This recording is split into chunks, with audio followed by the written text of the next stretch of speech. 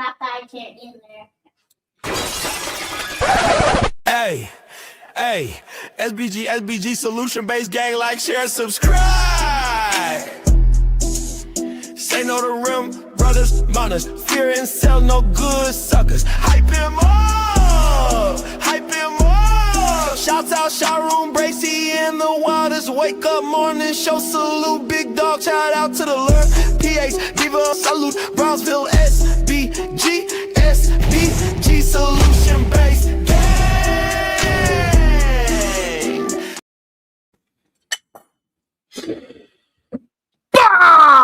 Let's go. Good day, everyone. How are we doing on this beautiful Monday? It's beautiful. Over here on the East Coast, it's 15 degrees. Lord. 15 degrees. Mother Nature done lost her goddamn mind. She done lost it. Where is it? Where's her mind at? Where's America's mind at right now? That's a better question. What is going on out here? Did y'all watch the Kid Rock halftime show? Did you watch the Tapussa? Right, that's how you pronounce it, right? Did you watch the Tapussa halftime show? You know how we like to start the show. Good day, everyone. When I say good day to you, make sure you say it back because I can feel that great productive energy. We don't waste no time here. We get right into the content.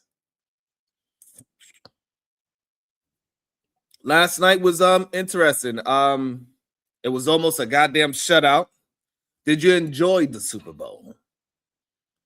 Good day to you, Samar. Thank you. I appreciate you. Thank you so much. Did you enjoy the Super Bowl? What up, September? You heard it was pathetic? Damn. What up, Uda? Good day to you. I'm not sure if I know if I would say it was pathetic. Shout out to Shadow, the Titan Watts with the early productivity. Thank you so much. I appreciate you. About to be a situation.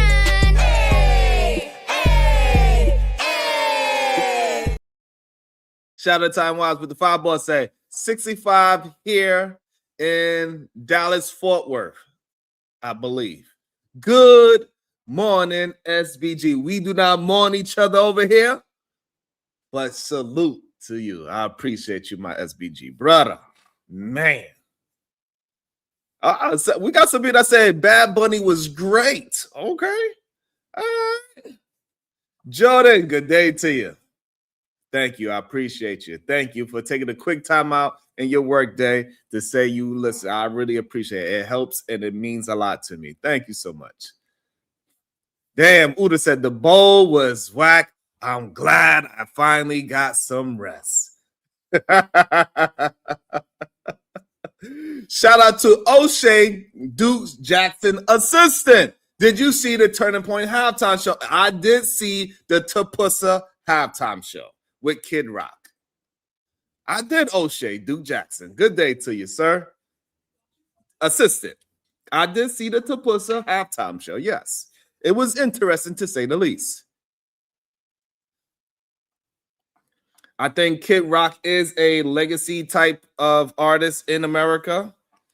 He do have a couple of records. I'm not familiar with a lot of his records, to be honest with you. Even when he did the 1999 Woodstock and he was the headliner there, I really wasn't concerned about it then. I think if we go with rock and roll music, it's plenty of artists that I will look before I will go to Kid Rock. Tapussa could have did somebody better than Kid Rock. My bad, Jordan. My bad, Jordan. That's how it's spelled. It's spelled Tapussa. Maybe I don't understand the acronym. I don't know. That's what I thought it was pronounced. I think they could have easy, Green Day did a good job of opening the Super Bowl. I think the Foo Fighters would do a good job at killing a halftime show. I think it's plenty of different artists that could do it. But what I want to talk about, ladies and gentlemen, today we got to talk about misplaced anger. Shout out to Shadow the Titan Wise. Thank you so much. I really appreciate that for becoming a YouTube member. Thank you so much. It really means a lot to me.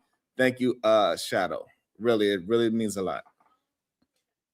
And so we got to talk about misplaced anger because America has a special talent, a superpower, really for getting mad at the wrong thing. You ever see somebody trip over their own foot and then they get mad at the floor? That's America. We don't fix the problem. We blame the nearest object. And nothing proves that more than the Bad Bunny halftime show.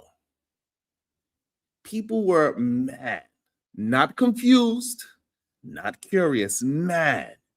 You would have thought Bad Bunny walked out of there and unplugged the stadium, right? Folks online, they were typing like their keyboards owe the money. Why is he performing? Who let this happen? This is America. Get Jay-Z the hell up out of here.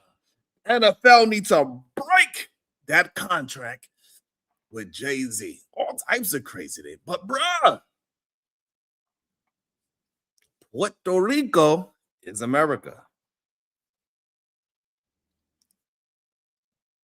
This man is literally a U.S. citizen. He paid taxes. He can vote. He could get drafted. He could buy a house in Ohio if he wants to.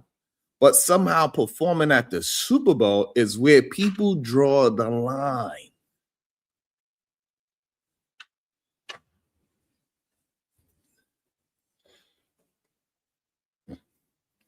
And the funniest part, nobody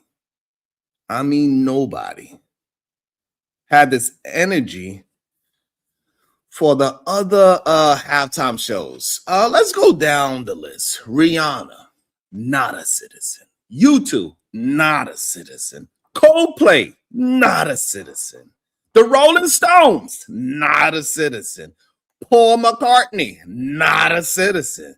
The Who, not a citizen. Shakira, not a citizen. Right? And America was vibing, dancing, singing, throwing chicken wings at the TV. Enjoy. Enjoy.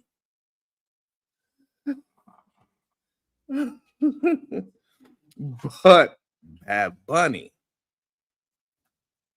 a man who is literally part of the United States, performs, and suddenly people are like, this is un-American. How you mad at a citizen but not the visitors? That's like inviting guests to your house for years. But when your cousin walks in, you call the cops.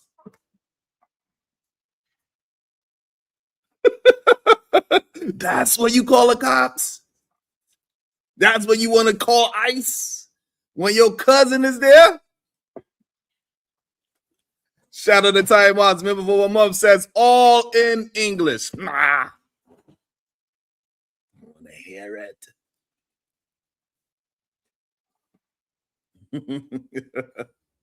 So now that your cousin is there, and yes, Puerto Rico is our cousin. This is what I mean by misplaced anger. People weren't mad at the performance. They weren't mad at the music. They weren't mad at the dancing. They were mad at the idea of something they didn't understand. And instead of learning, and that's why he said they was all in English, instead of learning, they lashed out.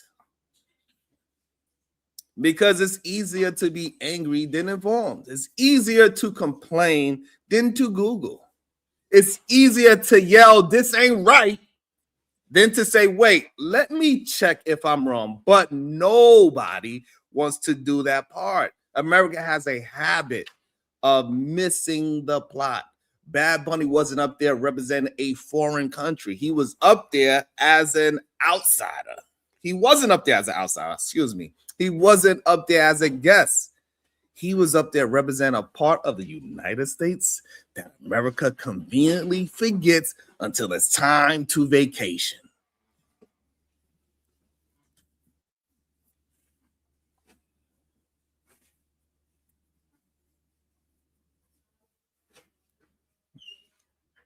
People love Puerto Rico when they're on a beach with a pina colada. Do you love pina coladas? In the pouring rain. It goes something like that. But the moment Puerto Rico shows up on a national stage, suddenly everybody's confused. Wait, they're part of us? Yes. Since 1898. Longer than some states have been states. Puerto Rico been a part of us since 1898. Longer than some states have been states.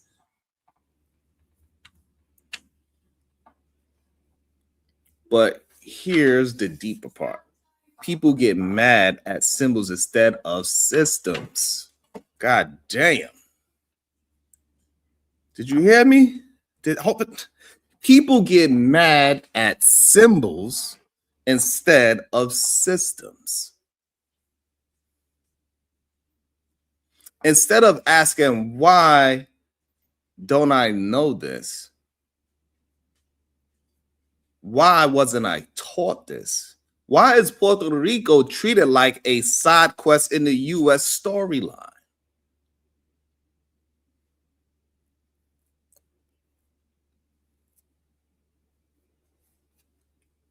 People say, I don't like that halftime show. That's like being mad at the smoke instead of the fire.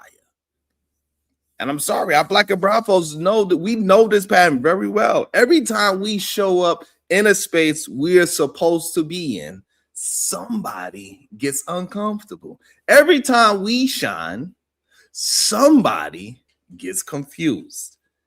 Every time we take up space, somebody says, why are they here? Because we belong here. Because we are here. Because we've been here.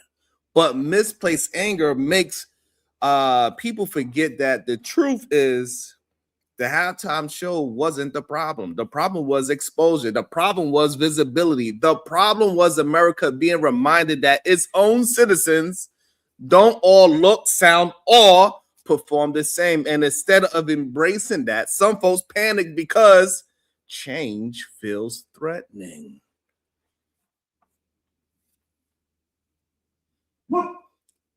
When you've been comfortable in ignorance, right? But here's the twist. Bad Bunny didn't do anything new. He didn't want he did what every artist did. He did. He performed, he entertained, he represented his culture. The only difference is his culture is when America pretends it's foreign, even though it's not. At the end of the day, this whole situation is a mirror, a big, shiny, uncomfortable mirror. And when America looked into it,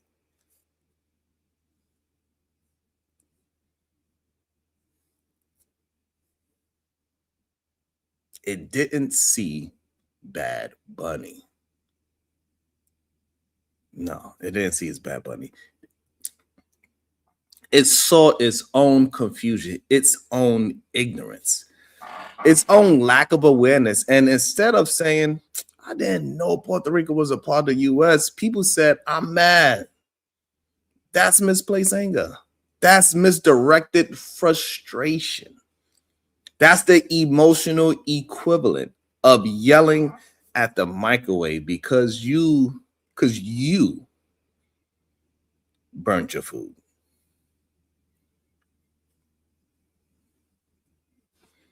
You drink some water.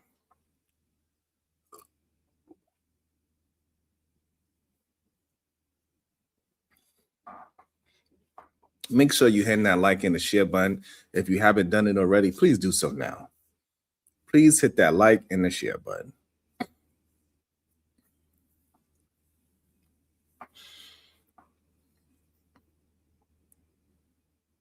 So today's message is simple. Before you get mad, get informed. Before you complain, understand. Before you point fingers, check your facts, because sometimes the thing you are angry at isn't the problem. Sometimes the problem is what you don't know. And the halftime show wasn't a controversy. It was a geography lesson, a reminder, a wake-up call, and if that made people uncomfortable, good. Growth usually does this. We need to grow.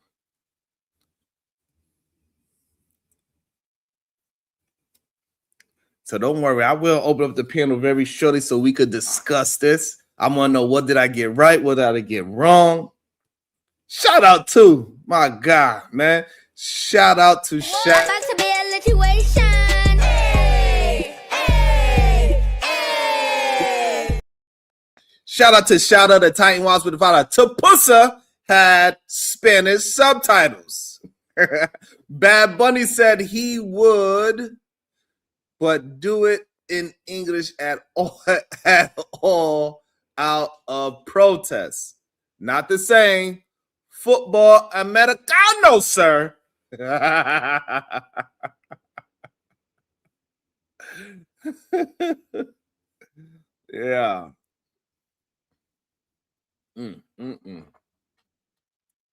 Drink some more water. Good day, Myrie.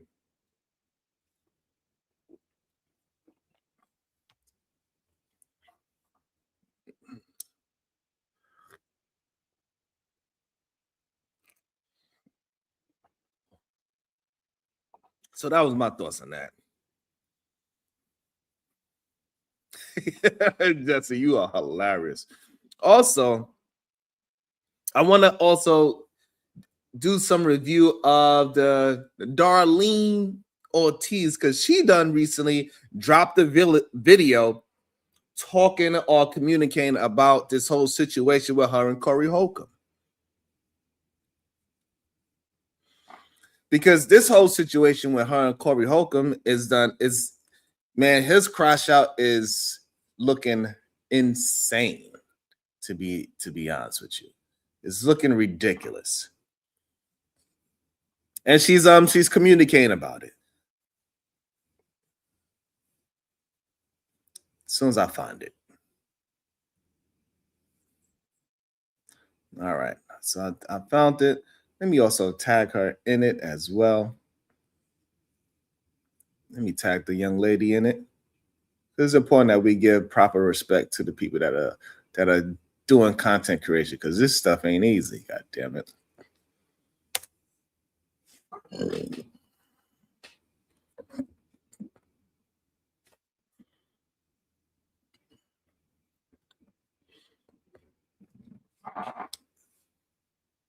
And shout out to Ms. Darlene Ortiz for holding a standard, right? For what she believes that, should be done. So recently, y'all let me know if y'all want me to find it. I don't know exactly what part. What's up, Silent? I don't know what part of the video. It was towards the end of the video. We could find it if you want, and we could play that as well. But it seems as if Darlene Ortiz, she got fired from the 5150 show. That's what it seems like. We'll find out, I guess, tomorrow night when he does his live stream, if he does it. I guess it'll be addressed. If we see her there, we know that, they were able to work through it.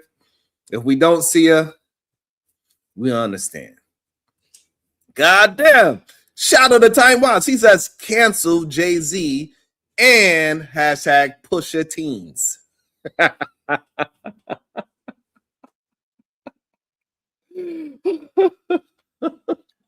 God damn.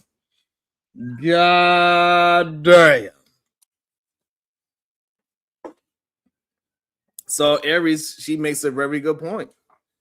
Maya Reed makes a very good point. It's going to be hard to say that, hey, you've been there around this man for 16 years. Do you actually have a standard? You sat there for many years while he did a lot of nonsense.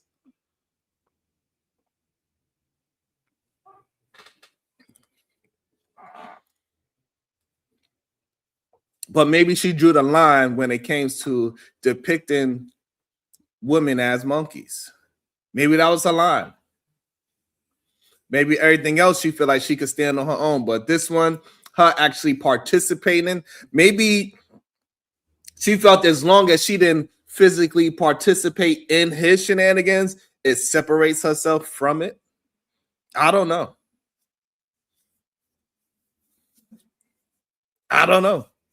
But what it is showing is that how people can crash out when people are not understanding their own emotions. That's what it's showing. When men is particularly, right? When our black brothers out there do not understand how to channel their anger properly, they start lashing out the things that are closer to them. Right? This happened to me on Saturday night. I was on a stream. We're having a great productive build. And a bunch of brothers, they just started lashing out towards me. Like I did something to them. This misplaced anger. I ain't do nothing to those brothers. They don't even know me for real.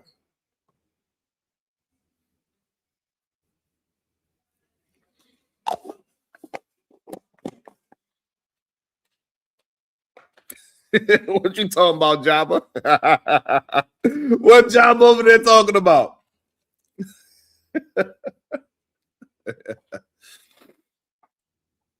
So and we see it time and time again. Is a lot of our black brothers they are afraid to just deal in solutions. Like we was having a conversation, and one of the brothers came up and said, "Hey, it is no safe place for black men to go and communicate." And we said, "No, it's plenty of things you do." I gave plenty of solutions for them to attempt to see if it works for them. I said, hey, you need to start a journal. A journal is so you can focus your thoughts, so you can have some self-reflection on the day that you went through. So this way you can work on the different things, emotions that you went through out the day, the accomplishments that you did throughout the day. So journal it so you can focus your thoughts, what you want to accomplish. It's not a diary. I tell them you need to walk 15 minutes this way, you need to walk 15 minutes that way. Just start with some 2 push-ups a day. Get that estrogen up out of you. So they need to read. Focus on the food that you're consuming. And then after I said all that, they said, F all that. I don't want to do all that. Exertion. What about therapy? Hey, if you tried all those things and it don't work, then yes, maybe you should go to therapy. And then they said therapy is for females only.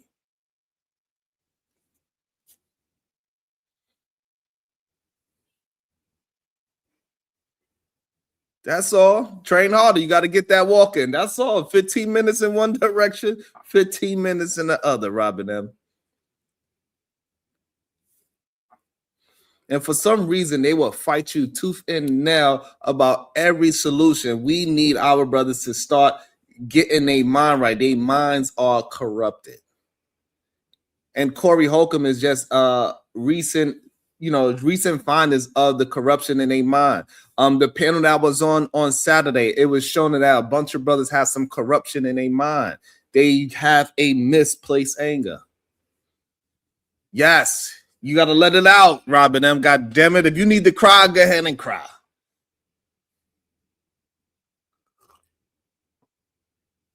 Myrie said, hey, you give a black man a solution, like go to the doctor, they start cursing your ass out. Hey, Chris, you got to get over of the feeling of gay. If you feel gay, maybe you need to go and figure out if you are. I don't know. I don't understand why writing about what you're going through and what your thoughts is. So I think the issue is, Chris, right? Some people just don't know how to write and focus their thoughts, and that's probably why it feels a little feminine to you, which is it was just understood. Most people think about writing like a diary, and a diary is considered feminine. So I get what you're saying, Chris. That was just a little joke. But if you are, what you need to do is when you are writing about something for yourself, you are writing it so you can focus your thoughts. Focus on the goals that you want to set out for yourself. Goals for the month, for the day, for the year, half a year, 3 months, whatever it is. And focus those thoughts on how you can achieve those goddamn thoughts. And turn those thoughts and implement those things into real life, and how you could turn those thoughts into reality. So that's the power of the journal. So you could focus on what you need to focus on. You got to learn how to focus on the focus.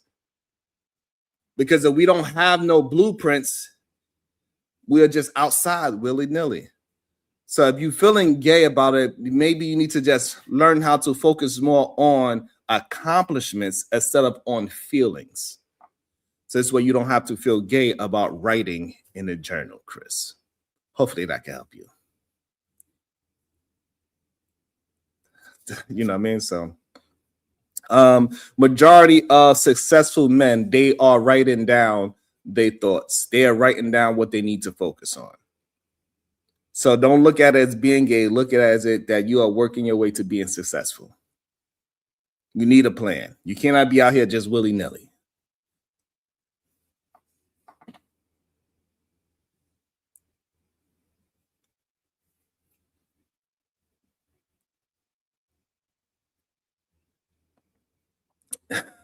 That's crazy. Robin M, stop. This is why I be getting in trouble. This is why I get in trouble. Robin M, stop. Let me share my screen, god damn it. Y'all are insane. Yo, it is crazy. And so, and you know, it's misplaced anger when they are not attacking my words, they want to attack the sweater that I'm wearing. Right? So that's what you know is a problem for them.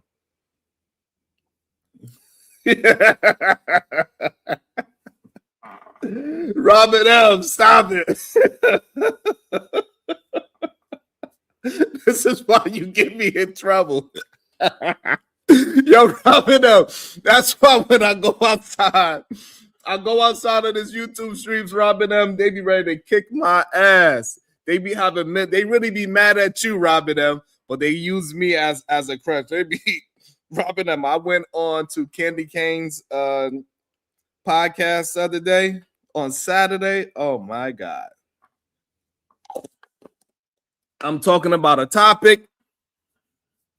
And, you know, just like some of these men right now, they want to talk about my sweater.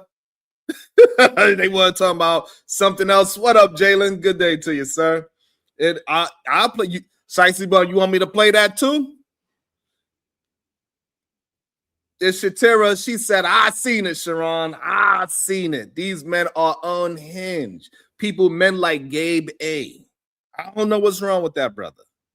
Men like Big J Triple X. I don't know what's wrong with that brother. I don't know what's wrong with that brother.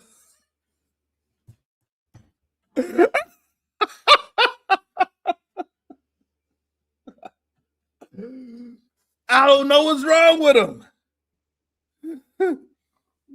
Oh shit. Nah, that's crazy, Shiesty. That is crazy. Make sure y'all hitting that like and that share button, please. God damn. Nobody knows Robin. It only be Shicey Bum there, so I don't know why he banned the only person that's going to be on this channel. She the only one there that be talking to him. Robin M, she the only one that be there talking to him. So I don't know why he banned his only. It's crazy. It's crazy. But at the same time, right, with this whole Darlene situation, right? Well, we starting to recognize that a lot of women, they do this as well. Yes, Big J absolutely has misplaced anger. Gabe A absolutely has misplaced anger. A lot of these men that hit these panels have misplaced anger. This is why they cannot maintain the topic at hand, because they got so much anger and they don't know who to lash it out. And that's why they come to me, because they know I'm stronger. They look at me as a father figure. They like, God damn it, Daddy Sharon, can you help me with my anger? Yeah. They be like, Sharon, Daddy, can you help me with my anger?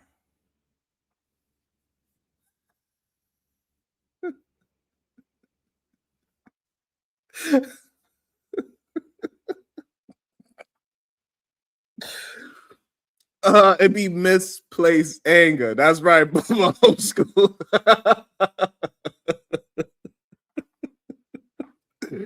It'd be misplaced anger that these brothers have. They're not even really mad at. They don't actually disagree with me. You know what? We probably would go. We probably would go to a not soul provider got banned too. Shout out to the victorious one. She says, "Good day. Thank you so much." Hashtag SNL. Sharon never lies. God damn it. Yeah. But let's break this down. Let's see what she says. I did not get a chance to watch it. So we will watch it together. We'll see. Let's see what she says, because I didn't get a chance to watch it yet. Something called misplaced or displaced anger. This is when someone is genuinely angry or hurt about something or someone, but instead of directing that anger at the real source, they unconsciously aim it somewhere safer, easier, or less risky. So let's break that down already, right? So that is very interesting. This is why I keep telling them, when we are parenting our children, this is why it seems as if your children are being rude towards you, is because they trust you. They trust you with their anger. So they will come at you as the trusting parent, and they will be a little bit more aggressive with their parent. They'll be a little bit more try things with their parents, because they have a lot of anger that they don't trust to take it outside, because outside they know what could possibly happen to them. So they'll go to their parent like they daddy, because dad is strong. Dad can understand that I'm going through something. Dad can understand my anger. Dad is strong enough to deal with my anger. So these bitches is my sons.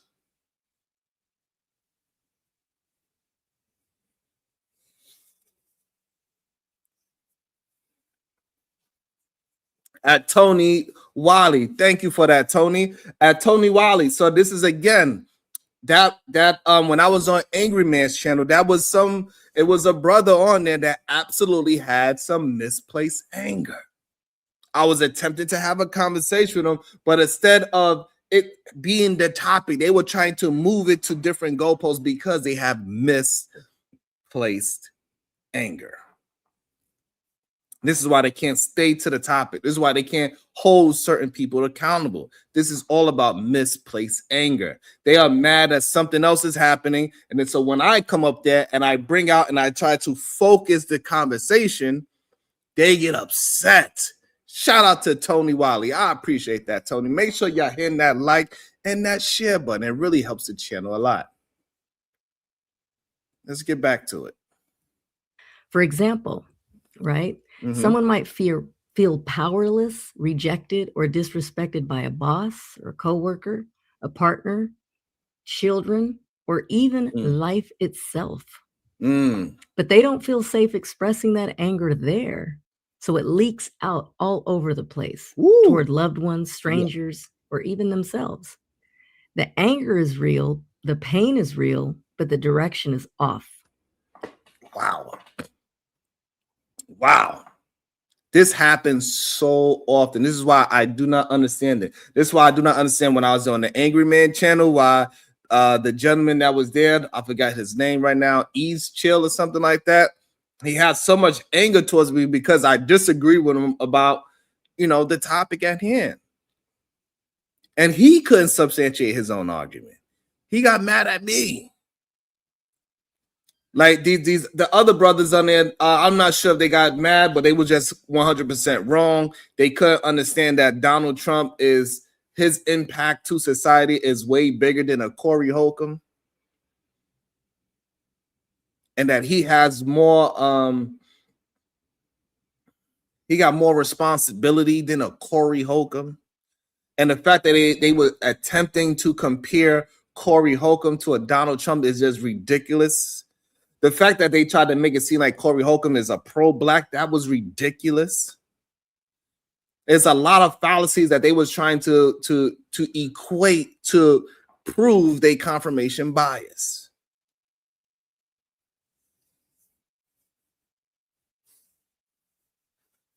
Yes, shout out to Tony. I agree. He said, whoever the brother was with the hoodie and glasses on have a real hate issue with himself. God damn.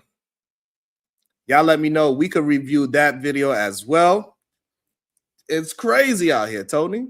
And it's just something that we have to address these things so people can start having the real understanding of what is going on with them. It's a lot of things happening eternally. Keep going, young lady. Good job so far. Understanding this helps us stop taking everything personally, and it also helps us ask better questions. Like, what is this really about? Or what might be underneath this reaction? It doesn't excuse harmful behavior, but it does explain it. And that awareness gives us more emotional clarity, healthier boundaries, and a lot more compassion for ourselves and others. Great point. And so this is what, but at times I get beat up a lot for this situation. Right. And the reason why people don't understand why I have so much patience for these brothers that come up here and try to damage the channel or damage my reputation is because I raised a lot of children. And I understand when they are pushing out all this anger towards me and I didn't do anything to them, I know is something else going on. Like, for example, when Unlike Lee lashed out and he was so upset that Sharon does something, and he cannot explain or express what I personally did to him. That is the misplaced anger. He was mad at Robert Emmett Shiesty bum. It don't have nothing to do with me. He was mad at the chat. It has nothing to do with me.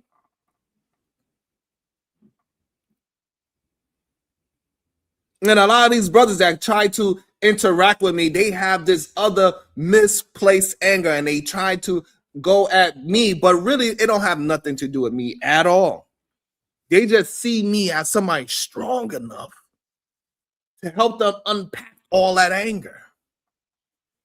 And I get it. And that's why I do not get upset. And that's why it seems as they are being disrespectful towards me, because they have no other place to release all that anger and disrespect. Who was...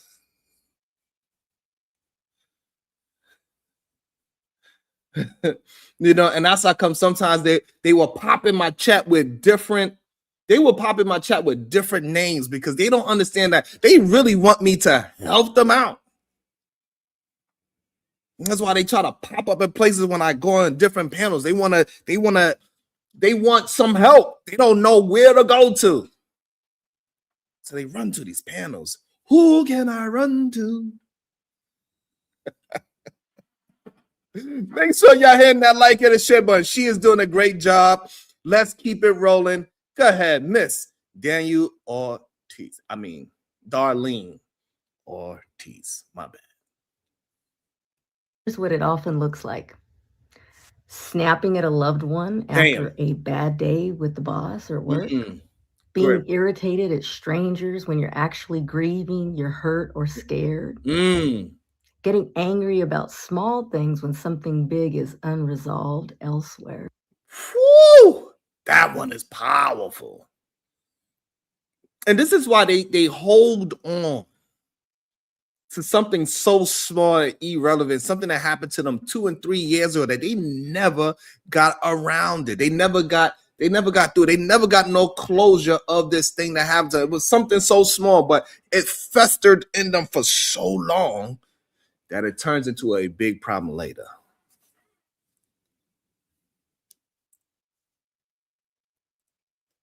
Yes, Tony, the delusion is real. 100. Man. Or criticizing others for traits that actually mirror our own pain and insecurity. We're all say that again, Darlene. Traits that actually mirror our own pain. Say it one more time, Darlene. Or criticizing others for traits that actually mirror our own pain or insecurity. All insecurities, right? And so this is why a lot of them, Royce M is one of them as well. Right, a lot of men, when they start criticizing, really they talking about themselves. Like when you hear the argument, like when I was on the panel and Gabe A was trying to criticize me as something that I did, and then we allow him to articulate the exact thing that he has a problem with me. It comes to find out that I did not do that thing that he was criticizing. So who were you really talking about? Because he said, today, Sharon, on the panel, you did X, Y, and Z. And then when he said it, everybody on the panel said, no, Sharon didn't actually do that today. He said, oh, well, that's what I heard. No, maybe that was you talking about yourself in that mirror. A lot of times when people are angered at you and it doesn't make sense, is because that is them criticizing themselves. They have no other way because they don't want to journal. They scared to journal and have a focus on the focus. It's wild to see it happen in real time. If you criticize somebody and it's not actually what is happening, then most likely you're talking about yourself. Sheesh. Security. We're all carrying more than people realize. And most of us are doing the best we can with what we were taught or not taught, right? A little awareness goes a long way. So be gentle with yourself and mindful with others.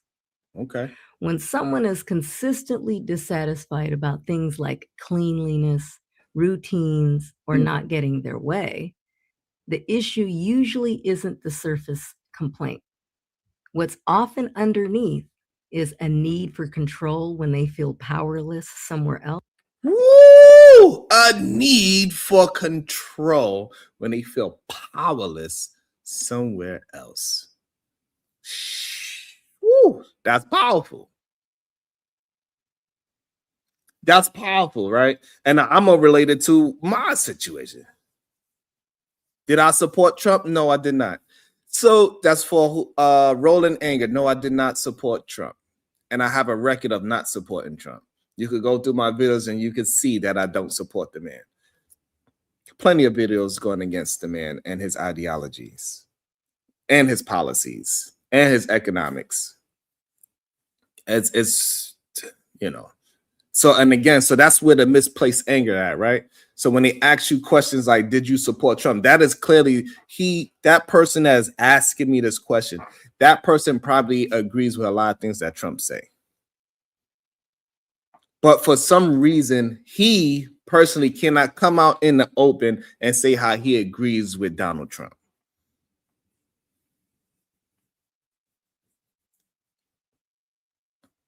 Right, Robin M. Thank you, Robin M. Thank you. And that's one thing. Robin M. She cooks me up a lot of time, but she is at least honest with me, right? I could be wrong or right about this ICE situation, how I'm seeing the ICE situation. But for sure, we know that I'm not a Donald Trump supporter. But I just don't like the idea of our people going out there and physically fighting law enforcement. I don't like that idea.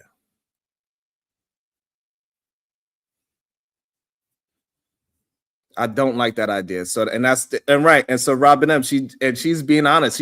I don't agree with Sharon's ICE stance. That's it. That's all. And when we know the person cannot deal with the argument at hand, and they try to make this lie about you, that is something deeper inside of them, because they feel powerless. They feel like they cannot go ahead and express themselves fully. So people like rolling anger. If you was to just walk 15 minutes this way and 15 minutes that way, start with 2 push-ups a day to get the estrogen away. Maybe he can articulate himself about what I actually do instead of him screaming and criticizing the mirror. I am not your mirror, sir, but I am a safe space for you to be angered. And I do get it. This is why a lot of them, they are afraid to come in, because they feel like they do not have power. They want to control my show. This is why they always constantly, they never talk about what I actually done to them. They keep talking about what the chat does, or what somebody else do, or what bounties does. They never actually talk about what I've done to them, because I don't do anything to them, but bring out the hypocrisy and they fallacy in thinking, and that hurts them. It's like a slap in the face.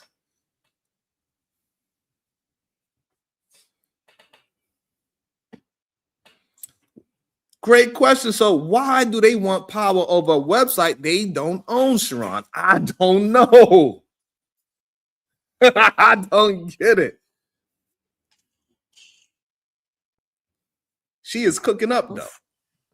Chronic frustration, resentment, or entitlement, anxiety that shows up as rigidity, emotional immaturity or poor coping skills, a belief that their discomfort is other people's responsibility. So instead of managing their own feelings, they offload them onto people around them. Man, she hitting on something right there. Yeah. She hitting on something right there. She hitting on something right there. That was good. That was powerful. I like it. Now, here's why understanding it matters.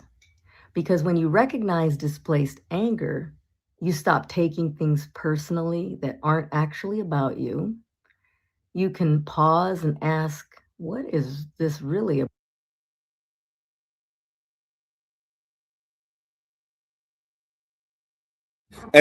And that's the main situation. So when people come up on the platform and try to disrespect me and be upset with me and all these things, I understand it is not personally towards me. This is why it doesn't really bother me for real.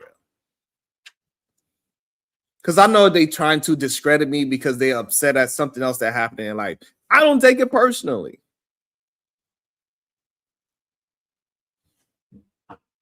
Even though some things I can't allow to happen. I give people chances.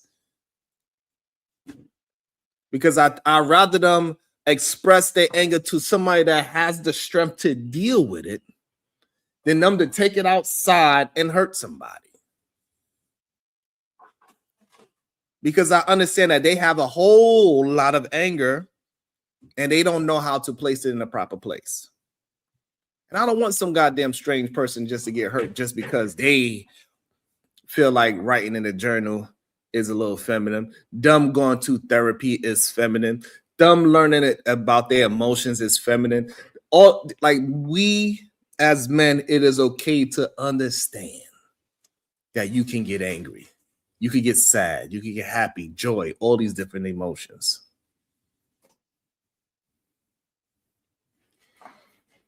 Shout out to her. She explaining this very well. About. You gain more compassion for yourself and for others without excusing harmful behavior. So if this message helped you understand someone else better, great. If it helped you understand yourself better, even greater. Just remember, empathy doesn't require self-sacrifice, and understanding doesn't mean tolerating behavior that harms you. You're allowed to be compassionate and protected. Yeah, I like that. You are allowed to be compassionate and protective. And that's why certain behaviors, I can't allow those characters to come back to my show. Because I gotta allow myself to be protective of who I am too. At some point, I gotta put we gotta part ways. At some point, you just like, okay, I'm not the person that's able to help because I'm not no professional. I cannot help you with your goddamn anger.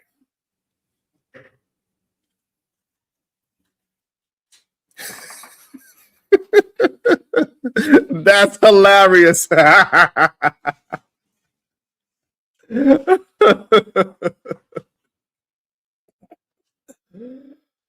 Oh shoot, that is hilarious.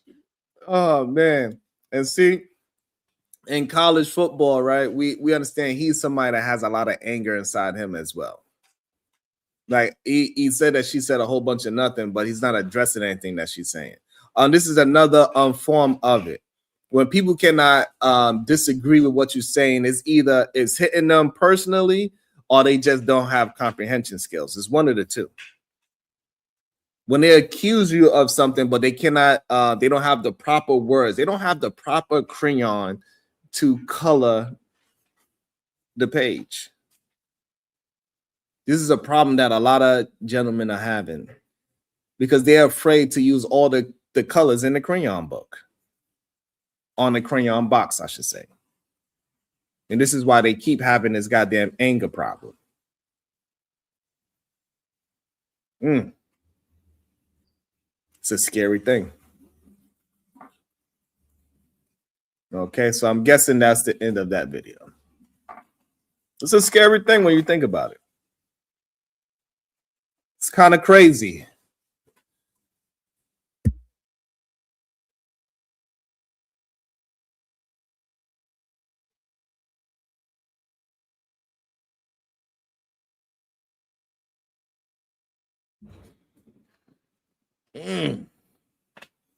Okay.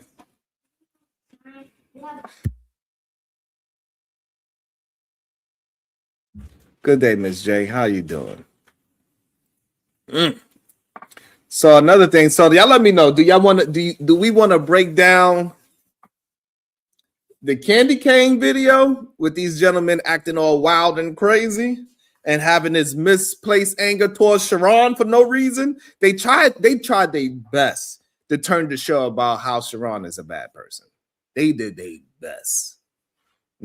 Hey, Miss J, not Hot Wheels in the building.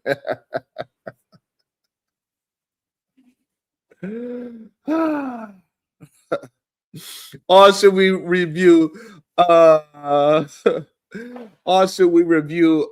Angry Bears channel about how these brothers was just ridiculous? Which one? And then again, see, this is how you know college football. Again, he would never hit the link and have a conversation about what we're talking about, but he would say Sharon is always playing the victim. I do not play a victim to anything. Me talking about what's happened is not me playing a victim. And again, this is somebody that probably needs, and he is probably somebody that went through something that he cannot get past.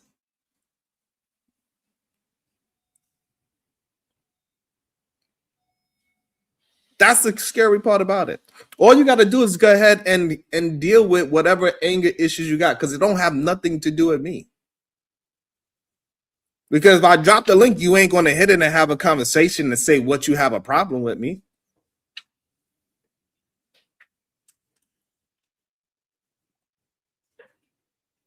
I'll ask Jerome, would you hit the link and so you could explain and express the issue that you have with me? I'm going to ask one more time, Jerome, if I drop the link, would you hit the link so you can have a conversation? Because you're a grown man, from what I understand. Don't just sit there and cry and complain. If you have an issue, you can address the issue.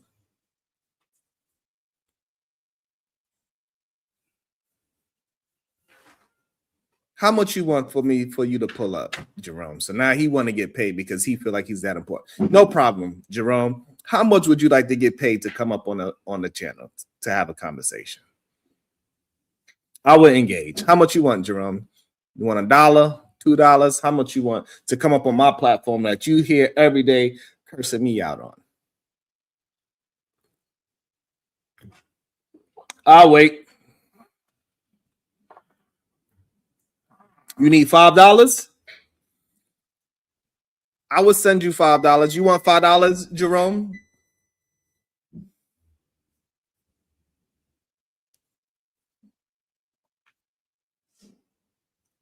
Would you like $5? I would send you $5, Jerome. Would you want $5? Let me know if that's how much you're looking for. Put your Cash App in the chat, and I will send you $5 so you can hit the link. Shout out to the GOAT.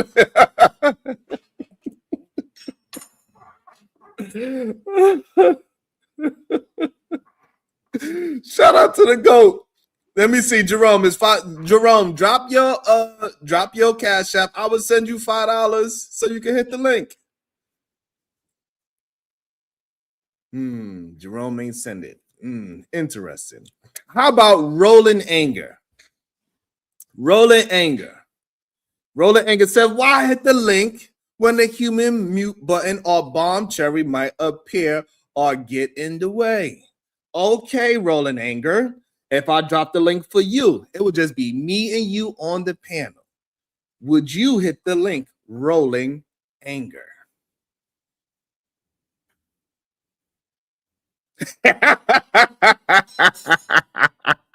Right on time. What up, FBA Combo? What's up, Bob? Oh, man. All right, so then go ahead. You could go ahead and do that, Jerome. You know what I'm saying? Like, go ahead.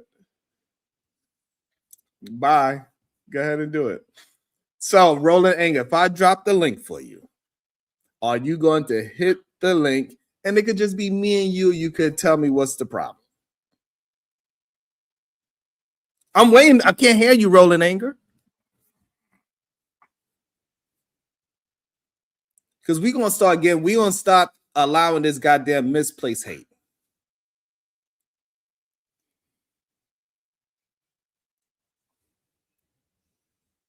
Quiet. Crickets all of a sudden. I just said it'll be just me and you. We can have a conversation.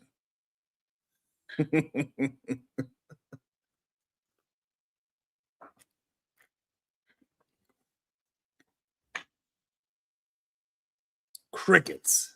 All of a sudden, he can't talk.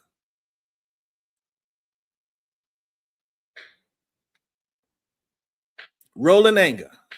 It's not misplaced. Okay, so therefore that means Rolling Anger. This link is only for Rolling Anger at the time. Rolling Anger, please hit the link, and so we can see we're gonna see if the anger is in the proper place or not.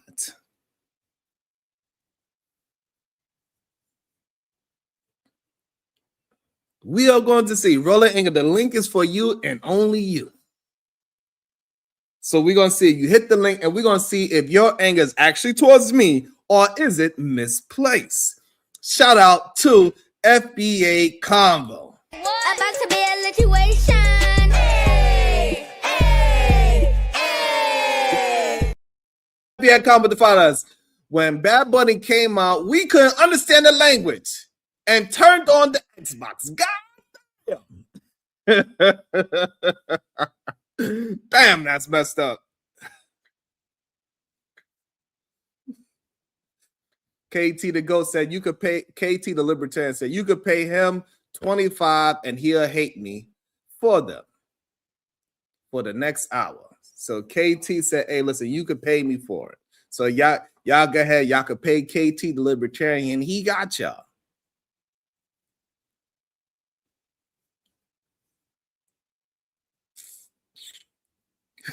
What's up, Bob? So I wanted to go into jump into this whole nonsense with Angry Man that happened on his channel the other day. I thought that was very interesting as well.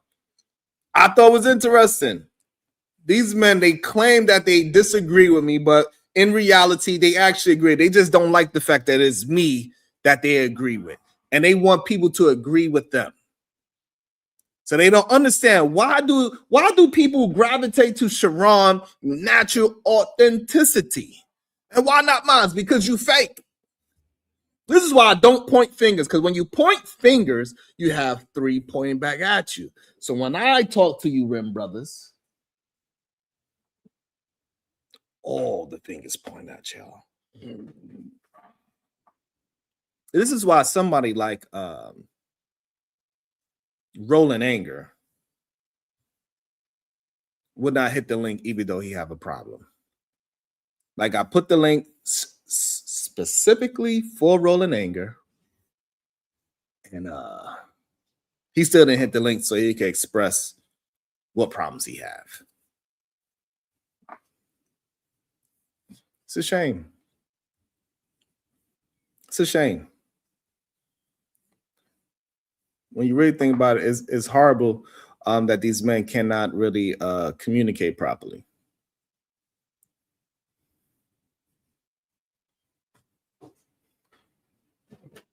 Let me see. Let me find the video of me and the Angry Rim when I was on the show with the Angry Rim. And maybe we could discuss that. For the image of black folks. So maybe we could discuss that because that was kind of crazy as well. And before that, me and this dude, his name is Ease Chill, we was having an issue as well. But I didn't actually catch that part on my channel. So this was this happened recently. This happened on Saturday night. And BMU said was the worst halftime show ever. Just because you didn't understand it doesn't mean that it was the worst. I mean, pretty much this was a Puerto Rico's version of They're Not Like Us. This was the Bad Bunny's interpretation of Kendrick Lamar's Super Bowl. Kendrick Lamar, he was performing on top of an old school car. Bad Bunny performed on top of an old school car. Kendrick Lamar had somebody dancing on top of a street light. Bad Bunny had people dancing on top of power lines. Maybe the problem is majority of people do not understand Puerto Rico. Maybe that's the issue. Let me see where we at with these goddamn likes and all these damn things. Oh, hell no. We don't even got 50 likes? Nah. You know what we're going to do? Since y'all are crazy. All right. Y'all are insane. Rolling Anger didn't want to hit the link because he's afraid, whatever the case is. Y'all need to figure it out and hit the like button. Let's get to 100 likes. Wireless wake up show. We get it cracking, no acting. Say what you say, but bring facts with it. I'm Sharon Bracey, come face me. All love. But we saw the case be.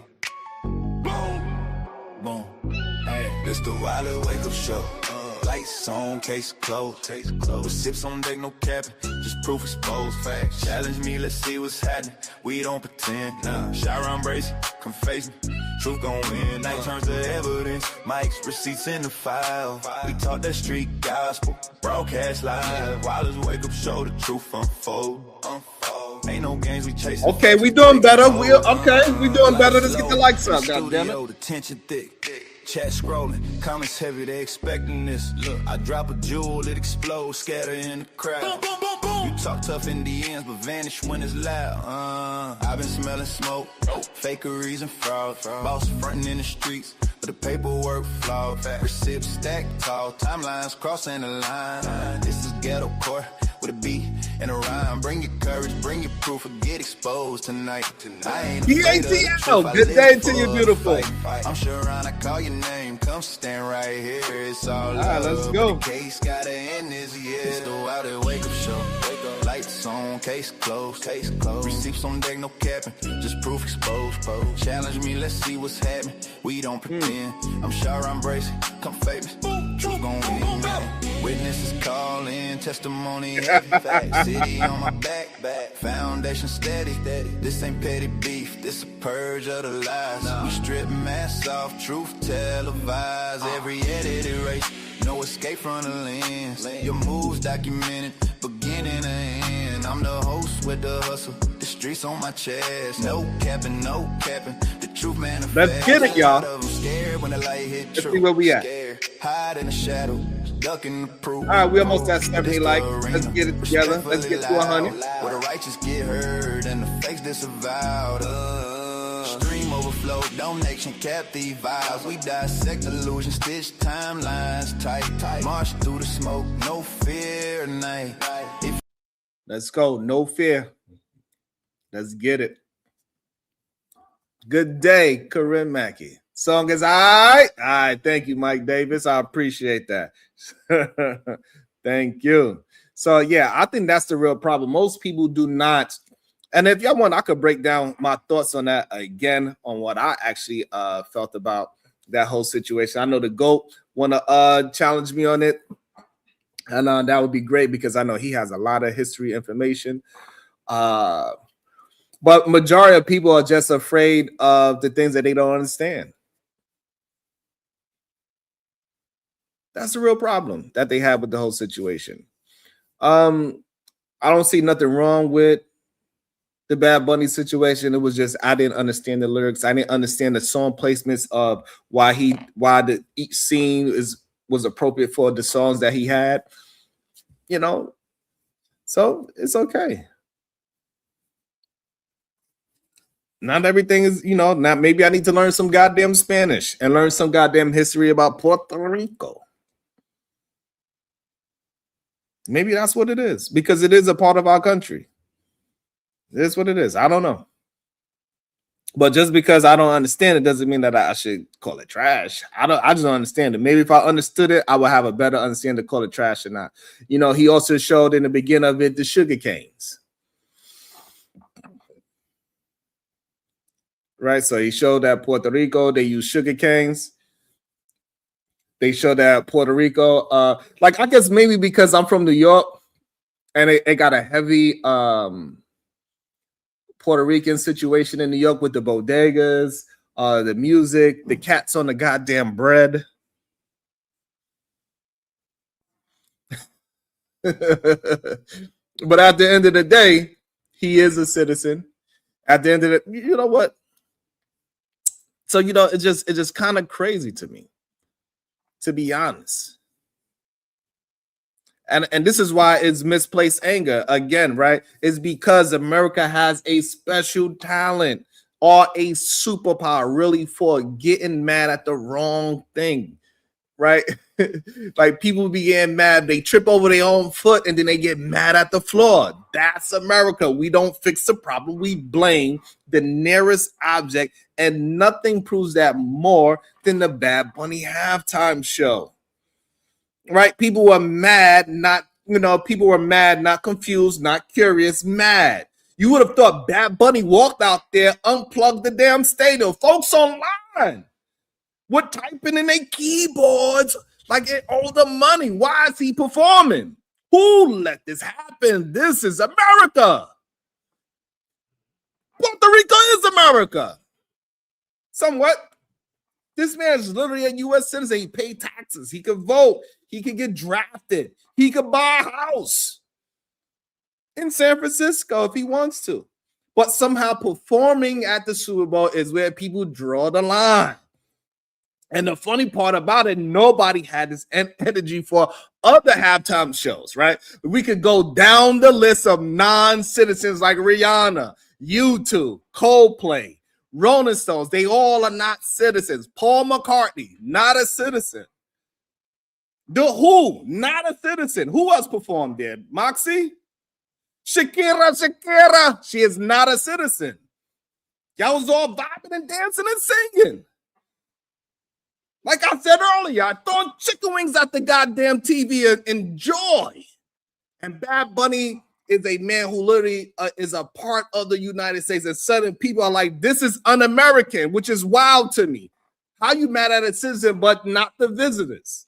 And again, this is like you inviting visitors over to your house, and then when your cousin come in, then all of a sudden you call the cops on your cousin.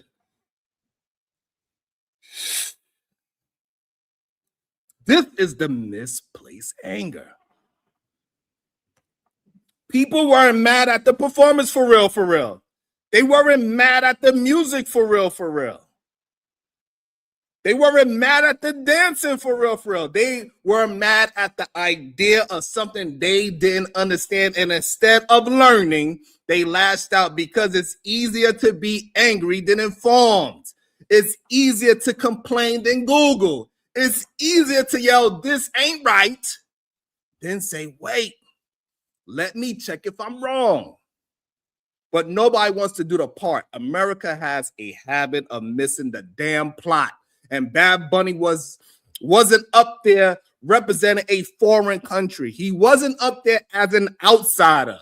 He was up there as a guest. He was up there representing a part of the United States that America conveniently forgets until it's time to go on vacation. People love Puerto Rico when they're on the goddamn beach with a goddamn pina colada.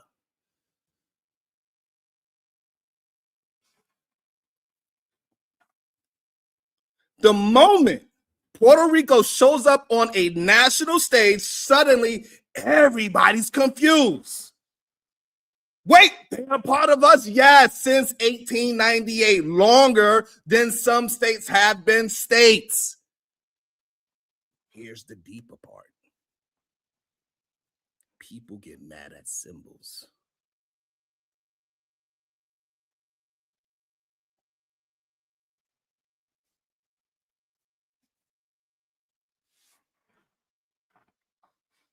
People get mad at symbols instead of systems. People get mad at symbols instead of systems. Instead of asking, why don't I know this? Why wasn't I taught this? Why is Puerto Rico treated like a side guest in the United States storyline? People say, I don't like the halftime shows. That's like being mad at the smoke instead of the fire. And we know this pattern very well. Every time we show up in a space we're supposed to be in, somebody gets uncomfortable. Every time we shine, somebody gets confused. Every time we take up space, somebody says, why are they there? Because we belong here. Because we are here, because we've been here, but misplaced anger makes people forget that the truth is the halftime show wasn't the problem. The problem was exposure. The problem was visibility. The problem was America being reminded that its own citizens don't all look, sound, or perform the same. And instead of embracing that, some folks panicked because change feels threatening. When you've been comfortable in ignorance,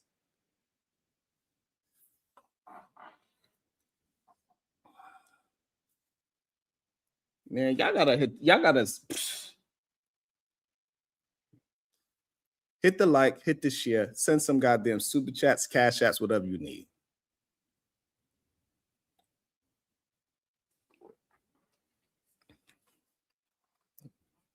Nah, y'all tripping. Maybe y'all forgot that you're supposed to support things that you rock with.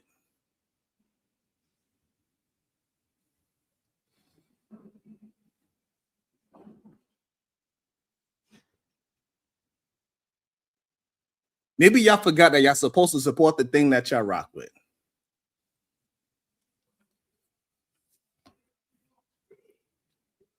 But Here's the twist. Bad Bunny didn't do anything new. He did what every other artist did. He performed, he entertained, he represented his culture. The only difference is his culture is one America pretends is foreign, even though it's not. At the end of the day, this whole situation is a mirror, a big, shiny, uncomfortable mirror. And when America looked into it, it didn't see Bad Bunny. It saw its own confusion, its own ignorance, its own lack of awareness. And instead of saying, I didn't know Puerto Rico was part of the US, people said, I'm mad. That's misplaced anger. That's misdirected frustration. That's the emotional equivalent of yelling at the microwave because you burnt your food. So again, today's message is simple. Before you get mad, get informed. Before you complain, understand. Before you point fingers, check your facts. Because sometimes the thing you're angry at isn't the problem. Sometimes the problem is what you don't know. And the halftime show wasn't a controversy. It was geography lesson, a reminder, a wake-up call. And if that made people uncomfortable, good. Growth usually does this.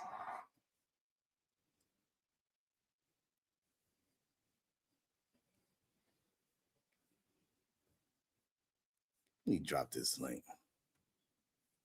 Let me see who disagrees.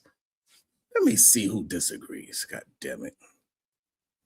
Man, I don't even know we're going to get into the goddamn.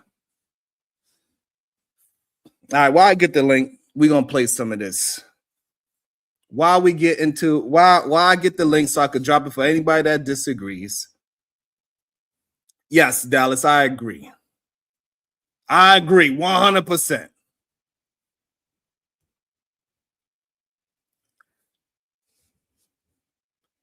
Let me get the link. Let me drop the link. Let me let this video play while I get the link together for anybody that disagrees with what I'm saying.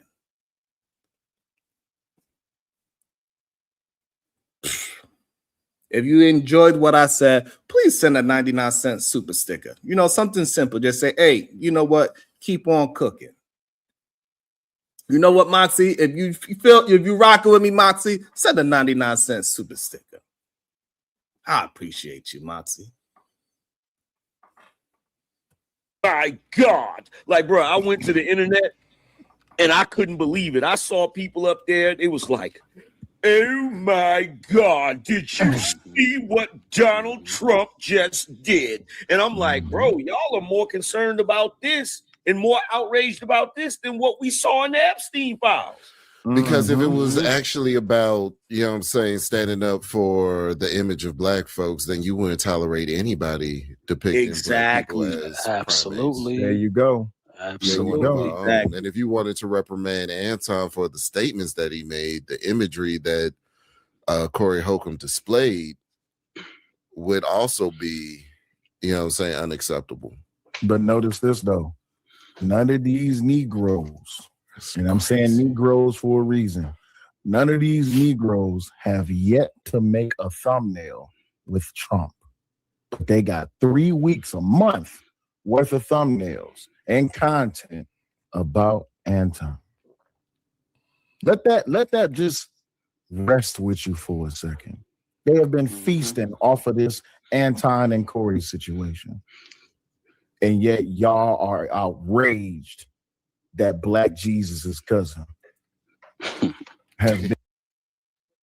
Just insanity. That's just insanity right there.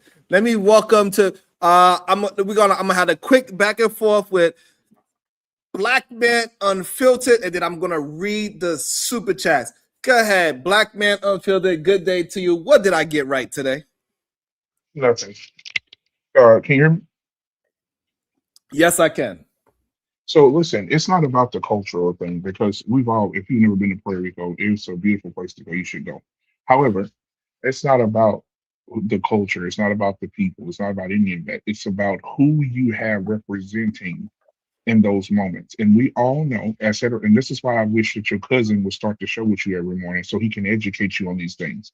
Browns will need to be on the show every day because he would agree that when you take a man who is on a show who has music videos of kids sitting on the floor pressing a TV, and he shows up on the TV in high heel thigh boots and a red dress, singing like a woman, twerking like a woman, dancing like a woman, cross dressing, wearing dresses, and on. I mean, he's on magazine covers and dresses, doing videos in skin tight dresses and leather dresses and all this other stuff. This is not something that we should be promoting to our children. It's not about the culture. It's not about the people. I love people. There's nothing about culture. It's about the person you have as the representation of these things. Bad Bunny is very confused. He don't know if he want to be a goddamn woman or man. He don't know. And so my thing is, why would you put that representation there when he has a video of a child sitting on a floor watching him on TV in a red skin tight skirt dancing in high heel thigh boots? A child watching him on the TV. We have to educate ourselves about these things before we start promoting people, right?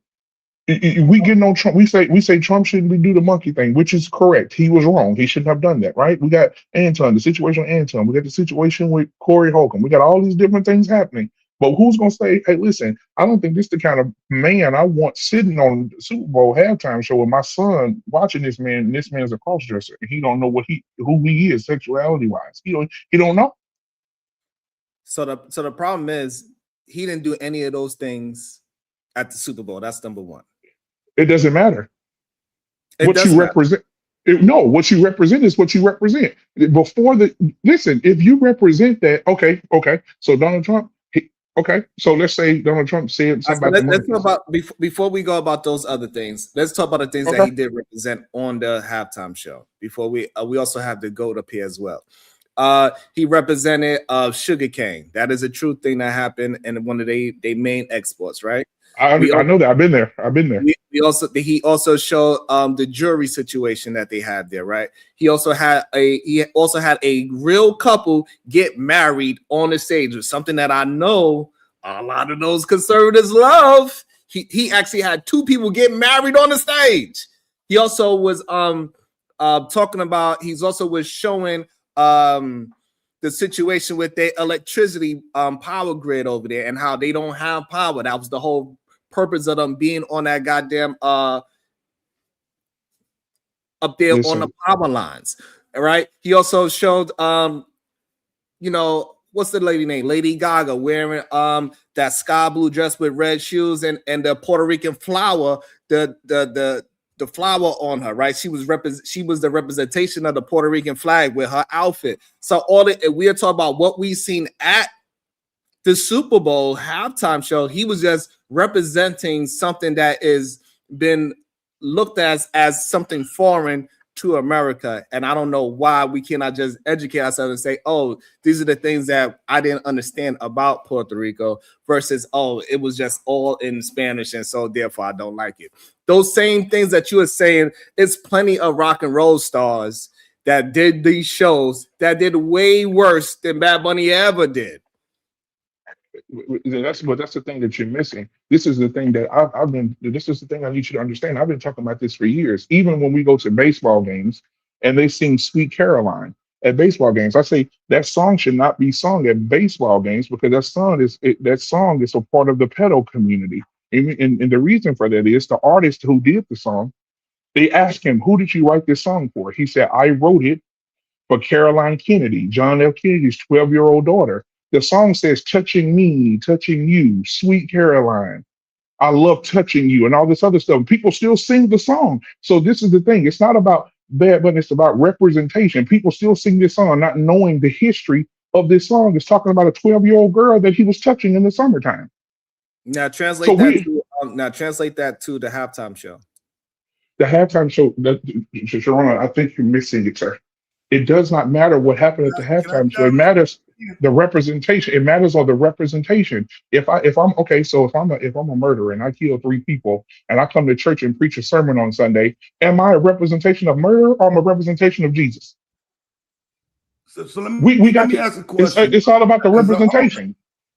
Because now I'm on the other side of what you're saying. Because on some real shit, what about last year's representation?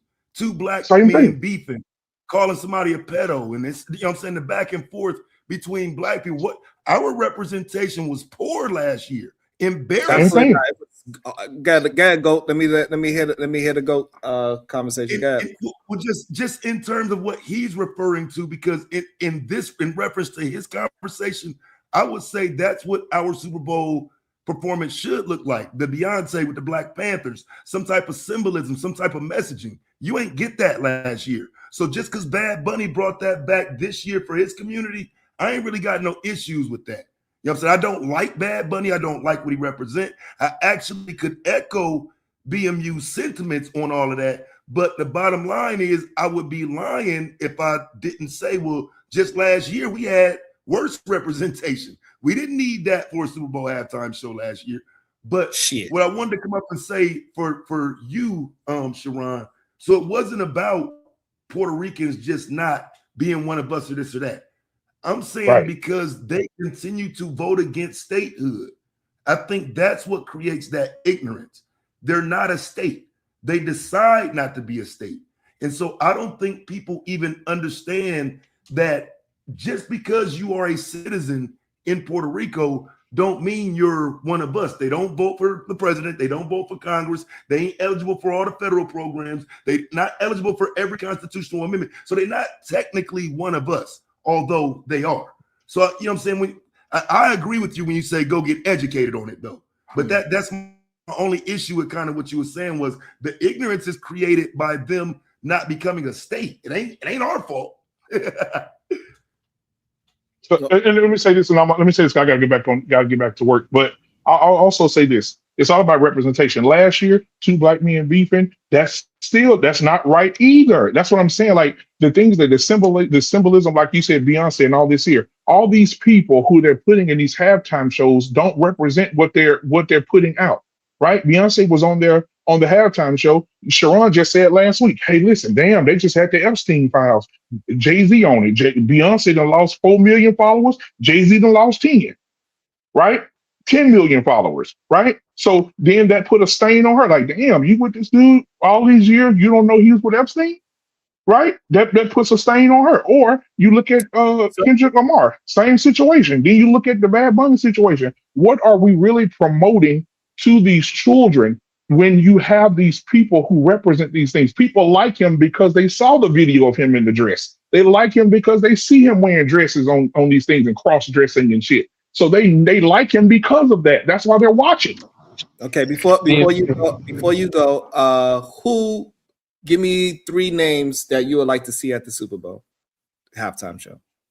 I don't know. They're all dead. I think music today is okay, but it's not the music that stand the test of time. I think that everybody that I would like to see at the Super Bowl is dead. Insane. Okay. Let me also, before you go, Kulu, I also got the Chicago Rilla. I know he probably want to comment. Yeah, I'll wait on Chicago. Nah, it's a lot. Just said. We need an OTF Super Bowl. Shout out to Rilla. Man, shut up. What you got for me? Chicago. My gasket is flabbered, man. I'm so serious. Taz said, and now I got to go back and look at this again and unpack that, right? And not that I'm questioning my stance. I just want to look at last year's Super Bowl from Taz's perspective. This year, I had no problem with Bad Bunny. I didn't understand a single word that he said, right? But we also don't understand the opera, right? For those of us that go and listen to the opera, we don't catch everything in the theater performance when we go and watch theater. And if it ever came out about who your favorite is that play with man butt or whatever, was it Rembrandt or Sharon would say whatever. I think people's entire structure would crash. And so I think as believers, right, BMU, we're called to call things out like we should, but we're also called to be the antithesis to what they represent. So I have to separate the two. What with Bad Bunny is like, I can call out the behavior that I disagree with, but to see somebody stand on business for their people, man, I gotta respect that, regardless of which way his dough swing. Like I gotta respect that, G. And I won't belabor the point because I'm still on stage listening with y'all, but I am going to go back, Taz, and watch Kendrick's performance because I just watched it yesterday. And then be hearing your perspective, and I respect your perspective. I just want to see what you seeing that made you say that. But Bad Bunny, hey, Sharon, you know the cherry on top for me was when he said, "God bless America," and called out all the countries in America. Cherry on top, fam. You can't come on, fam. Bro, everybody on that show was a representation. And let's just be real, bro. Everybody in that show, if you go back and watch it, that's why we got to strip this stuff down. Everybody in that show yesterday all represented the LGBTQI community. He represented it. Lady Gaga, you know, she said she non-binary. I mean, let's stop this shit, bro. Everybody in that show that was popular in that damn halftime show was a representation of the LGBTQI. And we gotta be men and stand up and call this shit out when we see it, bro. It is what it is. Let's stop BMU. this shit, bro. Hey, Sharon asked you. No, listen, BMU, respectfully. Sharon asked you to name 3 people you would want to see perform. And the fact that you couldn't name one Christian artist that represents your view that you would want to see perform at a Super Bowl halftime show, right? See, this is the thing. We can't have it both ways. We can't sit up there and say Holly Weird is Holly Weird and then get mad at when Holly Weird do Holly Weird things. I'm with you in principle, bro, but I'm saying we got to have viable solutions. So it's cool. I'm with you. I could easily critique too. If I got in that Christian bag, that evangelical bag, that down south Baptist bag, that Pentecostal Kojic bag, I can sit up there too and say, yeah, that's the L-gibbets, that's the alphabets, that's the whoop-de-woo, blase, skip woo-woo. But where the rubber meets the road, right, is when that man asks you, well, who would you want to see? And I agree with you. Some of the artists I would want to see has transitioned too. But I could give you, you know what I'm saying? Well, actually I couldn't because I don't know who they're going to get next year, actually. Right. Hold on, Chicago. So I'm glad you said that. So when you said something about gospel artists, you know why I don't say gospel artists? Because Jesus is not popular. Everybody run from the Bible. Hold on. Everybody's running from the word. Everybody running from the Bible. Everybody try to change the word. Everybody tries to say the word is different. Everybody try to rewrite the Bible. And when you say Jesus now, and I know you know the Chicago because you watch a lot of sports. And even now, when somebody after they win and they say thank you, Jesus, they're cutting them off. When you're on the award shows and people are talking about Jesus, they cut them off and go to commercial. Jesus is not popular, so there's no reason for me to bring up a gospel artist when they would never ever put Kirk Franklin in just using him as an example. They would never put him in a Super Bowl halftime show. They would never put Ty Tribbett or somebody saying Jesus, Jesus, Jesus for 35 minutes. Are you crazy? BMU, they would never promote that. But you didn't hear what I said. I didn't say gospel. I said Christian. Right. And if you understand that industry, you know, CCM is different from gospel. Well, right? You're right. Absolutely. Right. So that's what I was saying. Something that would appeal to that palette for those of us that side with MAGA and, you know, that I mean, you know, that side of it. There are Christian artists that they could put in there that are still living that would appeal to because they have some big hits. But nonetheless, I wasn't taking a dig. I'm just looking for the balance in it because even for me, where I stand in the faith, I have to be able to separate because I know we're in the world, but not of it. Right. So how does that translate? Right. I could call it out. And I'm with you on that part too, BMU. Yeah, we could call it out, but we also have to be the example and the light. So when that man said, hey, well, who would you want to see? Man, we should have been at the ready. You know, we should have been at the ready. Like, okay, because I got 3. Like, so I would say Lauryn Hill. Let's say Lauryn Hill, KRS, and Missy. She ain't gonna be on time, Taz. So yeah, because my point to you, like, because you said you're gonna go back and check it out. My point to you is last year's Super Bowl didn't have that. The messaging from last year's was more of a street hood black community. This us, we here type of vibe versus that history, respectable, this is for my people. Lenny Williams. Man, you shouldn't have gave me that. I wanted to go back and see. I figured that's maybe where you was coming from, but yeah, I would concede that easily. And that part, I definitely don't find fault with. Yeah, that's it. I'm just, and that's what I'm saying. It's just understood. It's more of people who I think would be able to give a cultural, respectable message that are not performing at the Super Bowl. That's black. That's it. Sharon, I think the conversation is kind of ridiculous because, first of all, BMU brought up the fact, and he's not doing it in good faith, because he brought up the fact that Bad Bunny wasn't addressed. Okay, yeah. So was JD Vance, and he's the vice president of the United States. Say what? Right? JD Vance was in a what? Addressed. Yes, y'all can look it up on Twitter, on Google, and you'll see him in college wearing a wig, a dress, mascara, all types of shit. Right? So people voted for that. So I don't want to hear Bad Bunny's in a dress, the children, because they literally elected a president that cross-dressed like a woman. Second of all, the NFL, and if y'all watch the NFL, y'all know they're about money. They're about their dollars, and that's the only thing that matters to them. So they're not going to pick a Kid Rock. They're not going to pick a Lauryn Hill. And so they're not going to pick nobody that's not popping at the time in which the Super Bowl's at. For example, Kendrick Lamar. The main reason why they picked him was because he had the #1 song that was playing worldwide across the entire planet. And they used that to get more eyes to watch the Super Bowl.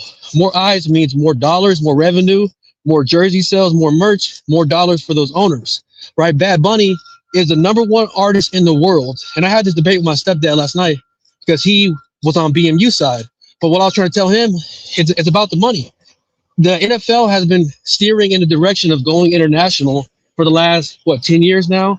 Games in London, games in Mexico City, right? They're trying to expand their base internationally rather more than American. And almost 40% of their revenue is now international. The main reason why they went to streaming services was international audience.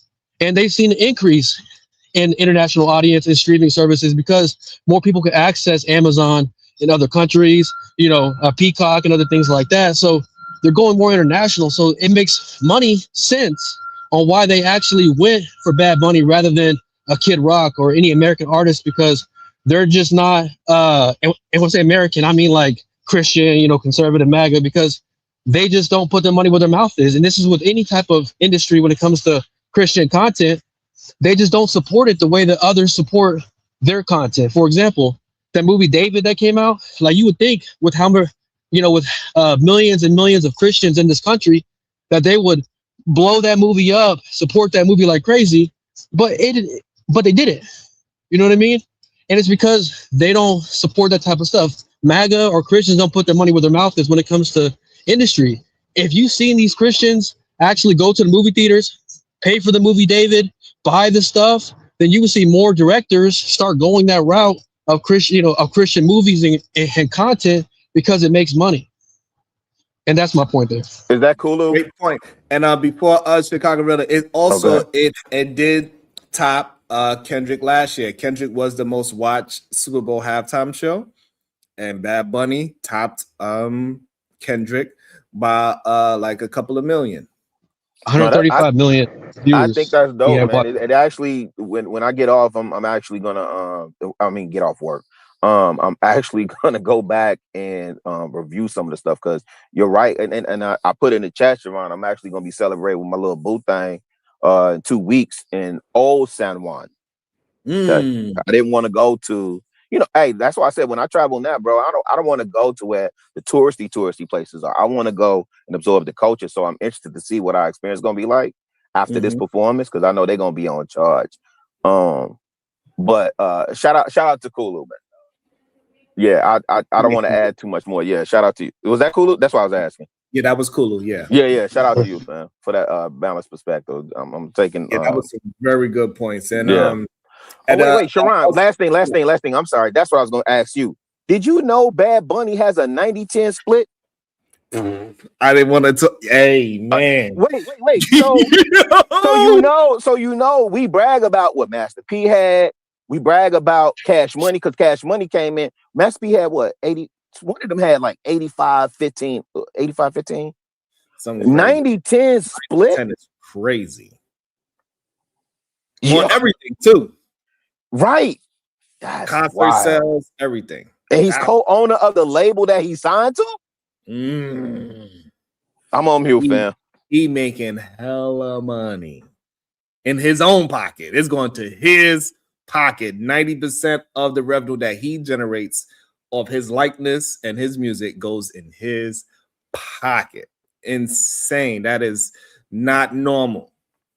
It's not normal. And I don't think the issue that I'm having, why BMU knows that this man was in a dress and I don't.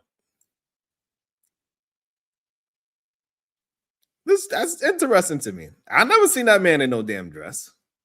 I looked at it as an opportunity for the NFL to expand to these other nations that speak Spanish. That's it. Because also the NFL also showed Germany was having a watch party.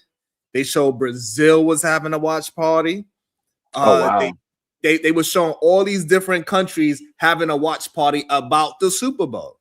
So it goes with what Kulu is saying. And again, this was the most watched Super Bowl halftime show to date. Versus they had like 140 million watching it live.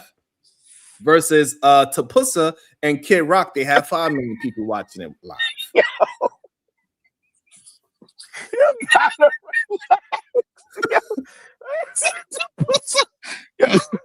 Yo, hey man, don't do that, fam.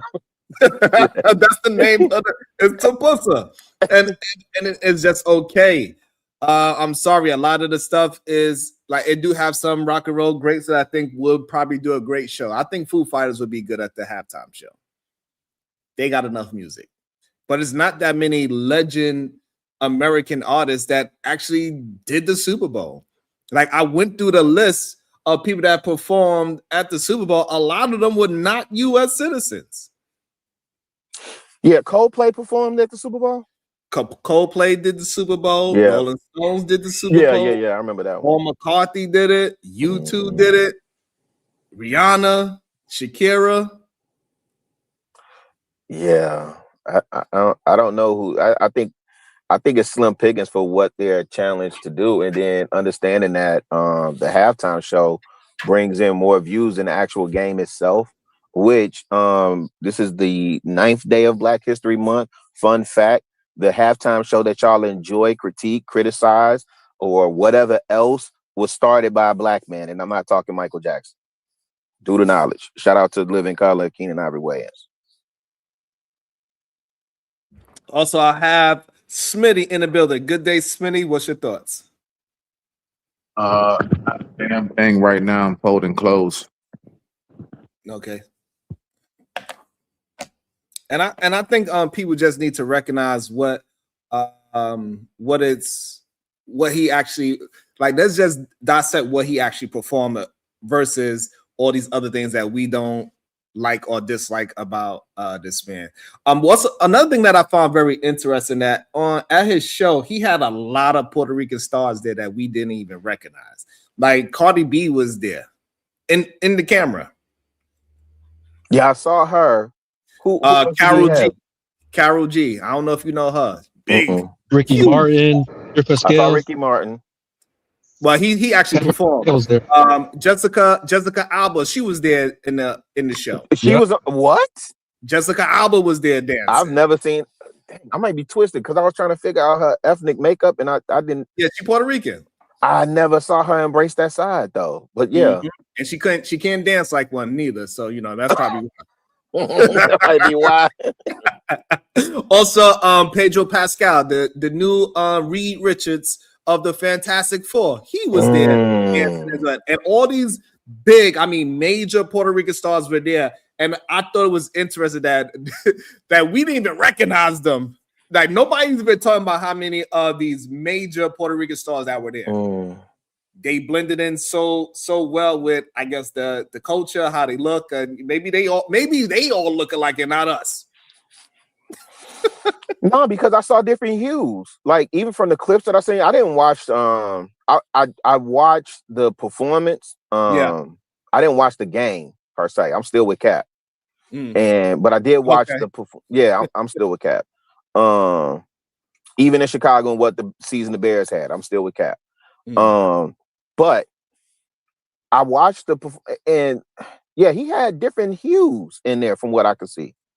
Yeah, I mean, and he really, to me, I guess maybe growing up in Brooklyn with all the bodegas and everything, for me, This is normal for you. It's kind of right. It was kind of normal to see these different things and the way how they wear jewelry and stuff like that. I thought it was dope that somebody actually got married there. I thought that was pretty dope. That was dope. Yes, that was dope.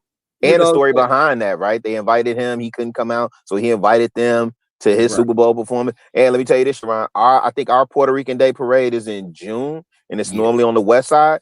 That joint finna be turned. They finna act a fool. They finna act a fool. And anybody that visit New York to go to the Puerto Rican Day Parade, make sure you leave before the nonsense happens, because it's going to happen. But you got to get there early, enjoy the festivities. When that float past you, go home, God damn it. Because when they open up the gates, it gets wild out there. It'd be a whole bunch of fighter complexes out there, man, because the Dominican Day Parade is not as good as the Puerto Rican Day Parade. It is what it is. Welcome to the show, Shadow, the Titan Wilds. Let me read some of these super chats before Shadow jump in there. We got the CKJ 3731 with the 499. Drake is from Canada. And if you listen to Kendrick's song, he explains how Drake is cosplaying Black American culture. That is a great point. Also, we got Justice 5897. What does he say? He says, most of opera praises pagan gods, devils, and war. Bill James, 499. Why do we need a concert for the halftime show? Let some marching bands do the show. God damn it. Because it's money. Corinne Mackey with the 199. Keep on cooking. I got $1. Hey, hey, hey. I got $1. I got $1. It's Shatira with the 499. Super sticker. Thank you so much. I really appreciate it. Shout out to Moxie Wist with the 499. Keep cooking, my NYC brother. Thank you so much, Moxie. I really appreciate you. Shout out to Robin M with the 999 super sticker. Thank you so much, Robin M. I appreciate that. Thank you so much. Dallas 2221 with the $2. Thank you so much, Dallas. The Chicago cook.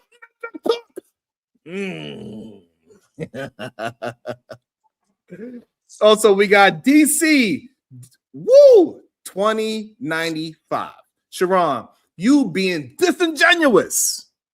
This is about how a political party blacks have given their blood, sweat, and tears to, with no return on investments, is now trying to replace us in our history. Interesting. I do not see that happening with the Super Bowl halftime show. FBA Convo with the $5. When Bad Bunny came out, we couldn't understand the language and turned on the Xbox. Lord. Anyway, Sharon, that last super chat for 10 from my bad. Yeah, the last one. Shiesty about the 199. Bad Bunny sucked. He needs to be deported for that. You can't deport a citizen, god damn it. Is that Shiesty? Shiesty ain't nothing if that was Shiesty that sent that. That $10 one though that you had up. I'm trying to figure out which Puerto Rican is trying to replace us. Right. And then if Tad's still up here, because I did want to hear, because again, I'm similar to most people, right? I'm not that well versed, and I'm actually deep diving into what I need to know before I go visit. Again, I'm not the one to sit up by the pool or on the beach and sip pina colada. Like, I want to go experience the culture and the people. I want to know the food. You know, obviously the language is a language, but you know, I just find it interesting which Puerto Rican is trying to replace us, and then how do we find fault with the people that were colonized, right? And because I understand what Taz is saying, that they it's almost so. Sharon, would you equate them to like the Virgin Islands, right? Like they're not a state per se, but they've been colonized. Yeah, and also they can vote if they have a U.S. residency. So if they live in New York City, they can vote.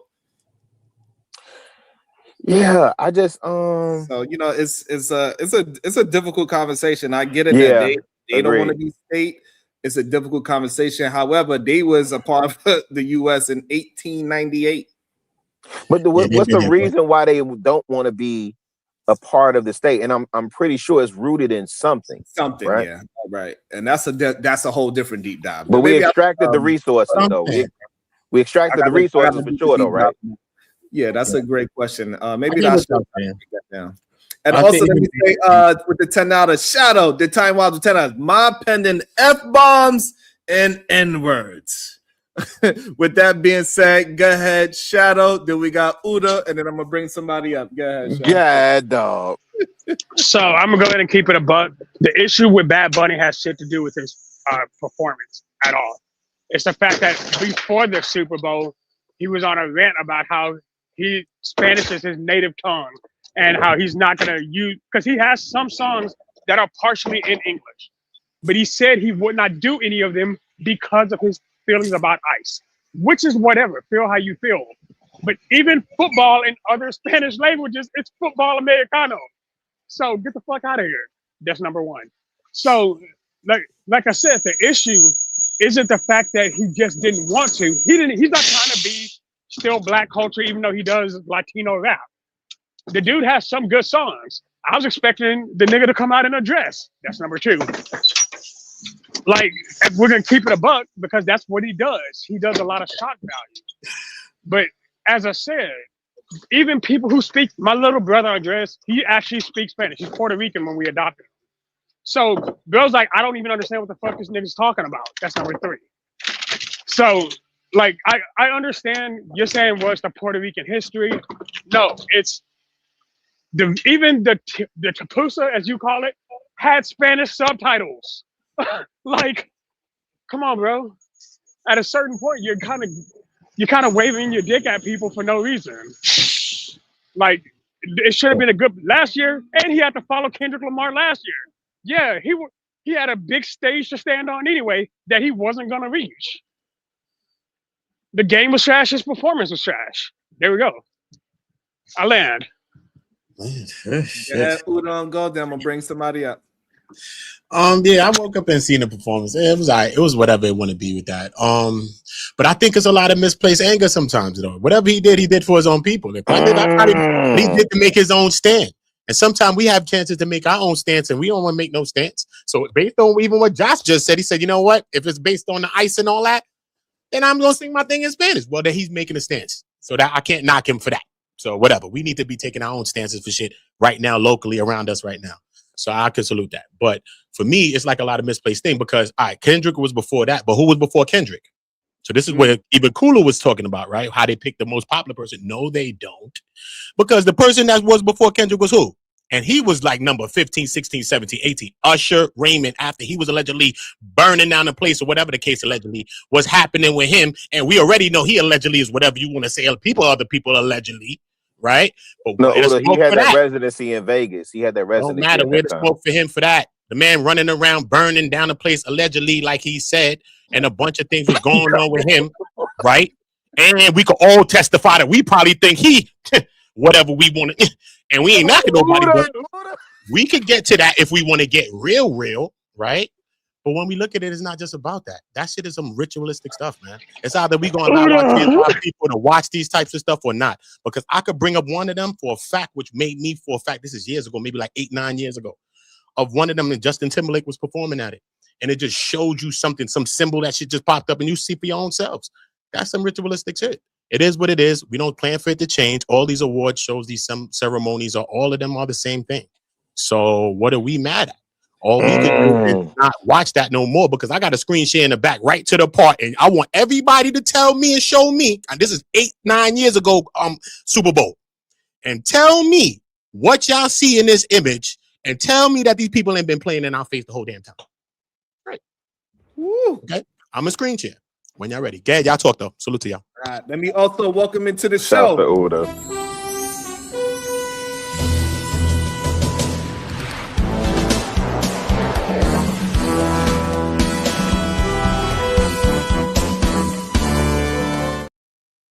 Welcome into the show. Brownsville, New York. Good day, sir. How you doing today?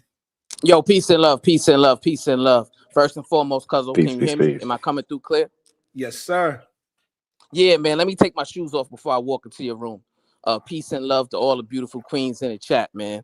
Anya Bracy, the SBG First Lady, Robin M, DB, Shiesty Bum, Bomb Cherry Juice, Rogue C, it's me, Dr. G, Sexy Red TV, the Supreme Goddess, PH Diva, Conversations with MJ, Miss Jalen, Genesis, the Victorious One, Zero Tolerance, the Voice of Venus, the Verbal Assassin, Maya Reed, Keisha G, Renee, Dawn, Fantasy Island Girl, all the queens, man, all the queens. I don't forget about none of the queens. Every time I hit this platform, I'm making my purpose to lift y'all up, give y'all flowers, and show these men, show these knuckleheads how they should be treating the ladies, the queens, and the women on the internet, man. And peace and love to the kings as well. Can't forget about the kings. Listen, Cuzzo, this is People be a dope mad when you show. do that, Brownsville. They be mad that you do that. They be like, yo, that's crazy, bro. I think that's so crazy, bro. Yeah, and they people can be stay mad at mad. that. And Uda. That's crazy. It- Saluting our it's people. Why we can't salute our people? Like, it's crazy. It's weird to me. right. And what we talking about today? We talking about fake outrage, right? We talking about misplaced anger, right? So, Cuzzo, if you ask me what I thought of the Super Bowl halftime performance, I'm gonna say this. This is gonna be controversial. It's probably the best Super Bowl halftime performance ever. Cat dog.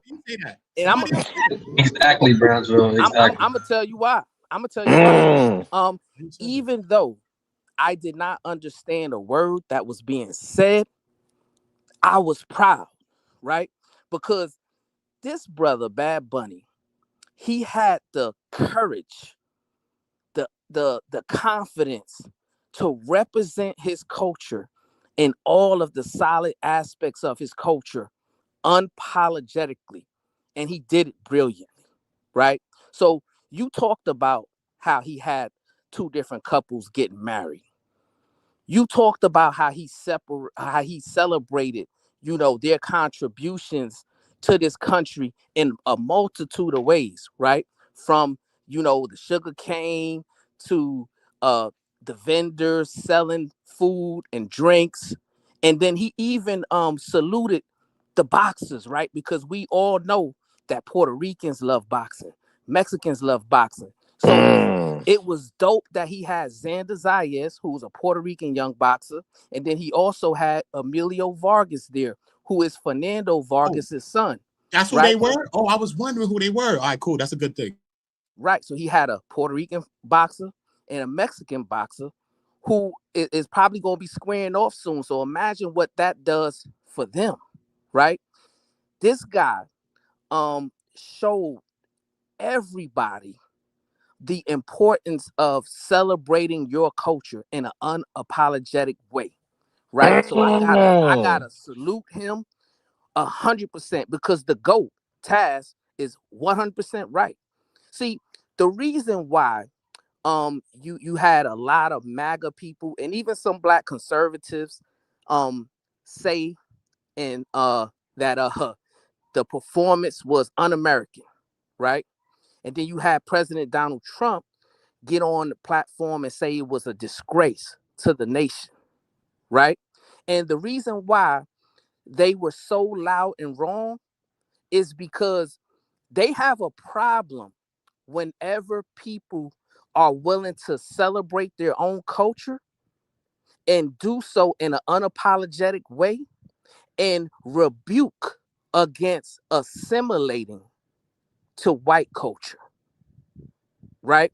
Which is what GOAT was he alluding to when he was on that back and forth with Chicago Rilla, right? We talked about how Kendrick Lamar, right? This brother was allowed to do the Super Bowl. Why? Because he's beefing with another black man, right? And they will never call that un-American or disgraceful. The reason why is that's what they want our culture, Black American culture. They want us to represent that. So they don't mind putting us and highlighting us, putting us on the number one stage if we are the personification and representation of degenerate Black culture, which is why in the 90s, you would have never seen Public Enemy grace the Super Bowl stage because he was encouraging us to fight the power. You would never see De La Soul getting that type of publicity because those brothers was talking about me, myself, and I, and looking at the mirror and being proud of what you see when you look at the mirror. You would have never seen an artist like Arrested Development grace that stage because they're talking about how we need to get together and recognize we are everyday people, right? Stop criticizing us because we don't have the same ideology.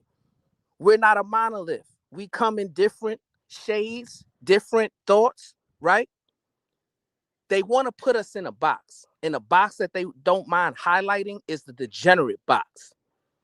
This is why I'm so impressed with Bad Bunny, and I'm so happy for the Puerto Rican people because he is an example of you don't have to let that be the narrative, and you can create your own narrative, and you can celebrate your culture and do it in a correct way, right? So all that stuff BMU talked about is null and void when it came to this performance. Because yes, I don't like the LGBT references and cross-dressing and all that stuff, but he didn't do none of that stuff during the performance, right? Because he probably looked at it as that's not what I want to highlight. I want to celebrate my people, and I want to do it in a decent and decent. I want to do it decent and in order, right? And to my last point is I love the ending of the message, right? Because when I went back and got the translation of what he was saying, he was talking about a unified America. He was saying, hey, we need to all come together. You can't cast out Puerto Ricans. You can't cast out Mexicans. You can't cast out anybody who's American just because they of a different culture, right? So he was bringing all the cultures together. And then guess what? The USA flag was leading the way. So he wasn't trying to be disrespectful, but he was letting the world know that we're here as Puerto Ricans and we're not going anywhere. And I think our artists need to use that example and take it to that level in which he took it. Stop assimilating to placate white culture and start being a true celebratory figure of the positive and productive wings of your own culture. Peace and love, man.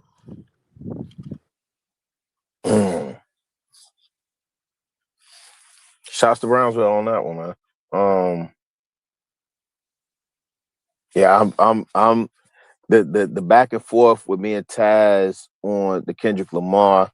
I have to go back and look at that performance now, but I knew that's the angle that Taz was coming from. And again, I still don't have an issue with Kendrick's performance nor highlight. And I know, listen, we often degrade, not degrade.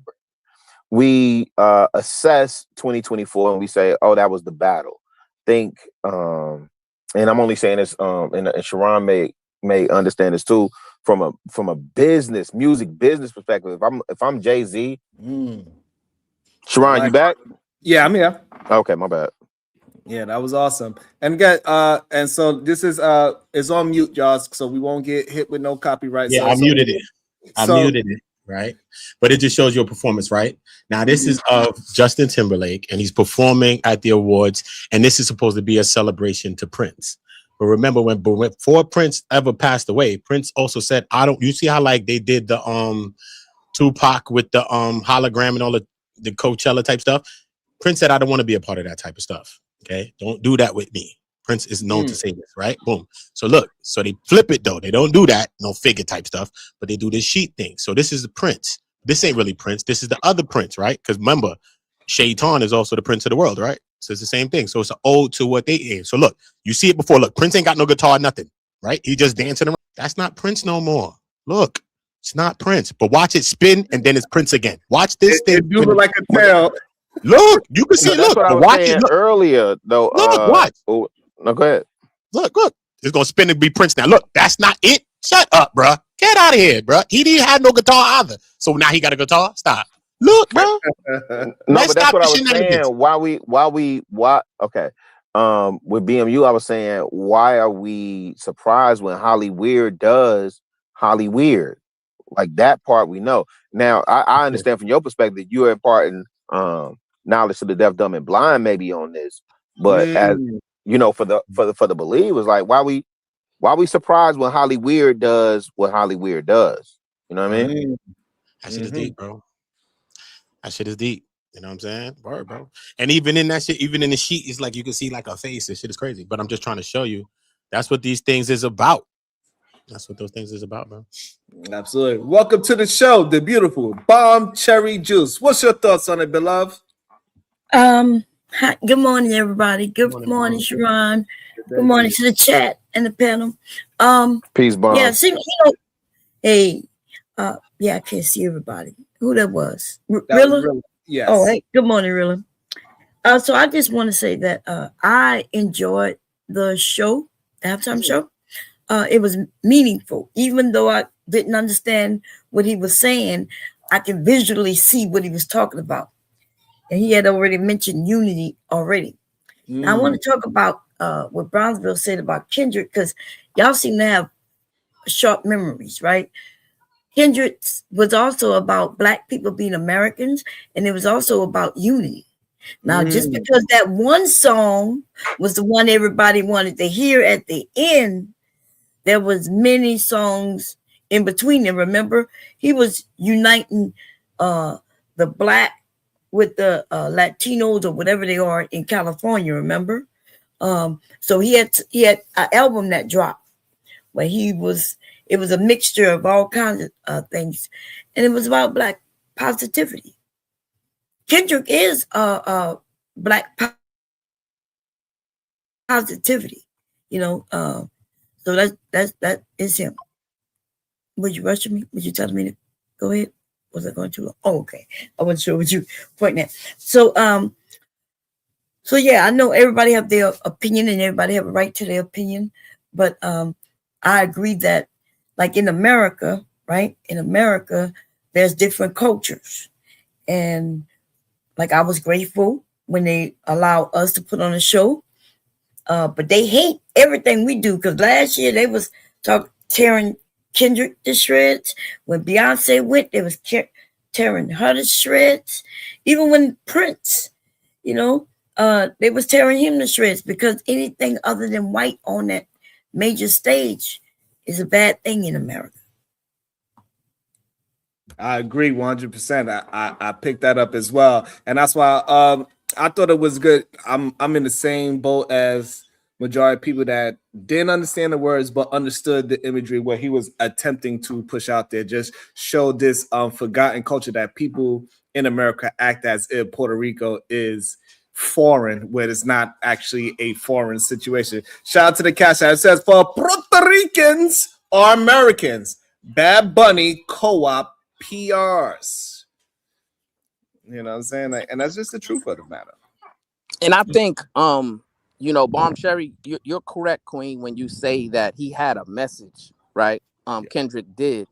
But I think sometimes your message can get overshadowed by how popular culture views what you're there to do, right? So I think Kendrick Lamar wasn't perceived as a threat, and his message wasn't perceived as threatening to the status quo, because what most people know Kendrick Lamar know what he's most known for now is getting into that beef with Drake and calling him a PDF file. No, that's right? not true. That's what most people know Kendrick Lamar for. And I'm not talking about your people, Bomb, people who understand and appreciate rap music. I'm talking about the casual fan, right? The casual supporter. That's what he's most known for, right? That's why those videos where you see white people rapping that song and dancing to that song, they always go viral, because that's when you mention Kendrick Lamar, that's the first thing they think about. So that's how sometimes your message can get convoluted because of that. And I think you know, what I appreciate about Bad Bunny, we didn't hear no profanity, right? And I don't know if he was speaking profanity because he probably was in Spanish, but we couldn't understand it, which I appreciated, right? And then I appreciated how he was celebrating women and children, right? He gave one of the kids a Grammy, and reportedly the kid he gave the Grammy to was a kid who was wrongfully detained by ICE, right? So he did a lot to uplift his culture, and his message is not going to be convoluted by anything else, which is why I think it was intelligent and very smart of him not to do anything LGBT, because if he did, then that's how his message would have got missed, right? Because everybody would have been talking about him in a dress as opposed to him celebrating the culture of Puerto Ricans. They are talking about him in a dress, and also Kendrick didn't use no foul language neither, right? Yeah. Like you missed the you. Yeah, I'm he not sure censored if you himself, saw it, Bomb. Get La Bomb Land. Get Lime Land Bomb. but he came out that car. They looked like American citizens. It ended up being American flag. It was nothing but positive. He had another black woman on there with him. Nothing but black people on that stage, and Puerto Rican, Mexican people on that stage. It was about unity. So I'm not. You must have missed that show.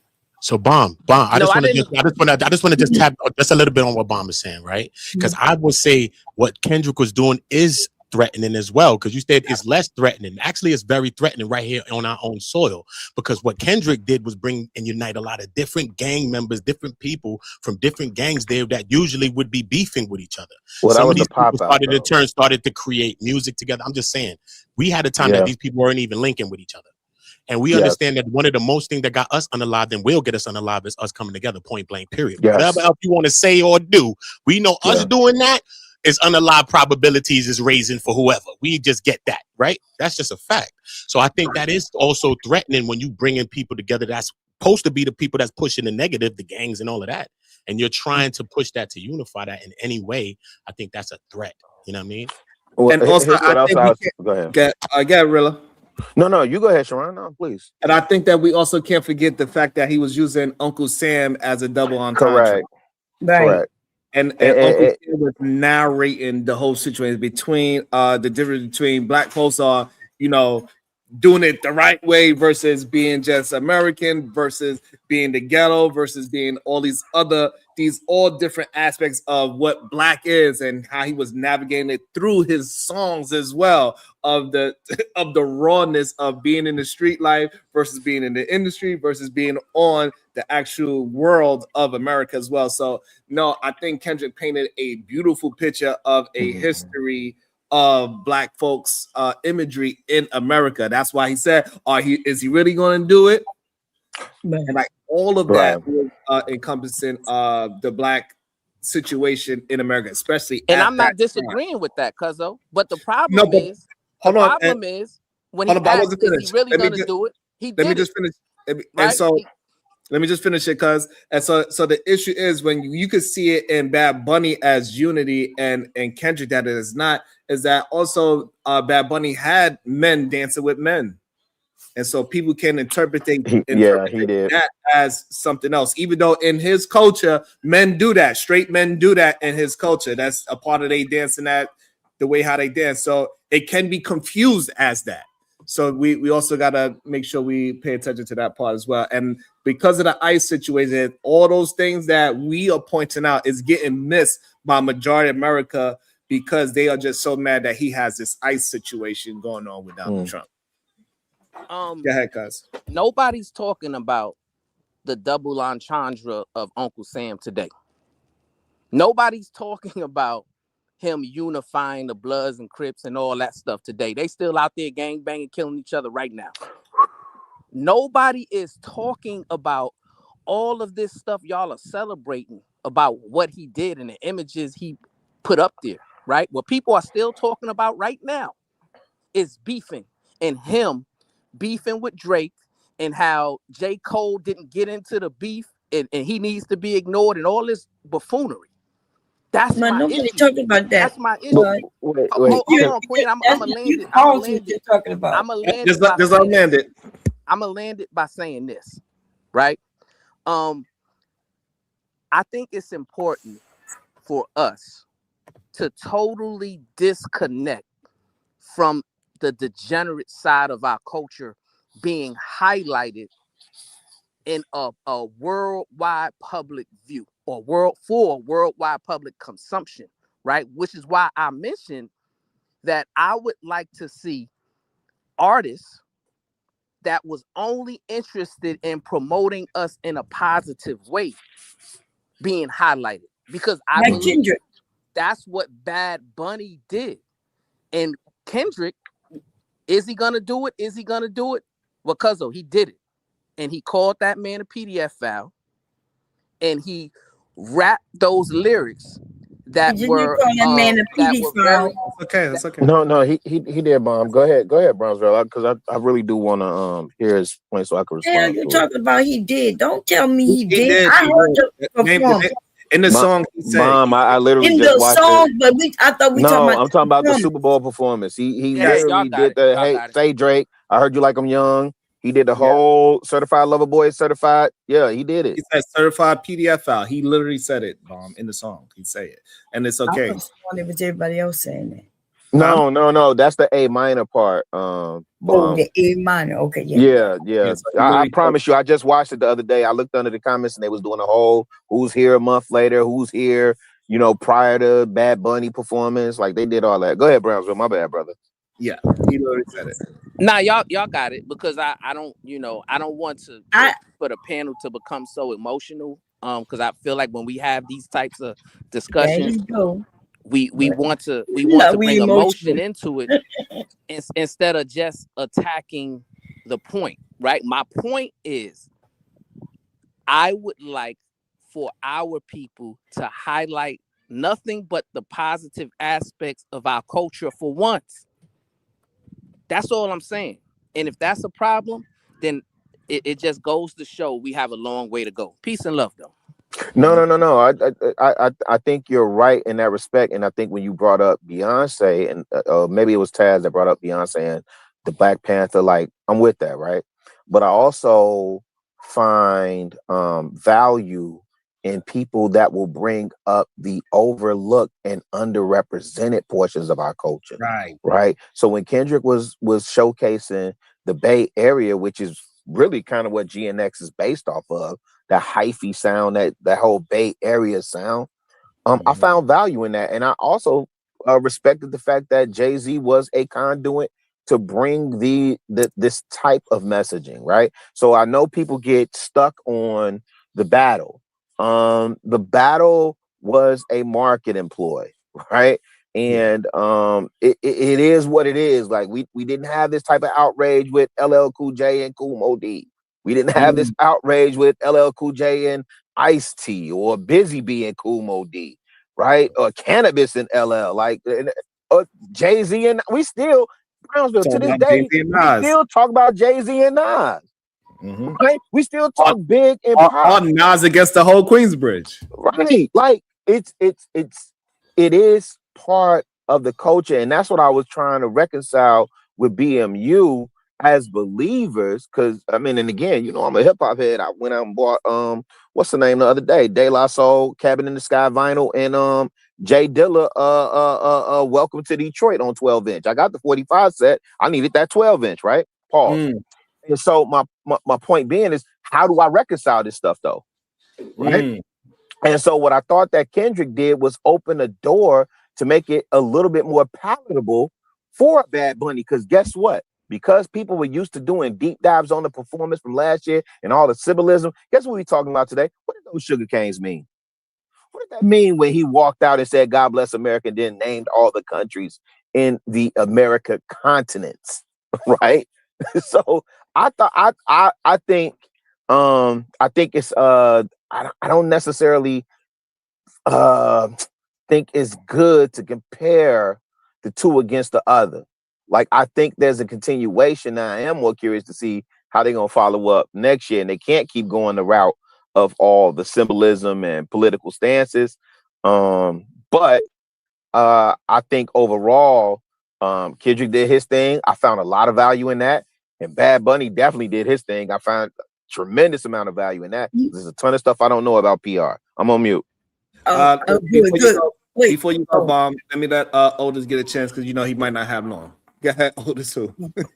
Your phone acting up. These men were live. Go ahead, Otis. Who?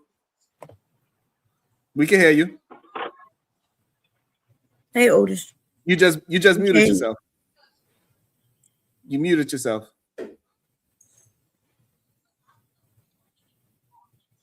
Look like you messed that up. Yeah. Can I go now?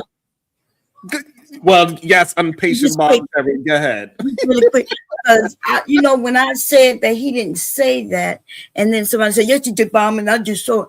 What he said was certified boogeyman. So we all know that. First of all, he said I'm a certified boogeyman. He was talking about himself, and then he said you are certified pedophile. There's no certified boogeyman in Not Like Us, Bomb. There's know. No certified he boogeyman. replaced the word pedophile with boogeyman. That's what he did. Okay, Bomb. I just watched it. He didn't say one cuss word in that whole performance. That's a fact. He did not. He censored himself. Right. In fact, he said certified woo. He didn't even say the word, but he definitely still implied certified P. He said what? He changed it to because Bomb said certified boogeyman. So what are you saying? Shadow the wasp. What did he say? He said, "I'm a certified boogeyman, certified." Ooh, he literally he censored the word. So where's the word? And then he go wop wop wop wop wop. Yeah, so he didn't use the word at all. That's but we know what the word is. Oh yeah, we know that. But I thought so you saying that you just saying that he physically didn't say it, is what you're saying. He personally censored the word, even though everybody else knew the word and everybody saw the word. Yeah, he censored himself throughout the entire performance. That's what you're saying, Bomb? Okay. Yes. Yeah. And I mean, I thought that's what we was talking about because we don't even know. Like, so now we up here, we couldn't even understand what one man was saying at all. So we don't know even if he used cuss words or if he censored himself, which I'm quite sure he did. And we putting that up against and saying that, you know, that's a good point, Kendrick. And so that's what I'm talking about. And hey, Bomb, no, he did curse. I mean, he didn't curse, but if you look at that, the screen behind him, Bomb, where it said, the screen behind him, the last messaging on that screen in Levi Stadium, where it said like, the only something for hate is love. When they had the lyrics from his songs transcribed in Spanish, and when there was a curse, it was all of the symbols. Does that make sense? Like all of the symbols where the curse would be. So you're right, Bomb. Thank you for interrupting me and tell me I'm right. I forgot what I was about to say because, like, wow. Bomb, you was literally making the point that you didn't know if he cursed or not. I was actually affirming. I didn't make a point that I didn't know if he cursed or not. You said that, Bomb. Okay, it's okay. Let's just move it forward. Go ahead. Who are you talking about Kendrick or are you talking about the guy? Bad Bunny. You were saying Bad Bunny. Okay. Yeah. Well, what I said is we don't know what he was saying, right? Mm-hmm. And so when you say I don't know if he cursed or not, I don't know if he cursed or not, and I don't care if he did. I'm quite sure he didn't though. No, but he did. So what word he cursed? I don't know. It's all the songs. That like in the transcribe of the situation, it blanked out the words to show that he represented the curse in his language, but in English they muted it. They explanated. Right. He muted himself, but they had the words, right? Because the whole performance was in Spanish, right? On the big screen, the Jumbotron, they had the translation, not in English, it was in Spanish. So when there was a curse where we would replace curses for symbols, that what was represented on the screen. So I was actually agreeing with you, saying you're right. That's all. Okay, I thought you said. So did he mute himself or did he cuss? No, he said the curse word, and okay. Okay. Okay. And but go ahead. So, but the whole thing of that Bad Bunny was also I just don't see the fact that Kendrick wasn't represented in a positive way and Bad Bunny was represented in a positive way when they had the damn near the same Super Bowl performance. It damn near mirrored everything Kendrick did to the T. They both danced on top of a old classic American car. They both, one was on a street light, one was on an electricity pole. They had dances. Kendrick had dances. Kendrick had a female singer. Bad Bunny had a female singer. Like it's literally damn near mirrored everything. Kendrick had famous black star dancing in the show. Bad Bunny had famous Puerto Ricans dancing at the club too in the goddamn screen. Like it's damn near the same exact Super Bowl performance. It's just one is Puerto Rican and one was black, in my opinion. Let me also welcome into the show the Voice of Venus, and then maybe we can have Voice of Venus. What's your thoughts? Am I in? I can't see myself on the screen. Yes, you there. Yes, you here. Okay, yeah, you kind of made the point I was gonna make. When I heard Brownsville say this is the best performance to date, I find that extremely disrespectful to Black people. Like extremely, first of all. And yeah, the point you just made is what I was going to say. His reason was he said because he stood on his culture unapologetically, which he did, but Kendrick did the same. Literally, that's what I thought. Like, wait, Kendrick had people crip walking, the outfits, the khakis, the Chuck Taylors, the hanging out on the light poles, the like literally all of the symbolism was about his home culture, and then the broader point with the Uncle Sam was about Black American culture. And it's just interesting to see a Black man be like, this is the best thing you've seen, like out of Michael Jackson, like I cannot understand that. And the other thing is, like, we have to be very careful because prior to Kendrick doing that, unless somebody can correct me, there's no other artist who implemented symbolism, storytelling in that way prior to Kendrick. So Kendrick was the first like innovative one to actually do it. But then we're giving someone credit for something we didn't even understand as the best. That makes literally no sense to me. I don't understand it. So yeah, Well, let me respond to that because Beyonce was the first, I think. Yeah, Beyonce did it. She also did a lot of Black What did she imagery do? as well. She showed, but let Browser respond, and then we'll let you know exactly what she did. She did a lot of Black imagery, actually. But we'll let Browser get a chance to respond to you, Venus, and then we got Otis, who he finally got a good connection. The one thing that we're not talking about with Bad Bunny, we're not saying that he's beefing with Mira Loco. We're not saying that he was highlighting Puerto Ricans involved in a violent dispute with one another, right? He's not highlighting any form of division within his culture. The only thing he promoted was unity within his culture, right?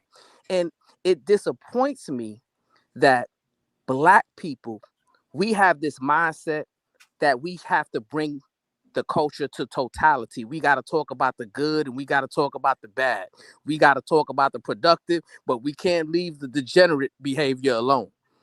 To me, that shows that we got far to go when it comes to what we think is the best representation of our worldwide image, right?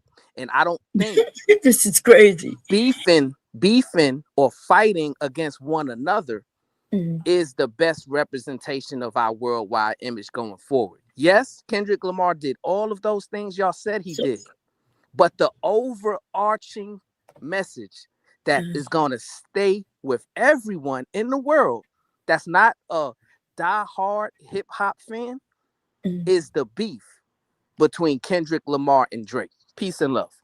So if I told you that, hold on, Bob. Okay. That's not true. So that might be the overarching message for you. But me as a Black American, everything I just told you about was his overarching message to me. All of the symbolism, the incorporation of all of the culture from LA, the Uncle Sam, the Samuel L. Jackson, like all of it. So I mean, there's a certain group of people like you who maybe want to hyper focus on that part because you didn't like it. But the performance, as I said, if someone correct me if I'm wrong, he was the first to do any of that. Set up the Venus stadium. correction, J-Lo. It's okay. It's okay, y'all. It's okay. Let them have the quick back and forth, and everybody's going to get a chance to get involved in the conversation. But the conversation was between them first, so let them just have it real quick, and then we open it right back up. So I'm saying on that level, I'm saying we have an actor, we have a narrator, we have different setups where it looks like a block on LA over here, and then we see the crump dancers over here, and then we see the crip walking over here, and then we like I have not seen anybody else do this prior to Kendrick, which is fine. Bad Bunny had a great performance. We're not taking that away. But I'm just saying when I hear a Black man say this is the best thing, and I've never seen anybody represent their culture on a pop, that's just crazy. Because somebody just did it who looks like you, but you celebrating somebody who you don't even understand for doing it. And then we're disregarding the Black man who did it first and who he literally stole his playbook from, which again is an issue Black people have always had in this country. Anything we innovate in, especially when it comes to music, everybody wants to come colonize. So I can't understand how you knowing the history in this country, you're celebrating it now. And then pedestalizing this one over your own, talking about this the best you've seen. I can't understand that. And the reason why you can't understand it, Queen, is because in your mind, right, I'm hyper focusing on the negative. And what you're not understanding is that negative is the overarching point that the world is going to hyper focus on, right? So it's not just about what I think. I believe Kendrick Lamar is a dope artist. I believe that performance he did was a great performance. I'm not knocking it as being a great performance. But when I look at what Bad Bunny did to uplift his culture, to uplift his people, it wasn't one thing that he highlighted that could be misconstrued as a form of division amongst his culture. I can't say that about Kendrick Lamar. Yes, you can, because Canada is not your culture. Yes, you can. Canada is not your culture. So if you're saying he was doing something divisive amongst his culture, no, he wasn't. We're not Canadian. Okay. So I agree with Venus completely. And I also have to say that you don't even know what those songs was about. So I just looked it up. And if I told you that one of the songs that he did, you play in the Super, Bowl, whatever that shit called, there was some beef against a Colombian. So, and so like, we're not the only ones who beef in our music. They beef in their music. A lot of people beef in their music. So you're just assuming something. Go ahead, Otis. Get in there. Thank you. Real quick, peace to the panel. I just personally want to say, I looking at it as in the macro sense, but Bad Bunny performance was just as enlightening as Kendrick Lamar. To me, there was no difference. I didn't have to understand a word of Spanish to understand what he was trying to portray. The imagery was just as beautiful as Kendrick Lamar. Everything. I understood the different classes, the different sections. I knew what he was portraying. And at the end, the little part that I did understand when he was naming the different countries and things like that, he was unifying the whole situation, the whole culture. I get it. The same thing Kendrick Lamar was doing. To me, there is no difference. And that's coming from a Gen Xer who's a conservative. I have to understand all that. Let him do his thing. I get it. I'm a realist. Yes, they are part of this country. They helped build it. You can't deny it. You can't. He did a great job. I didn't have to understand it. So that's my stance. Real quick, what Brownsfield just said, I disagree in the effect for as that's not what I remember. That's not what I get out of the Kendrick Lamar, the overarching situation of him and Drake. I personally don't get that. I understand the double entendre with the with the Uncle Sam. I understand everything that he was trying to do and everything that he did do, but that one song does not negate none of that stuff that what you're trying to. It's like you're trying to, even though you always say yourself, all black men are not monolith, but your statement, you're making it out to be, because I just totally don't agree with that. But I'll land my plane. Go ahead. We also got Aunt T up for the first time. Let me welcome Aunt T in there as well. Go ahead, Aunt T. What's your thought? Nah, all right. So as far as culturally, like, look, in my opinion, to this day, best Super Bowl halftime performance I seen was like Michael Jackson. What was that, 92, 93, something like that. It still hasn't been topped, yet. Also, I mean, I know a lot of people are putting this, some kind of cultural appropriation on it. I don't expect that from artists, and I definitely don't expect that from artists at the Super Bowl or anything like that. Like that's not their job to unify cultures. They're just, your stream got suspended. Huh? Your stream got suspended. Policy violation. Did you get a message? You probably got an email. If you look at it on YouTube, it's it's down. They might have terminated you. If they terminated you, they're gonna send you an email. So check it out. Well, it's suspended, but they may come back up. You took it down? Did you get an email? He stopped. Oh yeah, you had it in the I background. still see you moving. I still see the chat moving. Okay, Now the chat's still moving. Yeah, it might have just got suspended. I don't think it was terminated because it was because of what you had in the background a moment ago. Probably. What? Music? He wasn't playing no volume though. Nah, it didn't have to be volume. If you got copyrighted stuff, bro. YouTube is. Let me see. It might come back. Wait, yeah, they didn't came up. Yeah. Yeah, it's gonna come back. They'll probably bring you back up. Yeah, right now I'm looking at it. It says stream unavailable, stream suspended for policy violations, and it has a circle with the negative sign. Yeah, but the chat's still going, so it'll probably come back up. It'll probably come back up. Yeah, go to the back and see what they're saying. It's probably from this Kendrick. What is that? Yeah, it's NFL property. That's why. Heavily Shit, copyrighted. that is a copyrighted. They'll give you a couple warnings, just like Tom said. They'll give you a couple warnings before they suspend you. Is it say it's coming back? Yeah. Trim it out or something, right? It'll probably come back up. Let me see. The chat's still moving. So Yeah, the chat is definitely still going for sure. But yeah, wow. So it wasn't the music. It was the actual imagery, which is now by the NFL. Yeah. Did the email say it was gonna come back up? Did it give you a warning? I'm trying to go for it. Okay. Okay, I think we're back now. Oh, it's back up. Okay. It's back up. Yeah, you back up. Yeah, you just gotta trim out that sound, right?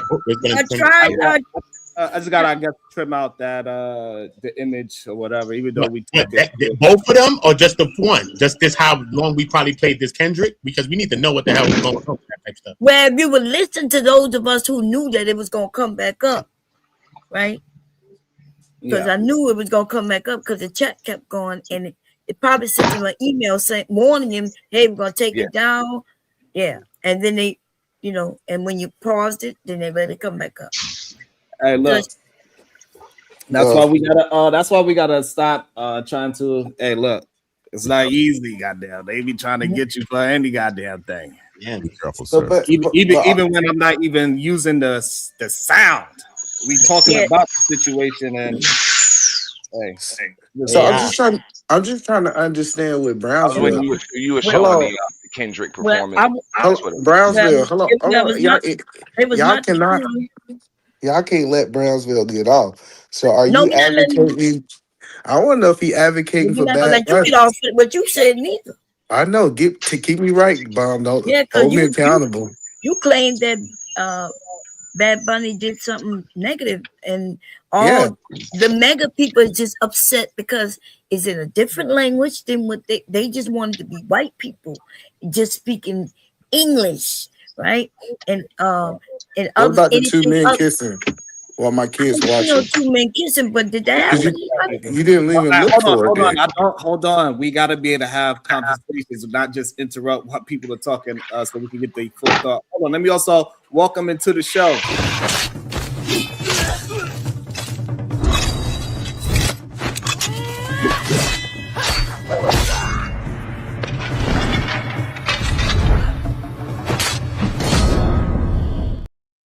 Good day. Welcome to the show, Supreme Vaginal Vessel. Hello, hello. Hey, Otis, PhD. what we doing, Otis? All right, Sharon, watch your Like, cash out, baby. no, hold on, no. Kendra said, "Put the guns down. Put the guns." Never Boy, mind. fuck you. Put them guns back up. Okay, okay. I see we on that type of time at the 3 hour mark. Since we at the 3 hour mark, might And as well donate. You see so that they I, try to take the channel. I Hold would on like to 1 finish second. what I I'm gonna was let you saying. finish in 2 seconds, but Oh, at the 3 hour mark, they want to suspend the channel, and we ain't gonna let them keep the black man down over here. So I now, need 3 people to send oh, $10. I know, bum. I know. We need 3 people to send a $10 super chat, super sticker, cash app to let them know that they can't keep him down. Cause Sharon, he's gonna fight his oppressor of the YouTube. so I did want to say the Brownsville, right? That Kendrick is pro-black and he's against violence, and he has been actually pushing for these gangs to drop their flags, and they have done that, right? And work together. And he pushed them working together, making money together, and that's why even in his song, his new album, he has even some Mexican music in his album. So he is real about it, and he also have he don't talk about violence in his music anymore. You know, that was a beef. That was something that was provoked, the Not Like Us thing. But if you listen to his music prior to that, he's talking pro-black. Okay, and also he do be killing people in his songs, but that's okay. In what song? You wanna address before we get In what song? That's okay. Hold on. You talking about his old stuff? No, I'm talking about his new stuff as well. Otis, who do you want to try that before? Go ahead. You better hurry up. You better say whatever you gotta say before it happens. So go ahead. Slap the taste out of your mouth. I'd like to see it.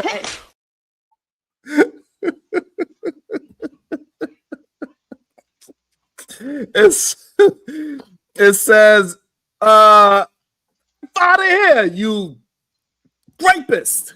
God dang. Don't try to soften it up.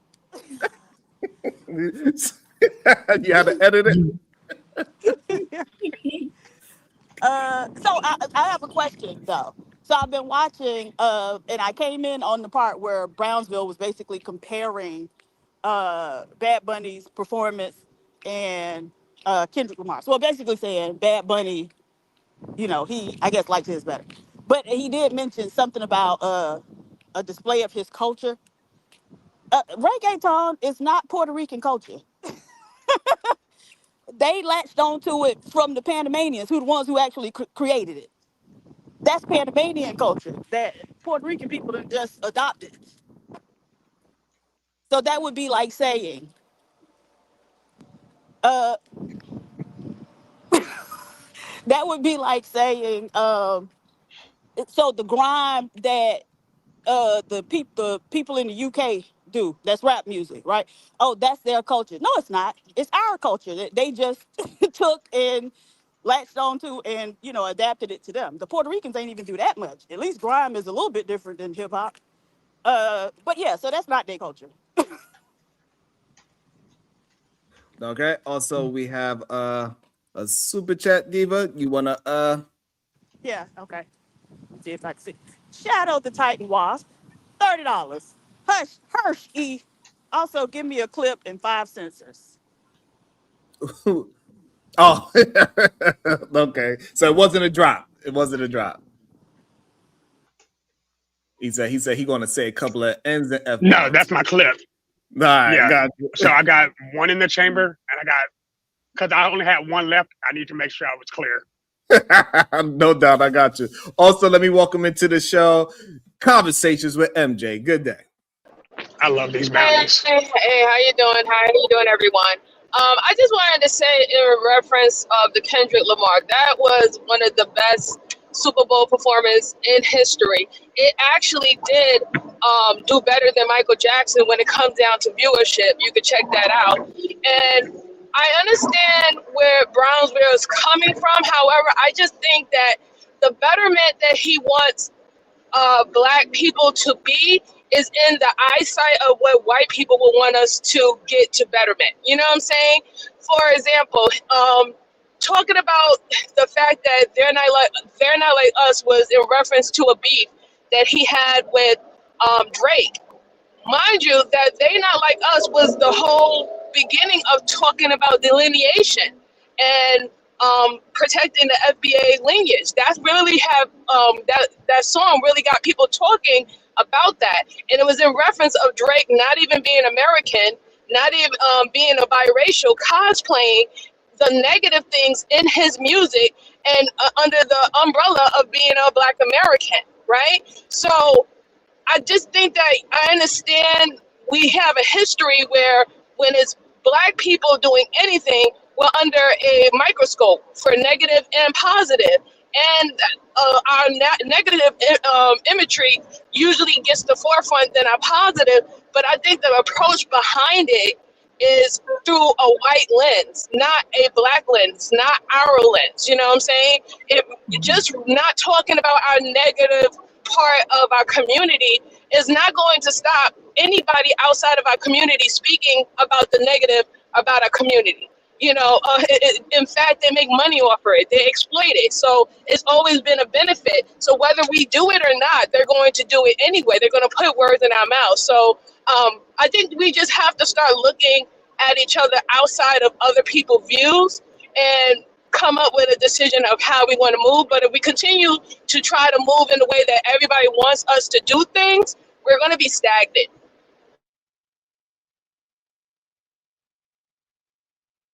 I agree with you.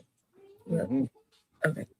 I have a question for Sharon, because, you know, I made a statement and you kind of dismissed me, you know, like I'm trying to understand what's going on, you know, because, you know, but I'm not talking about the album that he had to put together so he could do the Super Bowl because of Not Like Us. We know that he was beefing with Drake, and then he hurry up and put together that GNX album. But prior to that album and for the last couple of albums before that, I thought he was just doing positive. You saying he was still beefing and killing people? Yeah.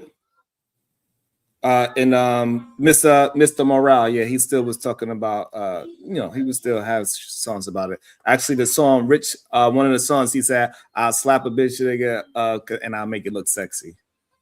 So you know, he still was talking about different things. He was still talking about shooting him up, huh? Yeah. Okay, that's what I'm asking. I'm like, I said something and you could correct me so I can know.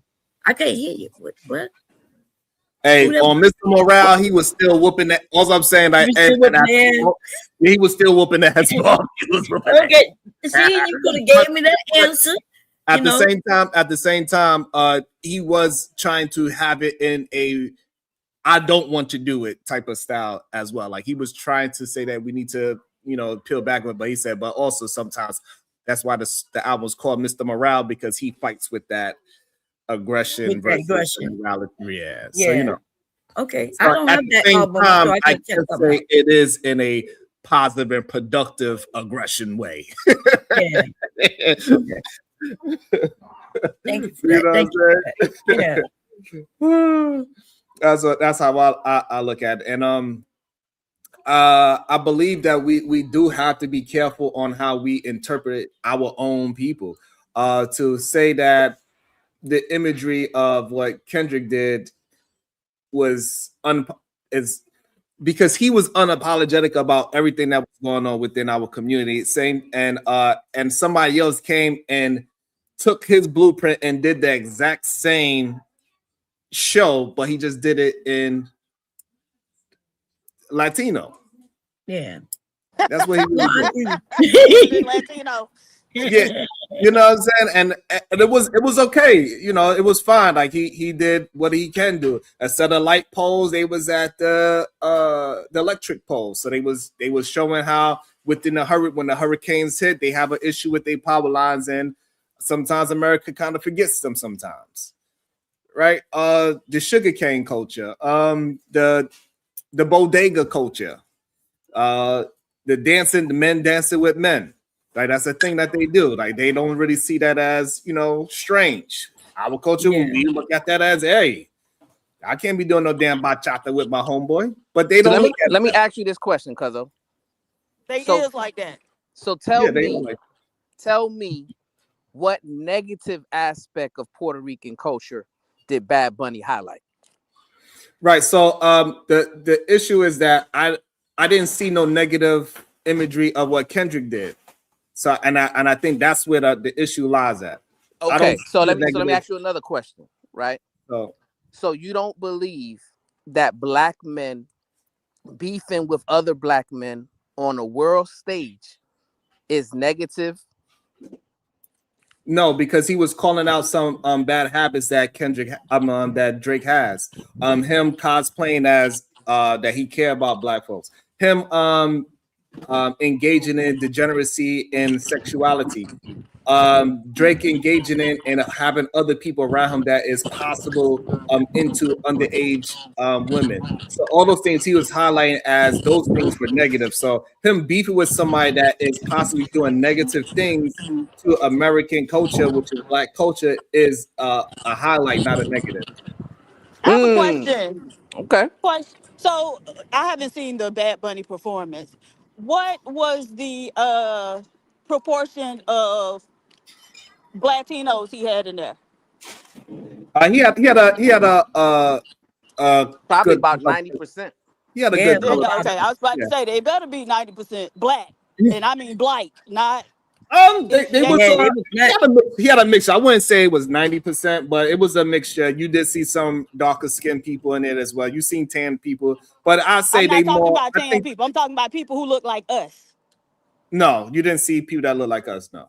Okay, and so then everything you just said, Brownsville, No, they were there with is Sharon. is null and void, right? Because that whole story is the story of black people. When you hanging out at the sugar cane, those were black people. I wish I could play it, but clearly I'm gonna get I'm gonna have to watch it later, but yeah. So please, he sat up there and told a story and erased the people who was actually in the story, the main characters of the story. He erased them out of it.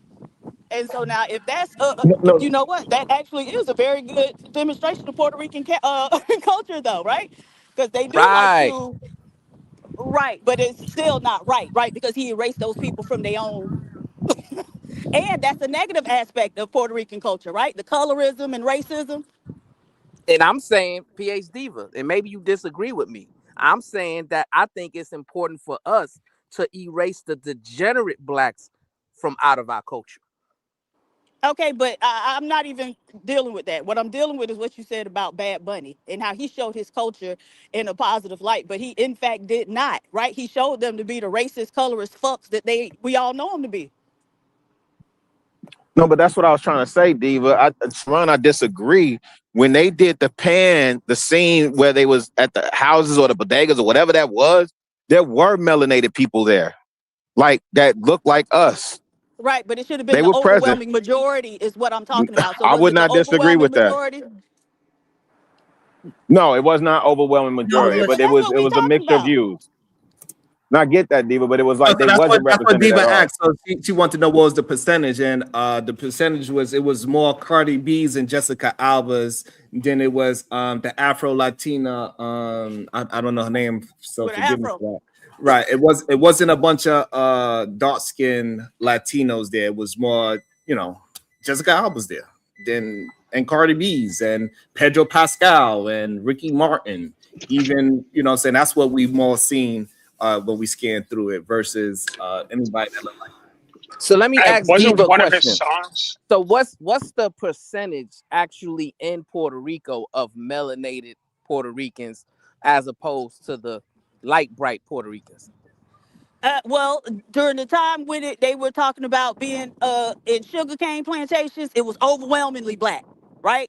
And it's still very black, depending on where you are. But now Puerto Rico, again, as evidence of them being the racist, colorist fucks that they are, right? So people always talk about Puerto Rico being triracial. The Spaniards, the Africans that they imported, and then those handful of Tainos that might have still been there when they came about.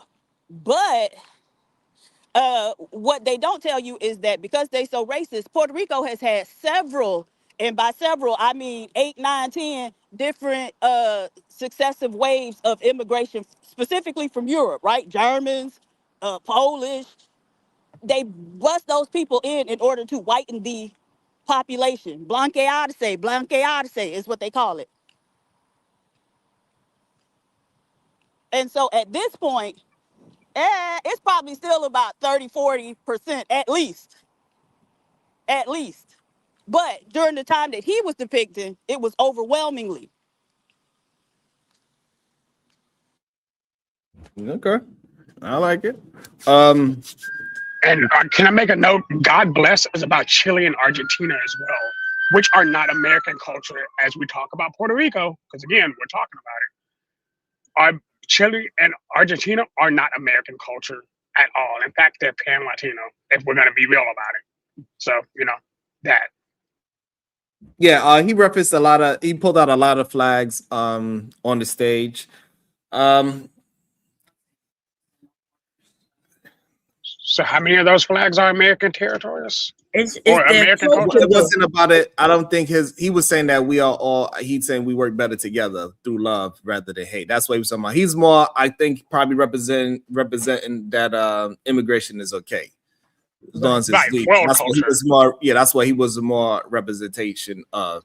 And the NFL is also a representation of it too, right? They was also showing people that was watching NFL in Germany, in Brazil, and other nations of across the world that was participating in the NFL. So the NFL is attempting to prove that they are not just American sport. They want to expand, and that's just that's what's happening. You can't get scared now. They're still playing American football. Like Eda Man was saying that he was watching Kid Rock and he enjoyed it. That's fine as well. But he had 5 million people watching that. What?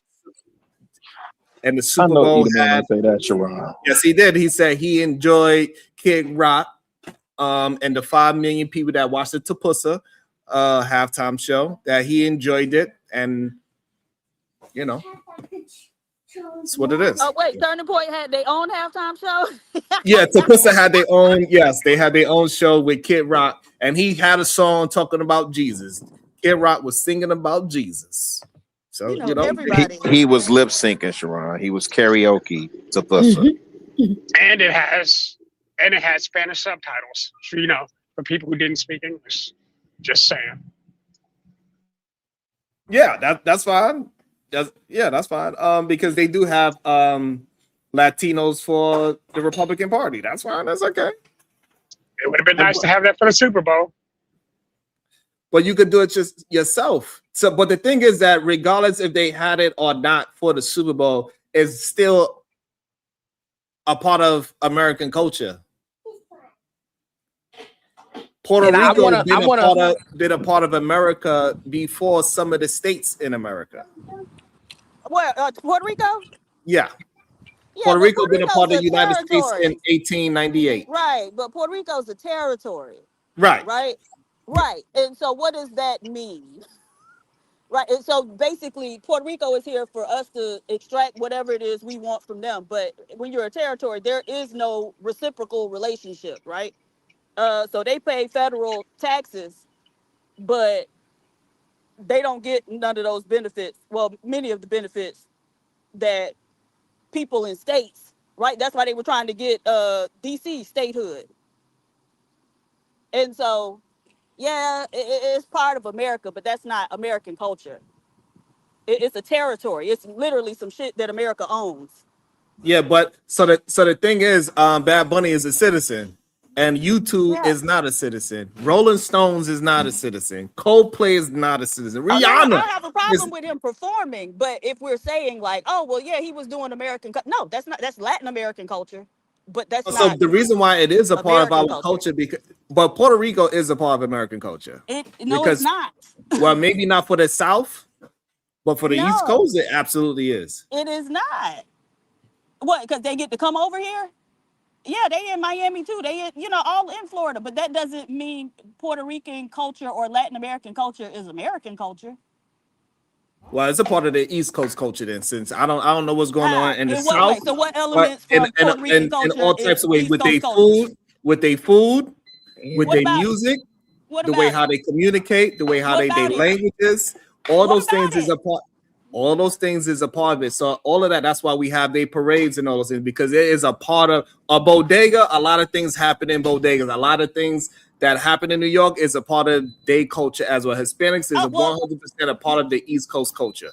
no, I think New York is a special case. Like New York is an immigrant stronghold, right?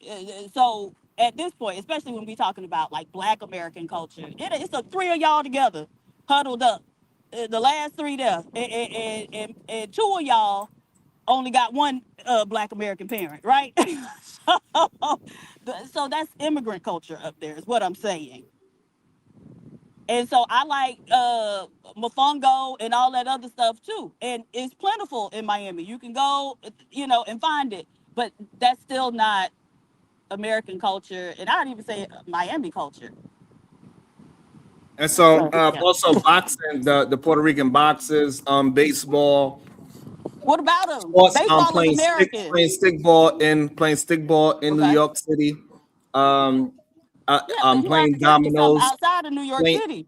playing dominoes.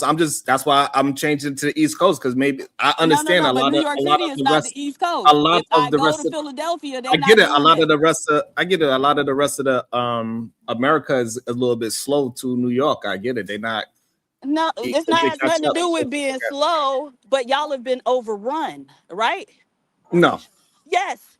Yes. But it's still even if we are Yes. being overrun, it's still the part of the culture, regardless It's if we've been not. ran over or It's not. immigrant culture. And y'all Okay, that's just it's fine, so but it's few of still y'all there it's that not y'all it's not can't y'all had to y'all absorbed it, right? Y'all assimilated to the newcomers. But that don't okay. make So it part of therefore, East it's Coast now it's a culture. part of America. It's Exactly. So not. It's still regardless how not. new you want to call it, since 1898 is not new. It Well, is. so that culture being here for so many years, It decades hasn't. and generations over It literally generations, that hasn't. makes it a at So least then on why the was East West Coast, Side that's a part of the Story? East Coast culture versus the world culture. Now, if you want to say down south in Florida that Spanish culture is not a part of No. Miami, then fine, you can say that. But it's just I don't look at that as a true statement.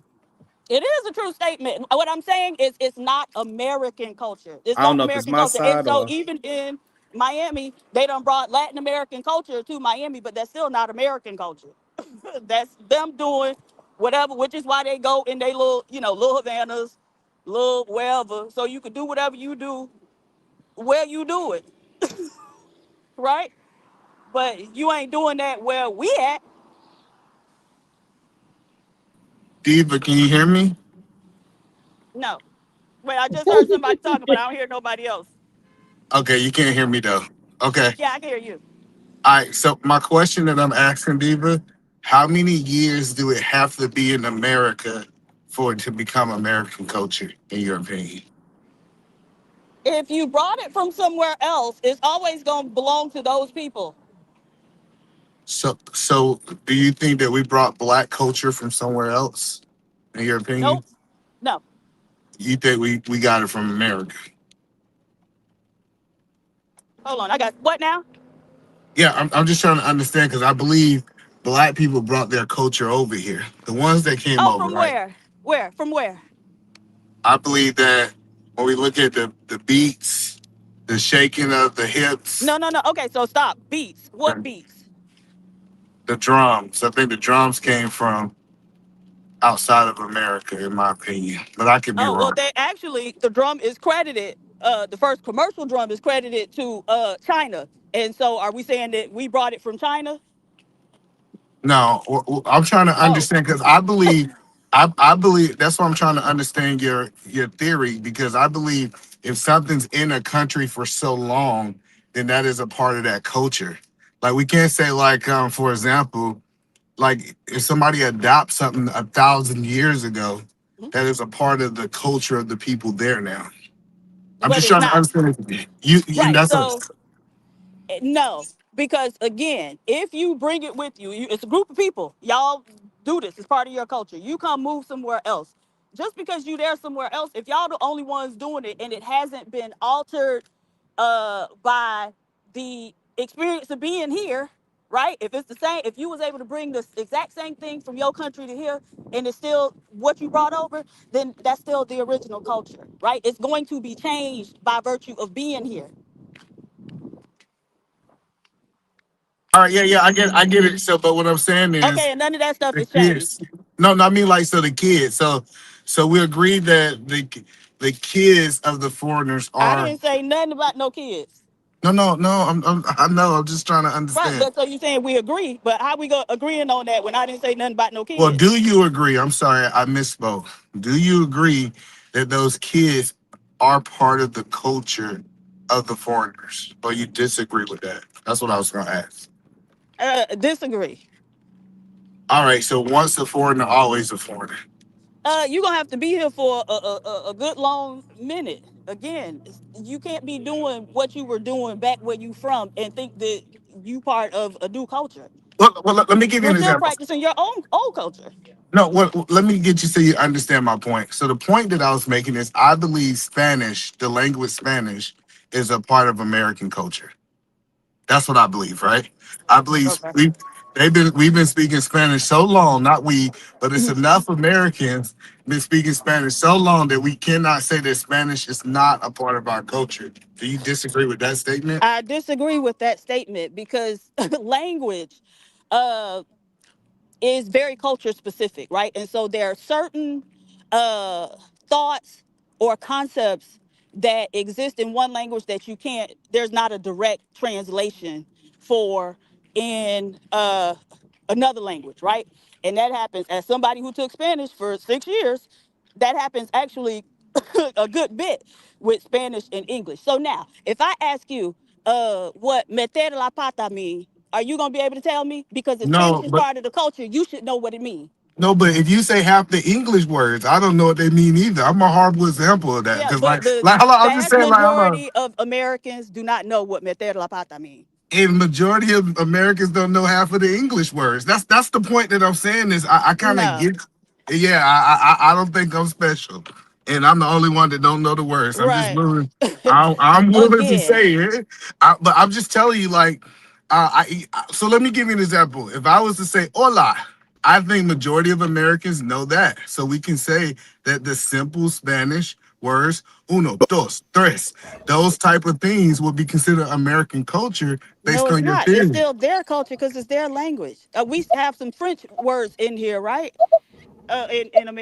In the American language or in the English language as well. So is French Because part of the American culture? English language. because No, we no, no, know no, the no. people. Is French part of English culture? I was just about to say that. To be honest with you, I would actually have to agree with either man on that, and I'll tell you exactly why. I didn't You ask have you. I asked the question. Who is French part of American culture? Either man. No, I don't know no French words, but it The might answer is be. yes. There's a lot Yes. of Okay. English Yes. words. Yes. Yes. Okay, so I might. everything I is might a just part be of ignorant. American culture she now. didn't ask. Yeah, she didn't ask you. She asked the question. Yeah, I get Yeah. it. No. I'm just trying to. I'm trying to understand. Yeah, so And much for French the might English be. language. No, I was telling you, Auntie. I didn't ask you. Okay. No. And I'm open that I might be wrong that French is a part of the culture. I just don't know.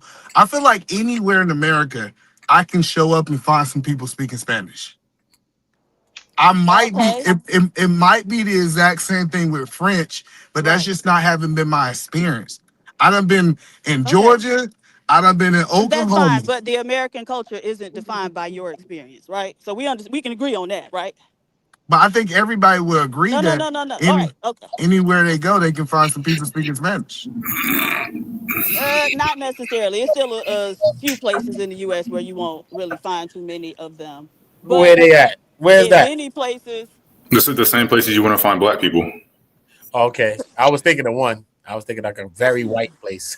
No, That's what I was but Exactly. thinking. yeah. hold on. But I The really point want that to know. because it based off her argument, English is not that is not a American thing. No, Okay. it's an amalgamation of every language. What? It's an amalgamation of language. How is English not an American thing? Because it comes from Britain.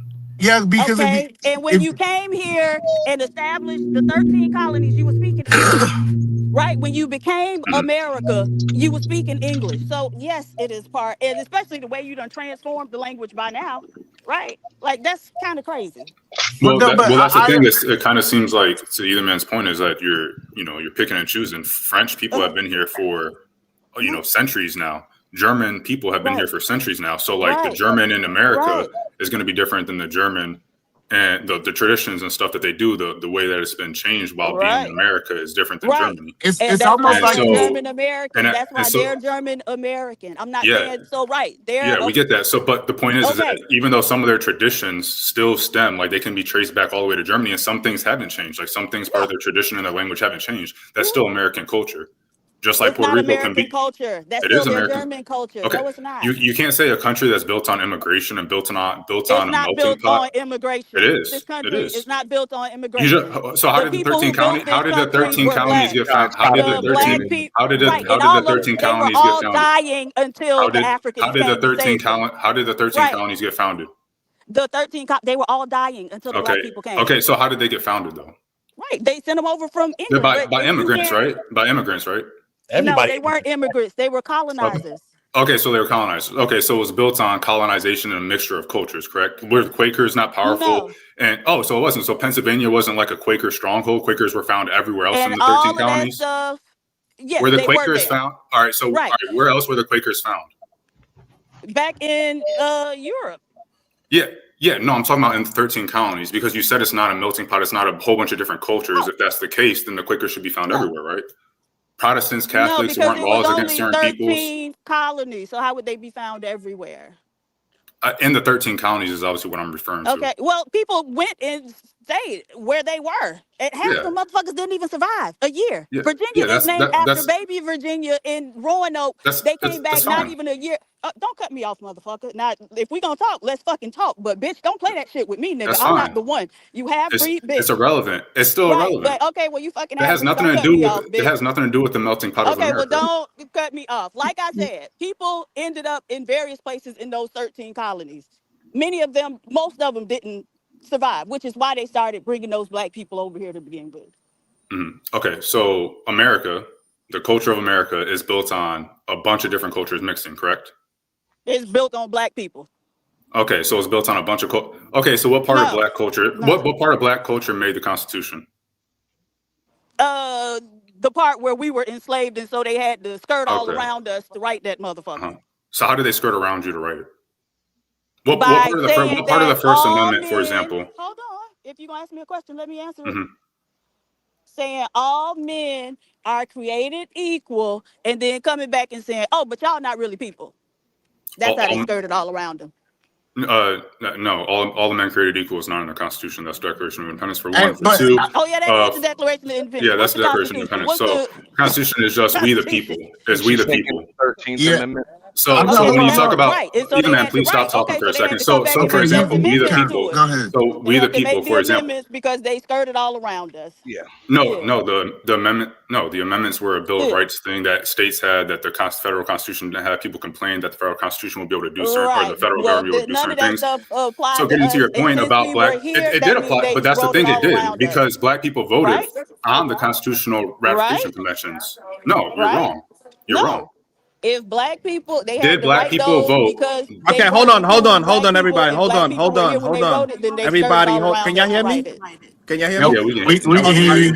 All right, hold on. We can't talk over each other. We gotta go one up. We gotta let everybody, because I didn't hear like the last 10 minutes. I didn't hear that one word, but we gotta allow each other to talk, so we won't talk over each other. PAZ, will you finish with your thought? No, I had been being spoken over. So You got an echo. Is it just me? Yeah, it's just you. No, she had a little echo. She had a little. Oh, hold on. I do? Hold on, let me. I didn't hear it. Now I don't hear no echo. I don't hear it now. Okay. I heard it slightly. Okay. Oh no. So what I was saying is, if those so people, I'm before you go. So Diva, is you and y'all going at it right now? No, it was me and him. AI just jumped in. Oh, okay. right, I go he after like him to there. jump in. Okay. All right, so is Either Man, Diva, and AR having a conversation? Yeah, she wants to run from it. Let her and Either Man go. Oh, okay. Because Boy, I just didn't hear. I didn't hear that. It's I don't know. It's all right, Diva. You can run from it. It's all good. I just I want work on my to. half breed. Hold on, y'all. No, Hold on. I just want to understand. With listening to Diva, when I close my eyes, it's almost like that's the same thing white people told black people for years. Oh, that don't Hey, work on me, sweetie pie. That don't work no, on I'm me. not. Oh, you I'm feeling like not. a white person? Okay, well, even the broke clock is right twice a day. So No, I'm just saying put because that in black. your cap and smoke it. Yeah, I know, but I'm just saying when we say, hey, people who've been here for over 500-600 years, it's not a part of the culture. That was kind of the same thing white people was telling black people, hey, y'all are not a part of the culture, even Okay, though we've and been here so since the. what part of American culture is Quaker? Well, not Quaker. Let's go.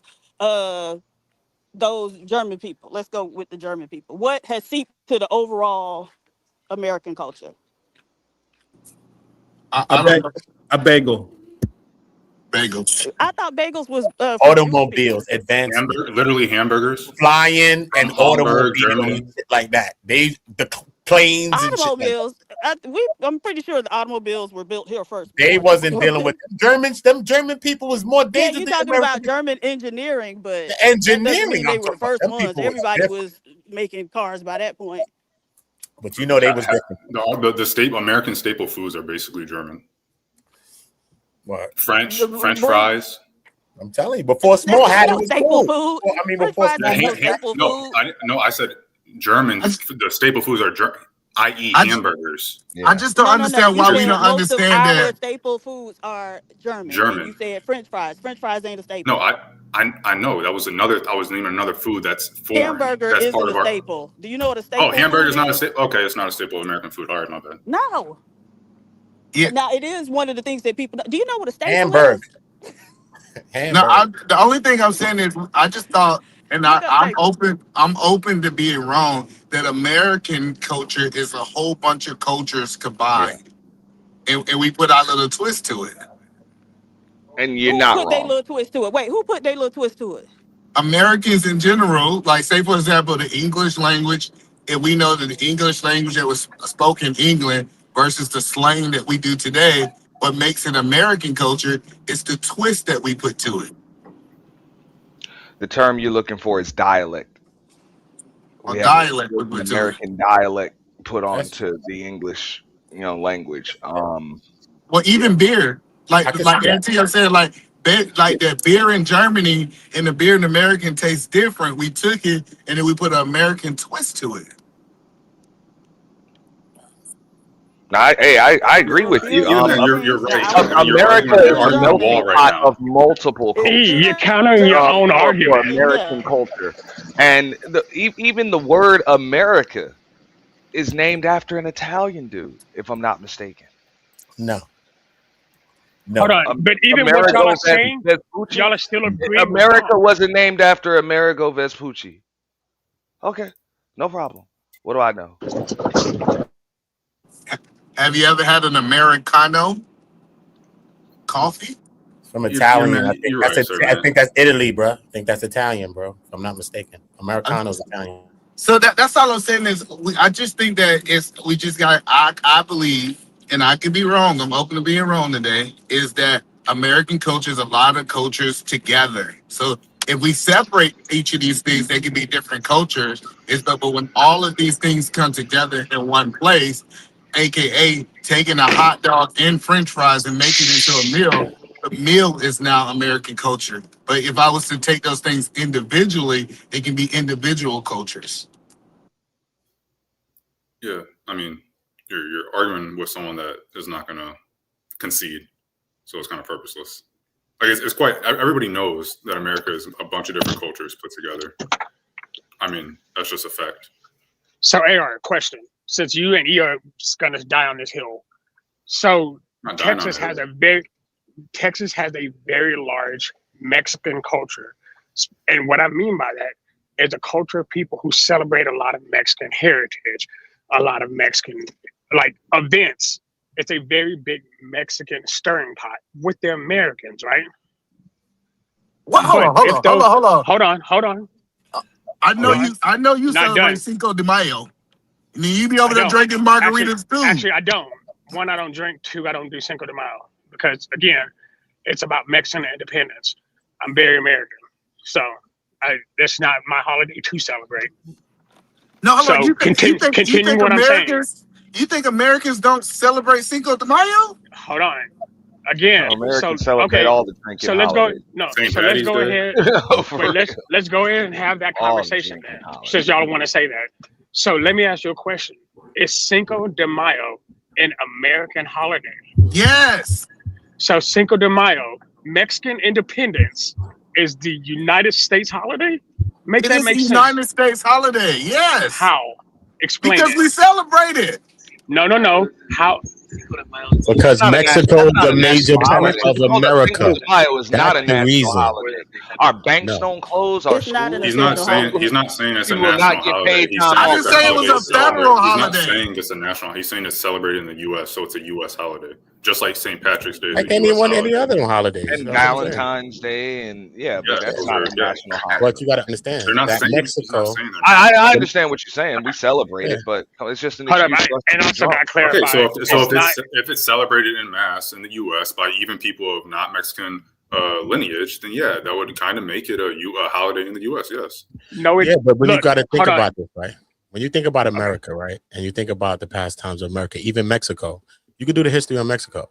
This is where that connection where you saying with Texas and all of that, Mexico was encompassed majority of all of that. Going damn near towards California, you got to slice all of that damn near in half and go down towards Mexico. That was Mexico. That was what that whole war was about. Montezuma, all of that. That's what that whole war was about. You know what I mean? So when we do the history of that, that's how what we see Mexico is today is what they left that with. That's what Mexico is. But Mexico is more than that. And not just that, even with the exception of the 13 colonies that you're talking about, even places like Florida that was owned by Spain. So there's a lot of Spanish influence there. Same with Louisiana and other places in the United States. So because of that, you are going to have a mixture of a lot of different cultures all over the United States of America. It was And even when ironic you're that talking someone from about the Florida. languages like Spanish and French, I would agree with either man. This is even something that was a prerequisite in our schools. You had to take some kind of foreign language, and it would usually be Spanish and or French, mainly Whoa, because hold up. they speak You it. had to take a No, what? they speak it in countries that directly border the United States of America. I know, but you said we have to take a what language? A foreign language. Foreign language. I don't know if they That's my still point. do it. I know when I was in school, No, you had to get the hell up no, out they of still school do. to get a No, high they school still do. diploma. Yeah, it's required. But here's the thing: They would, it's called a and foreign language Mandarin for a ain't one reason. of them. Mandarin ain't one of them. You know what I'm saying? It's usually you got choices of like Spanish and French. Some schools have Chinese now, so. Okay, I some know, do now. But but yeah, the whole point is we got to start saying that American culture is not just our realities. That was my original point. Sometimes we say right. our reality is this. That means this is what American culture is, and we almost act like if you ever traveled around America, you realize that, for example, New York and Oklahoma, it feel like you in two different countries. And we can't But say Oklahoma. We can't say Oklahoma culture is not American culture because it doesn't relate to quote unquote New York culture. you're kind of missing the point of what I'm bringing up. The point is, like, if we could have a big St. Patrick's Day and they do this whole big Irish festival in Grapevine. I can't get out of here. So you do the big Irish festival in Grapevine, right? We're not celebrating American culture. We're celebrating Irish. It's literally called the Irish Festival, not the Irish American, the Irish Festival. When we do the Dias del Muertos, the Day of the Dead Festival, it's literally that's a Mexican holiday, bro. It's a Mexican celebration of the dead. Yes, there are specific things that are culturally unique to them, and that's okay. I'm not even complaining. That's not even what we're saying. What I'm saying is you're trying to conflate two different things. There's a difference when you come into a culture, right?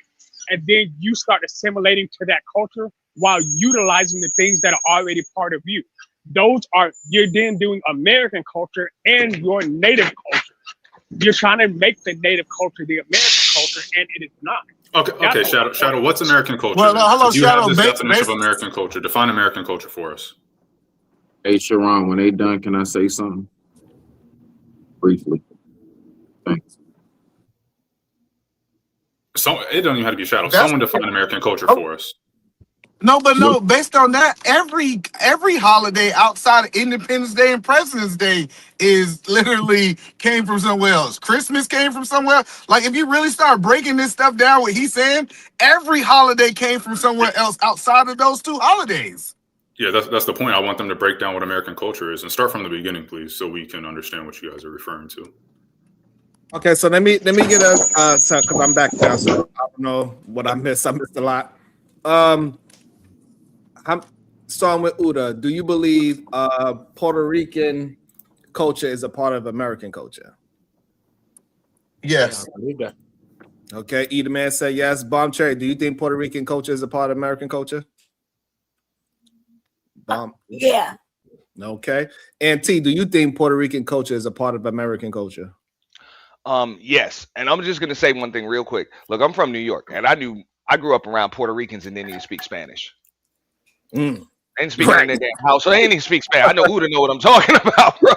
Yes. But go ahead, bro. You got it. My best friend growing up, he didn't speak not one lick of Spanish. You know what I'm saying? I knew more Spanish words than him. Hello, and y'all guys know that Puerto Rico I is knew more U.S. Spanish than territory. Puerto Ricans I grew up No, around. but T, Puerto Rico is U.S. territory. Correct. That's Correct. why the competition is up now, because it's the territory and it's not. Shadow, do you believe Puerto Rico is a part of American history? Puerto Rico is part of American history, but American Puerto Rican culture, culture is Latino. It's Latin. Do you think it's a part of American culture? Yes or no? I just answered the question. Yes or no, so I can understand. No, I believe it's Latin culture, Okay. specifically Latin Okay. AR, do you believe Puerto Rican culture is a part of American culture? Yes. Okay. And Smitty, do you believe Puerto Rican culture is a part of American culture? Your question by itself nullifies and gives me the answer. Absolutely not. No. Okay. And PSD, I think I know her answer. PSD, do you believe Puerto Rican culture is a part of American culture? No, and the fact that they can be over here without speaking their language lets us know that. Okay. Smitty, can you elaborate a little bit? If someone asked you if Black culture was part of American culture, would you say yes or no? Well, first and foremost, we have to remember not to lump everything into what it is as Black. Right. So, like, even down to the crime rates, you got a bunch of people who could just It was actually a yes or no question. Yeah, I'm not playing that game. All right, go ahead. I think he answered yes or no, but he just elaborated. Yeah, I'm just elaborating. He didn't answer though. He did. Go ahead. What did he say? What did he say? Maybe I misheard when I said, "Would you say that Black culture is American culture? Yes or no?" He said yes or no to that. That's all. You too quick to put her off, bro. That's said no. That's done. Okay. Anyway, so he said no. Okay, so AR, why do you think Puerto Rican culture is a part of American culture? It's a U.S. territory, U.S. citizens. That's your reason why it's a part of American culture. That's all that's got to be. Okay. Go ahead, Uda. Why you think Puerto Rican culture is a part of American culture? Because I just think that it's about the influence that the cultures have. You know what I mean? Like even Black culture. You know what I mean? And I think that the cultures just mix. So I think that based on a lot of that, just the influence, I think that it's all just mixed into one now. And it's become our culture as well. Parts of it, some parts of it. Okay. Either Man, why you think it's a part of American culture? I think when I traveled down to Puerto Rico and I seen all them president statues of the U.S. and I realized that a lot of things that quote unquote they do in their culture, and a lot of people haven't been to Puerto Rico, so they don't know. But a lot of things they do, I see it in the cities, right? I think what we got to do is when the first generation come, that's a part of wherever they came from. But when you get deep enough down into generations, and now these become American people, and it's accepted kind of like throughout the whole Through like in a lot of places inside of America, we have to acknowledge that their culture is a part of our culture because American culture is not one single culture. Auntie, yes. Why would you consider Puerto Rico's culture a part of American culture? Real quick, Smitty, let me answer that. Okay, so even if you go back to the Bad Bunny performance, and I've seen this maybe because of where I am in South Florida, I've seen it like closely.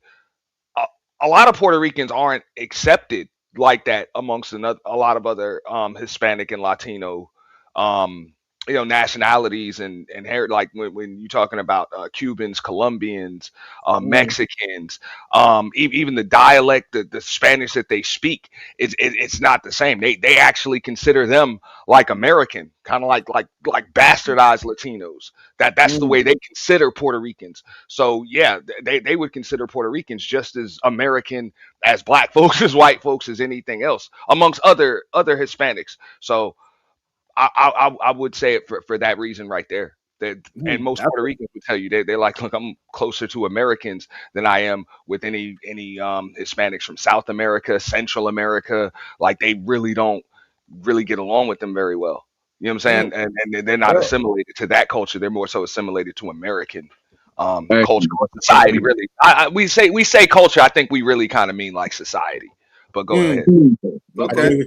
So, Smitty, do you believe Puerto Rican culture is a part of American culture, and why? Or why not? Because you said no. So why you don't? Because I do believe that we are confusing intelligence with culture and history background. We are confusing these things. Just because, see, America's a melting pot because of our intelligence. See, we have intelligence from all over the world. Now, you have countries that utilize our intelligence and weaponry and everything too. But whatever they do over there is their And we are the only place, I believe America has the largest identity crisis I've ever seen on planet Earth. Because look at the conversation we're having right now. Everybody trying to figure out who are we? Well, me personally, I know exactly who I am, my lineage, and where I came from, at least a certain degree about amount back. I've done my research. No, I think you're confused about the conversation, my brother. Nah, you said, is that a part of it? No, because we're confusing the intelligence for actual history. Just because something has integrated into us does not mean that's a part of our history. No, we just integrated, but it's still their history. Just like how most black people would not claim raisins and potato salad. We would not claim tuna casserole. Why? Because we say that's who. Who do we say that is? And we say it for a reason, and that's just black and white. Bruh, I think it's a lot of conflation going on. That's all I'm basically saying. But the problem is, I want you to point out the conflation that you're talking about so we could discuss it.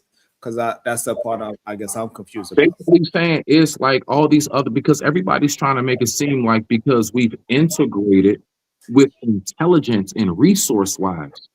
See, the thing is, they're not a part of our history and culture just because we get avocados from them and pineapples and stuff. That doesn't make them a part of our history and culture. It doesn't. They are separate. That is a separate entity that has integrated through resources and intelligence. We got FEMA all over the world. I promise you, them places still do not claim America, although they be so happy when they see that red, white, and blue flying down. Yeah, when they see that dollar, bro. They see that dollar. That's what I'm saying. So just, I don't know. I see what you're saying, Smitty. I see what he digresses. Mike is muted. But look, salute to Smitty because I ain't knocking him. But like, look, I seen things like even language though is deep, right? Because I lived in England, right? And being in England, I got white people, black people, different kinds of people, right? Even Asian people. But everybody's kind of speaking the same way. They speaking like English, but the English there is mixed with like African dialects, West Indian, because the Jamaican influence there was big. Wagwan with the ting, Wagwan. Like everybody speaking like this. The white man, the white gal, everybody speaking the same way. You know what I mean? It's all kind of mixed up. Even the way a white chick from Birmingham, up north, you know what I'm saying, in the part of England where they speak with a different kind of lingo, dialect, like Cockney slangs or different things maybe up there, but even up there it's even mixed in. So you could see even over there you might not see as much black people, you might not think, but even that has reached there. So you could still see the culture even throughout different people that's speaking like that. You know what I mean? And real quick, Uda, I've seen Puerto Ricans argue with each other over who's like a realer Puerto Rican, because there are some that grew up, lived in Puerto Rico. Some of them that Puerto Rican influence was like deep prevalent in their household because their parents or family might have, and others that nah, bro, you've been over here all your life. Your parents been over here all of your life, and I done seen them argue with each other over like who's considered a real Puerto Rican and who's not considered a quote unquote real Puerto Rican. Like I've seen it. You know what I'm saying? And they can tell just by the way they speak to each other in Spanish. It's like, bro, yo Espanol slow. Like it's just too slow. Like you ain't no real Puerto Rican. I've seen Puerto Ricans go at it like that. You know? So And that's ignore the natural colorism. Yeah. But there's a lot of stuff that we're not going to understand about their culture. And I guess the reason for me, before I bring in young Riaz, the reason for me why I look at Puerto Rican culture a part of American culture, because so much of it is embedded in New York. So I am based in New York, so maybe that's why I have that general bias, right? And then I could have it completely wrong. But in New York, Puerto Rican is a part of the New York culture. It's not like Trinidad or Guyana type of situation or any of the Caribbeans. It's different. Like that Puerto Rican culture is a part. You go to a bodega and you call it that. You go get certain kind of sandwiches because of they make certain food, they do it a certain way. When you go inside a store, certain music is playing. We know the records, we dance with the damn cat that's sitting on the damn bread. You go in there as the first time, you're like, Poppy, why is the goddamn cat on the bread? And probably gonna say, I don't know, he live here. Wait, Sharon, can I address you real quick? It's kind of ironic coming from someone that lives in Florida, which has been ran through by Puerto Ricans, Cubans, and Venezuelans, as if it's not embedded in the Floridian culture, the Miami culture, and that's not American culture. It's ironic because there's probably more Hispanic influence in Florida, Spanish and Hispanic influence in Florida than there is Black. So it's just ironic that someone would say that. Which is untrue. Which is untrue. Wait, and you just called it Spanish influence. But you literally said it yourself. Let me explain. When he mentioned South Florida, I'm gonna tell you, bro, that's the difference. Like he mentioned, what did you mention? Puerto Ricans, I said Florida, Cubans, and what? Okay, so do you know how many different like Hispanic cultures are here? You're talking about, of course, Cubans, Colombians, you said Venezuelans. That's probably one of the smaller demographics, you know what I'm saying, here. Central Americans, so you're talking about, people from Nicaragua, you know what I'm saying, Guatemalans, like, and they all move differently. Differently. Puerto Ricans as well, and they separate. Just like we may call it like colorism or culturalism, whatever the case may be, they separate. They have their little subsectors or whatever. They don't just get together just because we're all Hispanic and we all speak Spanish. Nah, that's rare. You even going to see it like that. Sorry, is it okay if I have a go, please? Sure, young. Okay, so basically, though, as well, though, for me, for example, since I'm UK born Pakistani, basically, I'm different from the born ones as well. And basically, sometimes, we'll basically be together, but sometimes we actually put boundaries against each other, I don't trust the born Pakistani all the time, I know how they move, and I know I'm culturally different than them. Just because they look like me and they share their bloodline with me and we share the same faith, they think I should trust them. I don't trust them like that. for a good reason. And also, though, they separate from me. You know what my harsh reality is, bro? I'm not, both sides will never truly accept me as one of them. I'm always in the middle, and I'm going to be dragged left to right, bro. I guess Rasbo I is had a from question. Elizabeth, New Jersey. Sure. And it better not be towards you better not Sure. be. Sure. I'm listening. Go ahead, Go Diva. ahead. Hold I on, wanted to young. Go ask ahead. either man. Okay, So thank you God. said when you were in, yes, I'm back. When you were in Puerto Rico, you saw a lot of different aspects of their culture that are in American culture. Can Oh, damn. you tell us which ones? Either man just dropped. He probably got bad connection, Diva. Okay. I wanted to know what those things was because I was out there. I was in Puerto Rico running around, so I would like to know what he thought that was like American type of cultures that was there. I seen a lot of Spanish stuff, like date things, but I didn't see no I don't know if I can remember anything that was like some type of thing. Well, the sugar cane is very American. Huh? What? What, nigga? I don't know. Maybe I got 5 left. maybe he saw something there that he was because he was speaking like he actually saw something there. Maybe figures, statues. I never seen no American statues or nothing like that there. I never seen that there. You probably walked Right, past the neither. embassy. Never saw. I went Yeah, to old San and they do Juan. have some all in that. San Juan. Yeah, they got some in I old went to San Juan. I was in the city. I was in the village. I went to the hood. I seen fiends. You know I was in the hood because I had to get me some trees. Jelba, who got the It's Jelba? just They a like you pretty got to go hood. to the hood. I had to go to the hood. You had to go up and down to the. I went down to the and it was hood down there. I said, God. I went down there for some trees. Like 50 people ran. Nah, up to but me. so one of the things that is I think that is very American there that you could get a bacon egg and cheese, and that's one word when you go to Puerto Rico. Bacon, egg, and cheese. Oh, cut it out. Oh, cut it out. Sure. Bacon, egg, The and point cheese, I was mama. making earlier is the fact that just because we've integrated something and we celebrate because we have a large group of people from that area. Like in Texas, we have major Cinco de Mayo festivals right now. Like there's one coming up soon. But that doesn't make it an American culture. It's us celebrating their culture. And I think y'all are conflating the two. Because So, all right, so now I hell, got a question. Would you Reverend- consider Fat Joe a part of American culture? They all celebrated our shit. I don't know. I don't know much about that. Puerto Ricans love us. So I couldn't speak on that. Would you consider Fat Joe a part of American culture? I don't know who the fuck Fat Joe is. No. Okay, what about PhD? You said no? I said no. Yeah, He's man, a every culture Puerto Rican vulture. girl got a black boyfriend, bro. It doesn't matter if he Everyone. vultured off of it. He's still a part of the culture. Vulturing is a part of he's American not. culture. No, Vulturing is a part of vulturing does not American make you a culture. part of the culture. That is fair. No, that's white people. I They mean, do that everywhere. you talked about colonization. You know, Diva. That's really like culture vulturing for the most part. Absolutely. Colonization. I mean, that's Colonization kind of is part of not it. culture vulturing because when they Hold on. colonized people, they were usually forcing them to take the culture that they brought with them.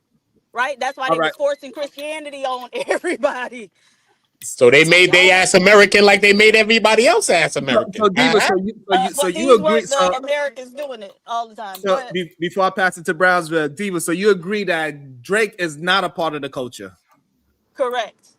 Correct. Okay. And he got lust and all of that at the top of his value system.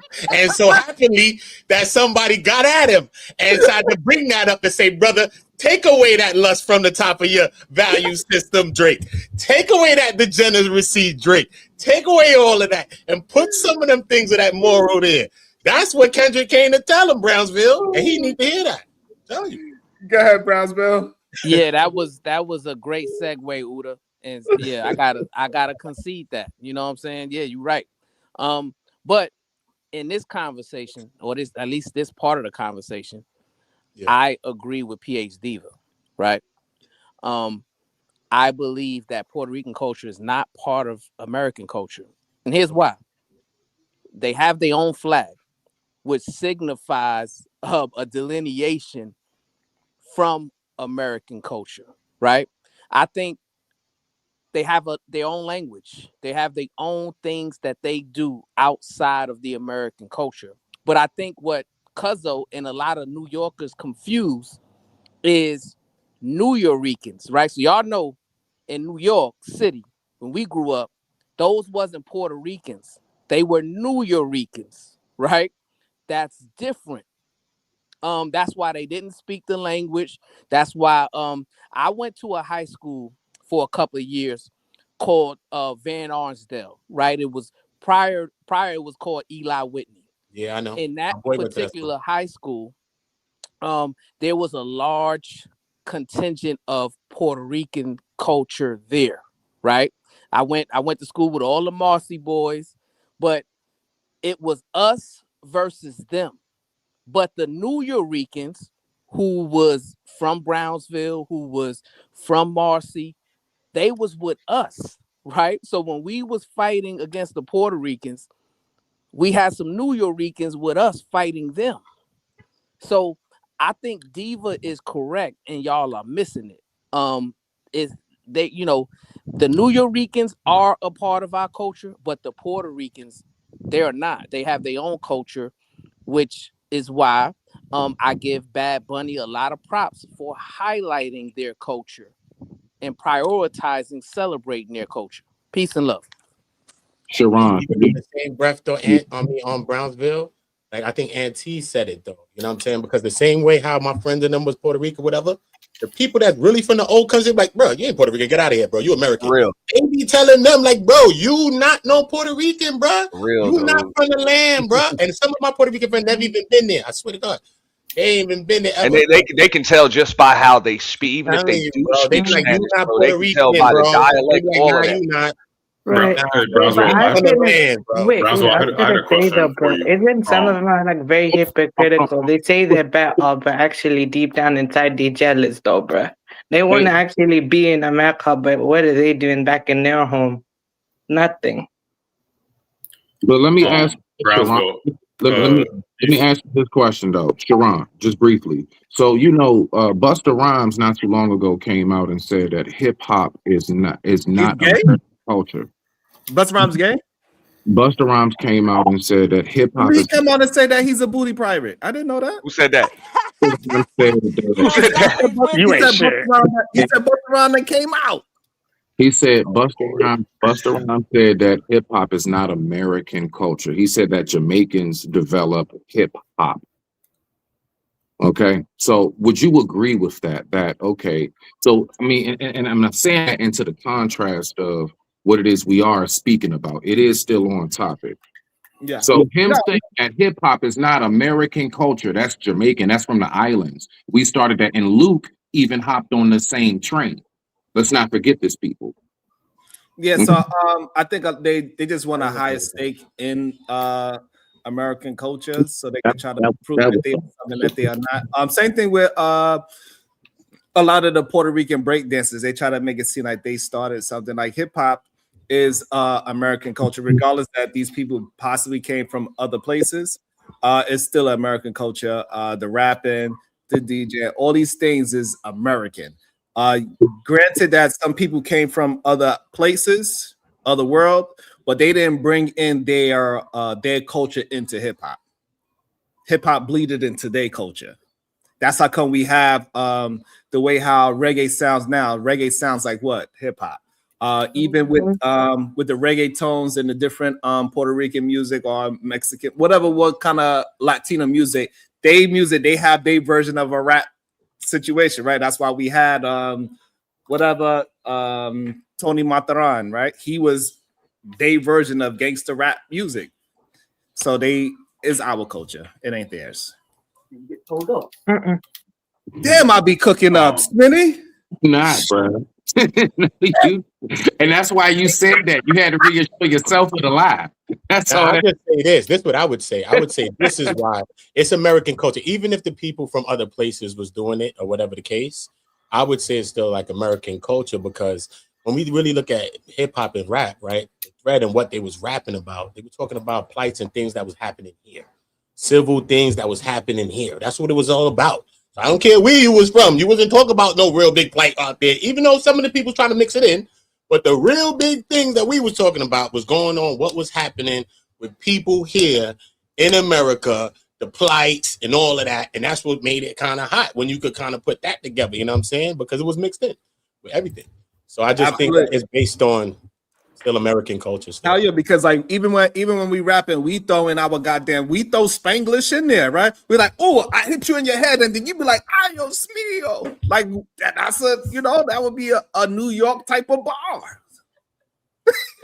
But that's still Latino. It's literally in Spanish, bro.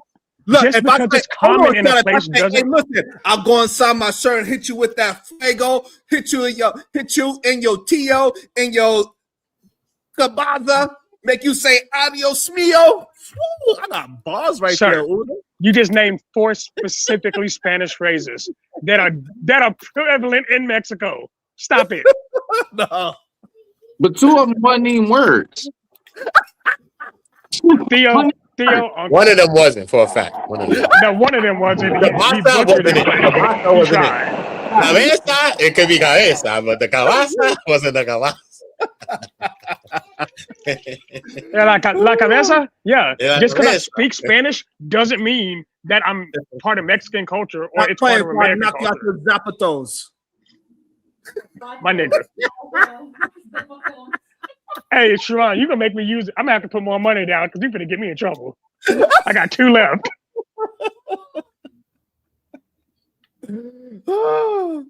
I'll be having a good time.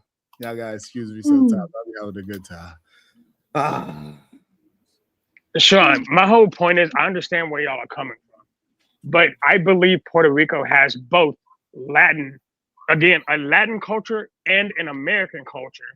And it's tried to create its own culture, despite the fact that Puerto Rico is in fact an American territory.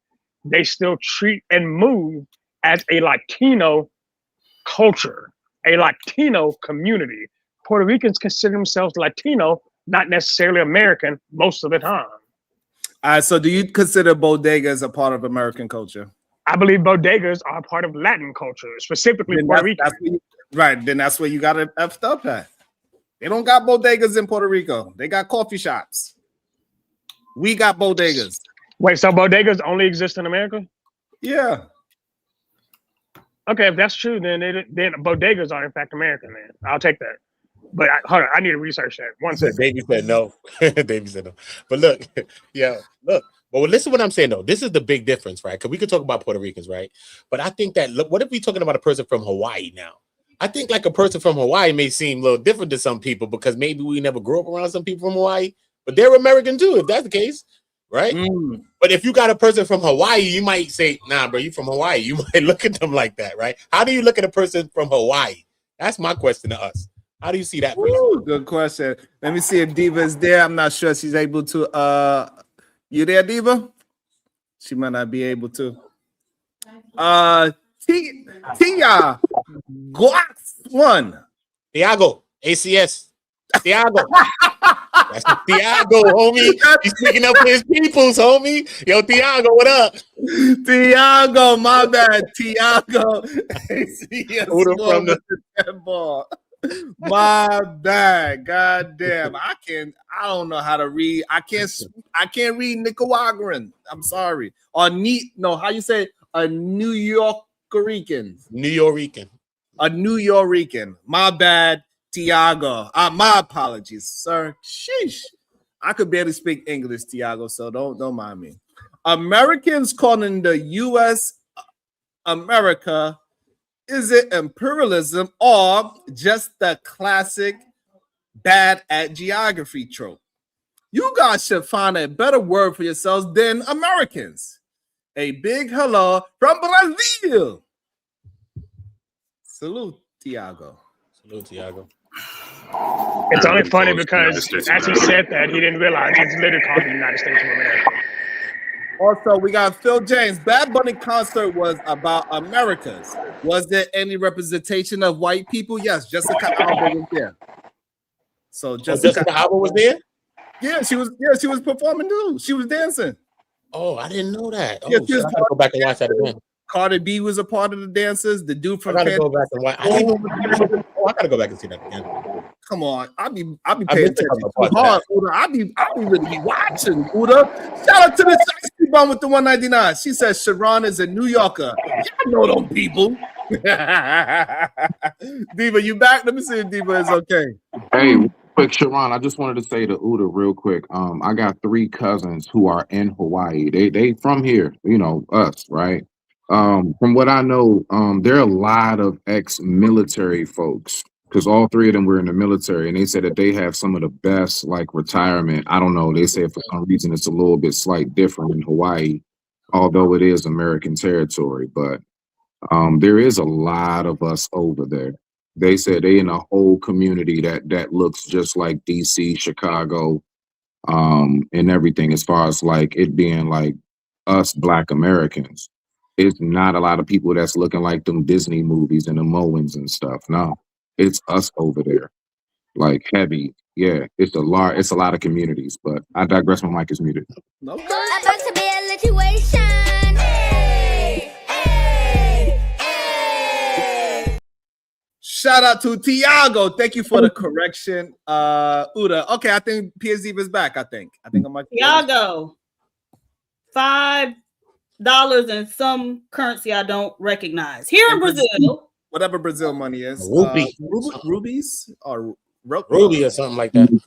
I think rupee is Indian. Anyway, here in Brazil, those of us on the left call you guys United Stadians, while the right-wing bootlickers only know how to say, I love you, daddy.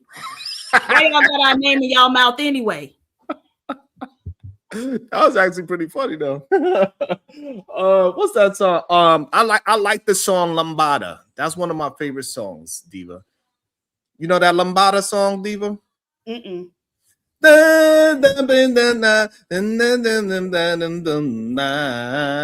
know what? That's the song that was in my head. I just didn't know it was called Lambada. Okay.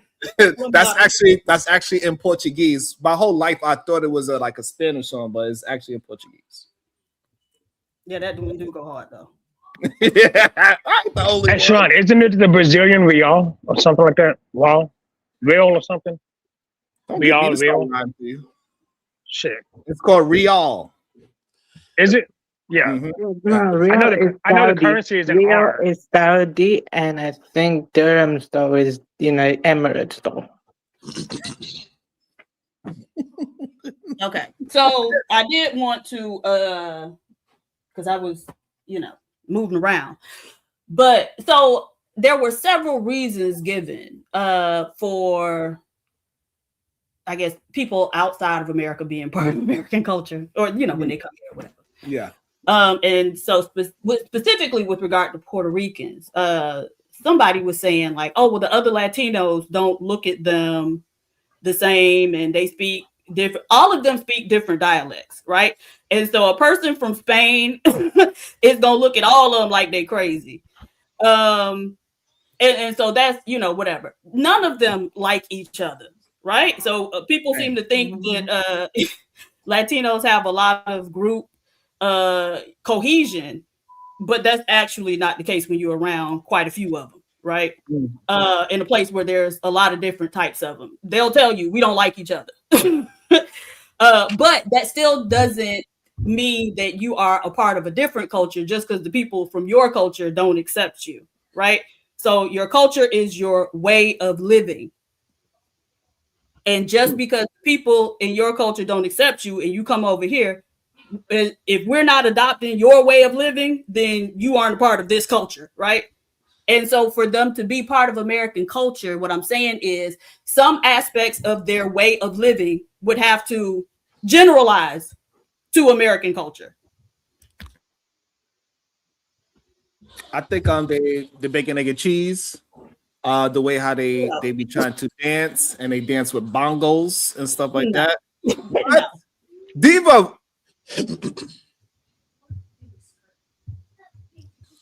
Bongos, Diva. Nigga. Most people are not using bongos in the United States. Cut it out. I'm just saying, sometimes when you see a nice, thing walking down with they thing, well, you're like, oh, you know what? Some bongos.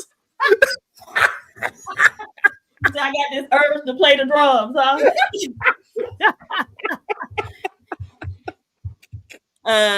Okay. Tiago ACS won $5 Brazilian. You guys need to check out Raciones MCs. They're insane. I'll check it out. Oh, and then also with the hip hop started somewhere else, like I mean, or is part of some other culture. What? That doesn't even make sense. That doesn't even make sense, right? Because Cool Heart, what was he credited with? The break beat. What record was he using to create the break beat? It was funk music. That ain't got shit to do with Jamaica. Nothing the at reason all. he was even able to do that was because he had his ass over here by us. Absolutely.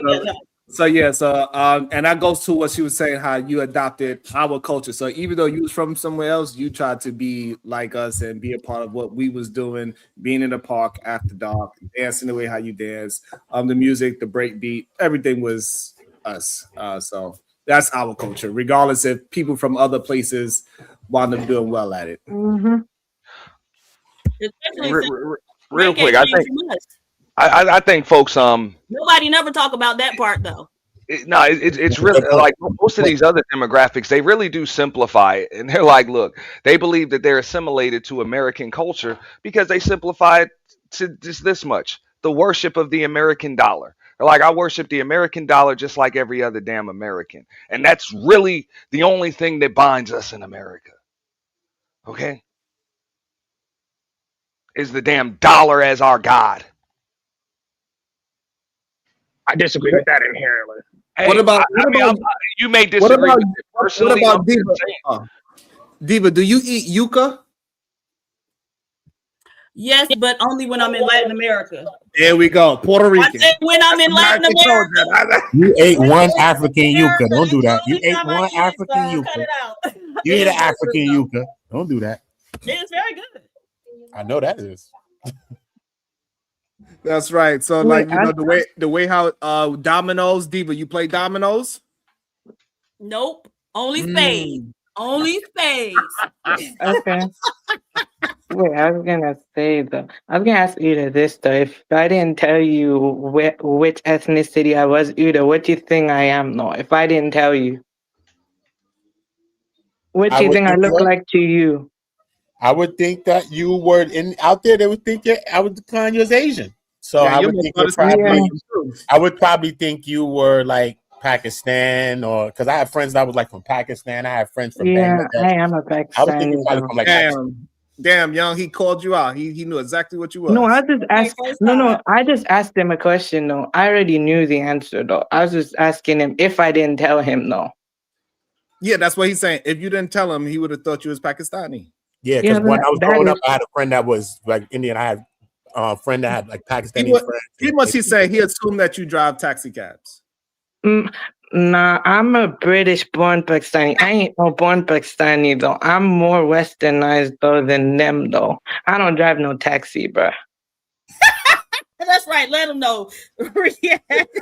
I'm more Americanized than the born Pakistani though. Look at the way I dress though. I'm inspired by American culture, and I'll give them props all the time though, bro. You know what the deep down inside the truth is though? Some of them born Pakistanis are deeply jealous of me though. They want my opportunity. They want to be where I'm at. Some of them are bad jealous. They just want to come over to where I'm at and take over from there. But they don't actually know what life is really like where I'm at though, actually. And they claim to be better, but what have they done though, bro?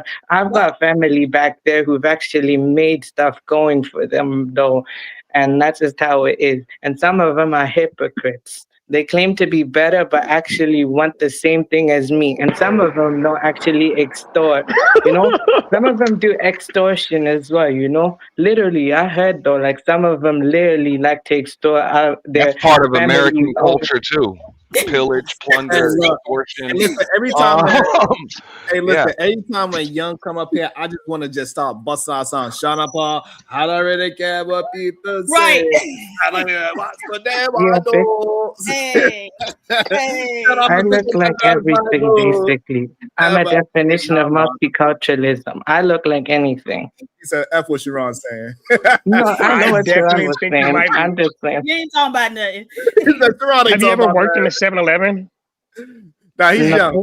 No, I've never worked in a 7-Eleven. I'm a UK born Pakistani. I'm different though, you know. He young, Shadow. Huh? I get him. Yeah, he young. Look, he young. I almost pulled that trigger and you stopped me. Yes, Look, because Yeah, but the only thing is, though, that I only take offense to is I ain't no Indian, though. Even though me and them share history, but I ain't them and they ain't me. I'm like a new set of people. Like, yeah, basically, I'm like a blend of them, but I'm like a new set of people. I ain't no Indian, though. I'm like half of it, but I'm no Indian, though. I'm more Indo-Persian, though. So I claim my Persian side, not the Indian, though. I ain't no Indian. Okay. But Are you hey, English?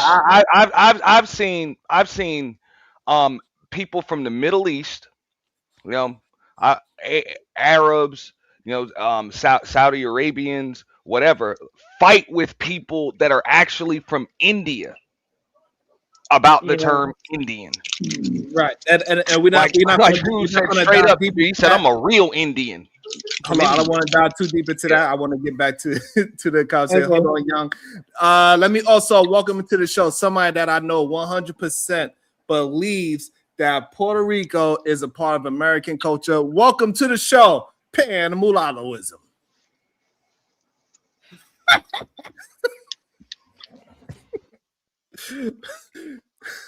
He's on mute. I don't know what happened to him. Nigga. All right. Peace, family. How y'all doing? Tiago ACS won $5 Brazilian. Sorry to interrupt, but my only point is deal with Trump and his crew, please. Peace out from Brazil. We are Tiago. We are doing our best over here to deal with him and his shenanigans. It's not an easy thing to do when you have legally the leader of the free world. So we're doing the best of our ability to all the nonsense that he does. We try to correct as much as I can, but he also did some things that we kind of agree with as well. So it's not an easy thing. Go ahead. You need to focus on Brazil. I think Brazil has like 5 of the top 10 most dangerous cities in the world. So I think that's what he needs to focus on. Yeah, but at the same time, you deal with Trump the same way you dealt with Bush and every other president that was borderline on the other side. You let it run its course. That's it. Good like, point. come on. You got you got another 2 years. Just deal with it. We Y'all will gotta- live. You know what I'm saying? We survived Bush. I don't 3 see years. how the hell we can't survive. You know what I'm saying? Donald Trump. We survived the first day in 4 years. Right. I agree. Pan, he ran away after Auntie talked about him. My It's bad. okay. He'll be back. Trust me. Hey, But Dave, I think it's pronounced a how. How. I tried to look up the pronunciation of the real, of that Brazilian dollar. Real. It's pronounced like Real. It's pronounced it sounds like Real. an H. Oh, It's pronounced Real, the Brazilian Real. And and y'all should know that because you're talking about currency in the world. Y'all should already know how to pronounce money. Why the fuck do we need to know how to pronounce that? Because it's money. That's okay, why. So what? To be fair, It's it doesn't money. trade.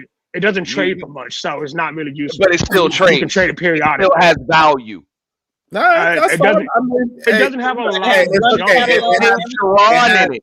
Hold on, it has some What kind are of you talking value. about? Hey, listen, it just gave me some value today. So, hey, it is what it is. Real, we respect the Real. Thank you so much for feel me? Tiago. Also, let me see if Pan Mulattoism. Let's see if Yes, sir. okay, it's working. Yes, sir. Yeah, now tell me how you believe Puerto Rico is a very important part of American culture. Go ahead. Well, actually, I came to say the opposite. I came to actually agree with PhD Diva, and I can see why this is a debatable topic. But being an American living in Puerto Rico, I know for a fact if I ask the average Puerto Rican, are Americans a part of the Puerto Rican culture? Even though Puerto Rico is a U.S. territory, they will undoubtedly say, "Hell, motherfucking no." So No. I gotta So give. hold on, Pan. So yeah, okay. If you do it the opposite way, then yeah, we could say that. But what about the other way? Do you think that Puerto Rico culture is a part of American culture? I'm gonna say no, because for the same exact reason. Because just like you have majority Puerto Rican areas in the U.S., you have majority American or gringo areas in Puerto Rico, such as Ocean Park and Isla Verde and what is that? Dorado. You have areas that are Real majority quick, gringo. Milano, ain't you in Puerto Rico? Yeah, that's my point. I'm down here right now, and I can tell you, Go ahead. even though Puerto Rico been a U.S. territory since I think 1898, they are still able to ethnically and culturally distinguish themselves from us. Even though we are down here, it's thousands of gringos down here, but they would never say that we are part of the Puerto Rican culture. So I got to give them that same energy. No, even though Puerto Ricans are U.S. citizens and Puerto Rico is a U.S. territory, no, they are not a part of the American culture. We love them. I love them. But no, we're not ethnically the same. We're definitely not culturally the same. Mulatto, I mean, why are you booty clapping for Puerto Ricans? But at the same time, that would go to I think what Shadow said earlier. Ethnically, you got some states that aren't the same as other states. Like or is either man that mentioned? I think he compared like Oklahoma to Connecticut or some shit like that. Like ethnically, a lot of that's not going to be the same. Let So me respond to the other brother. No, actually, my Puerto Rican wives booty clap on me with all due respect. Now, yes, there are different states that have different cultures. We would never deny that. But when we talk about ethnicity, no, Puerto Ricans are not ethnically American. That's undeniable. So no, there's nothing wrong with drawing a line between us and them because they will always draw that line between them and us. What's an ethnic American? A person who was, and I'm glad my mulatto son asked me that. Hey, how you doing, son? An ethnic American is a person that can trace their ancestry to 1776 when the U.S. was founded. you just let him call Okay, you his US was son. founded in- You gonna let him talk to you like that? All you niggas Yeah, that's is my my son. He know I love him. He know I love him. But peace, family. I just wanted to come in and drop them Jews on y'all. I love y'all, man. Keep up the great work. Anybody that Go ahead. was I'm born, still stuck on him saying his My wife son is want more booty clapping attention. on him. anybody that My son want immigrated more after attention. Go ahead. My son want anybody that attention. Go ahead, immigrated y'all. after 1776 is not American. Say it again. Anybody that immigrated after 1776 is not American. Ethnically, no. They may be U.S. citizens, but ethnically, no, they're not. No, they're not ethnically American at Do you all. have to be ethnically American for your culture to be part of American culture? Yes. I would say, yeah, exactly. Yes. Okay, Other than that, you just anything that go came ahead. after 1776, any culture that came in and influenced America or whatever, not American culture. Exactly. I'll give you an example. 250 years. Just Okay, as, so So let him 250 give years. us an example. Let him give us Gotcha. an All example. right, gotcha. yeah, clearly. But you got any more questions, son? My son don't want me to go. He grabbing my leg.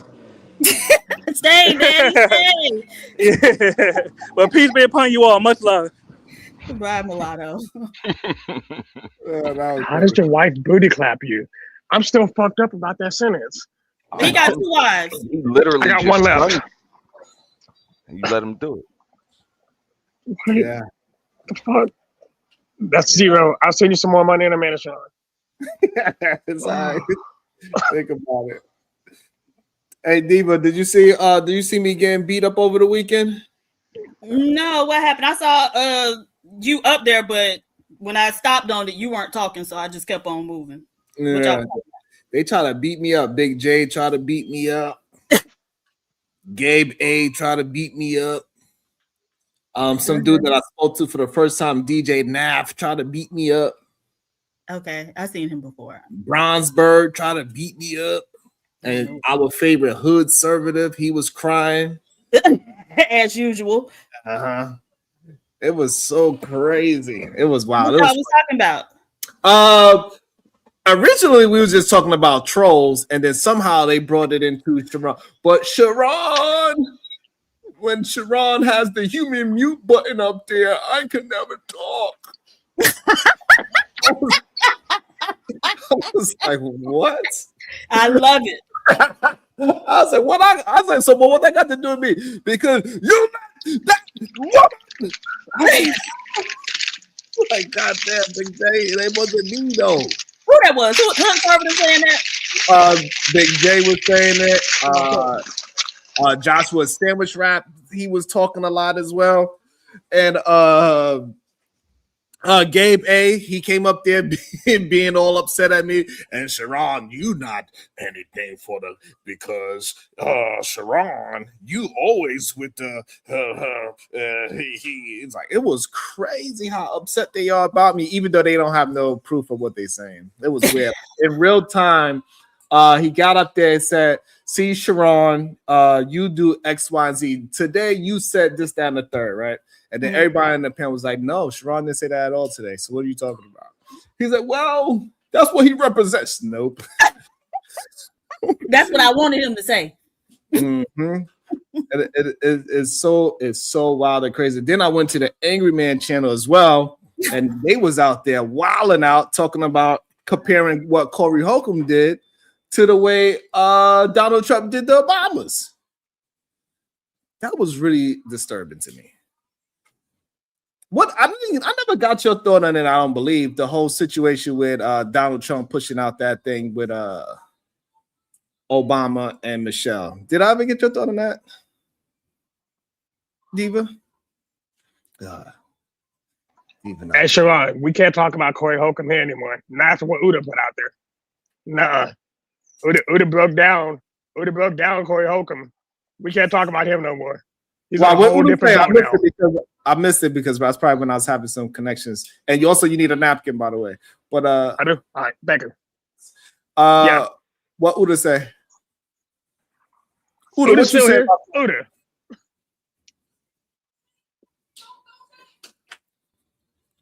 Oh, he eating. He said, give him a second. He eating. Yeah, I'm gonna let Uda tell you because it was his breakdown. But when you see it and you understand what he said, Corey Holcomb being a dirtbag ain't new. The way, absolutely, that's of course he was talking under that little girl's clothes. It's kind of his habit. Oh, okay. I'm gonna leave it right there. Okay, he hang out with Drake. You saying? Hey, him and Drake be running in the closet together. So, hey, him and Pusha Teens playing games. God damn. And we kind of understood that about somebody like him in the first place.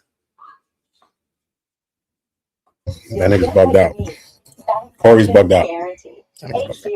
Oh, I didn't want to give up your story. So. Now there's some footage that resurfaced now about him talking about a thing, something on a couple of platforms, not only in his platform, but maybe on another platform. I don't know if it's meant to be a joke or how he's telling it, but it's about 13-year-old girls in Iceland. Like that's the age of consent. And then he goes on from there and starts to make like what he deems, I guess, to make a joke about this. You know what I'm saying? Which is his kind of like wit. Yeah, that's pretty wild. God, Diva, you want to say something about that? No. Oh, okay. Yeah, we can only hope he just keep getting canceled. Yeah, absolutely. That's hey, there's some weird people out there, and it's weird to see. It's weird to see a lot of men defend what they defend sometimes. It confuses the hell out of me. I don't get it at all. Let me see. Let's see what happened here on this. Are we gonna review it? I'm gonna review the Angry Man one. This one's a little bit easier because they talk a lot. I barely even talk because he's they get this dude Ease Chill. I got him out of his fifi early in the show. I should have recorded that, but that's on. I don't know if it's still there. I have to find it. But I got him out of his body, Diva. Like them titties started moving. It was crazy. I was like, damn, I got you that upset, bro. It was crazy. But this is a little bit after me and him got into it. And then I started double streaming. But when we started double streaming, we was talking about the Obama and Corey Holcomb. I don't know what they consider it. I don't know how they consider it. It's weird. What is going on with my computer? Okay, there we go. Computer acting up. As a primate, and his wife has been depicted as a primate. But y'all was all over the airwaves like, yeah, Corey, get Anton. And what did Corey say? Man, you don't know how many gigs I done lost money because of this Anton situation. That ain't the only thing you're gonna lose. Now you're losing people. Now people don't even want to participate in your debauchery. But it was 22,000 people there when it first popped off. Everybody was cheering it on. Everybody was loving it. All the content creators was all up in their feelings about, yeah, he shut down Fighter. He shut down Fight Club. He left us hanging. He called us his kids. Yeah, so I think that is just a crazy talking point right there. You know, we ain't the ones that said that he shut down fighting. No, that was Anton saying those things about other content creators. And Corey Holcomb is losing that stuff because he tried to hit that woman. Anton ain't that big in the world that like that. It's because he tried to put hands on that woman, and that footage surface is the reason why Corey Holcomb is losing those dates in those comedy clubs, not because of Anton. Right.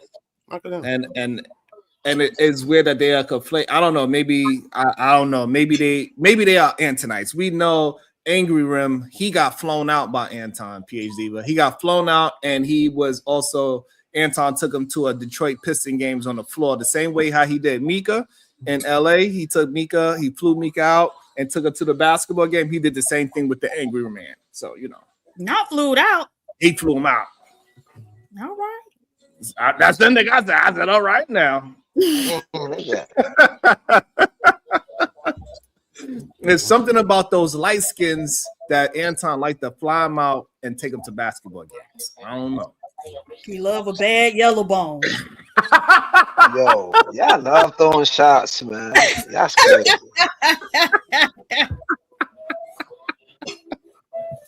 Oh, that's not a Kels. Did Anton fly him out? Yes or no? Yo, man, I don't know. Yes, I don't be paying attention. I'm Answer outside. Answer the question. See, this is the problem. I don't know. This is the problem. Like, I don't understand I'm why outside, brother. Why we can't I just be out? Did he fly him out? Yes or no? I'm outside. All right, so I don't know. Did he take him to the basketball game and sat him down on the floor seats? We know what. How do you see the brother? How do you see somebody down on the? You choose to sit down. Hey, look, even what they say, money on the wood is all good. Oh, here you go with the old pimp talks. The old pimp talk. I'm watching this Bad Baby Bad Bunny performance, and I'm just in the beginning, but so far I'm not seeing what the hype is about. But I'm in the beginning, so he walking through the grass. Yes, and I'm just like, those are human grass too. That's humans dressed as grass. Is it? Yeah, I don't know why they did that, but for some reason, Why they did that? I just showed you something. I'm telling you, we ain't gonna get into that. You don't know what they talking about.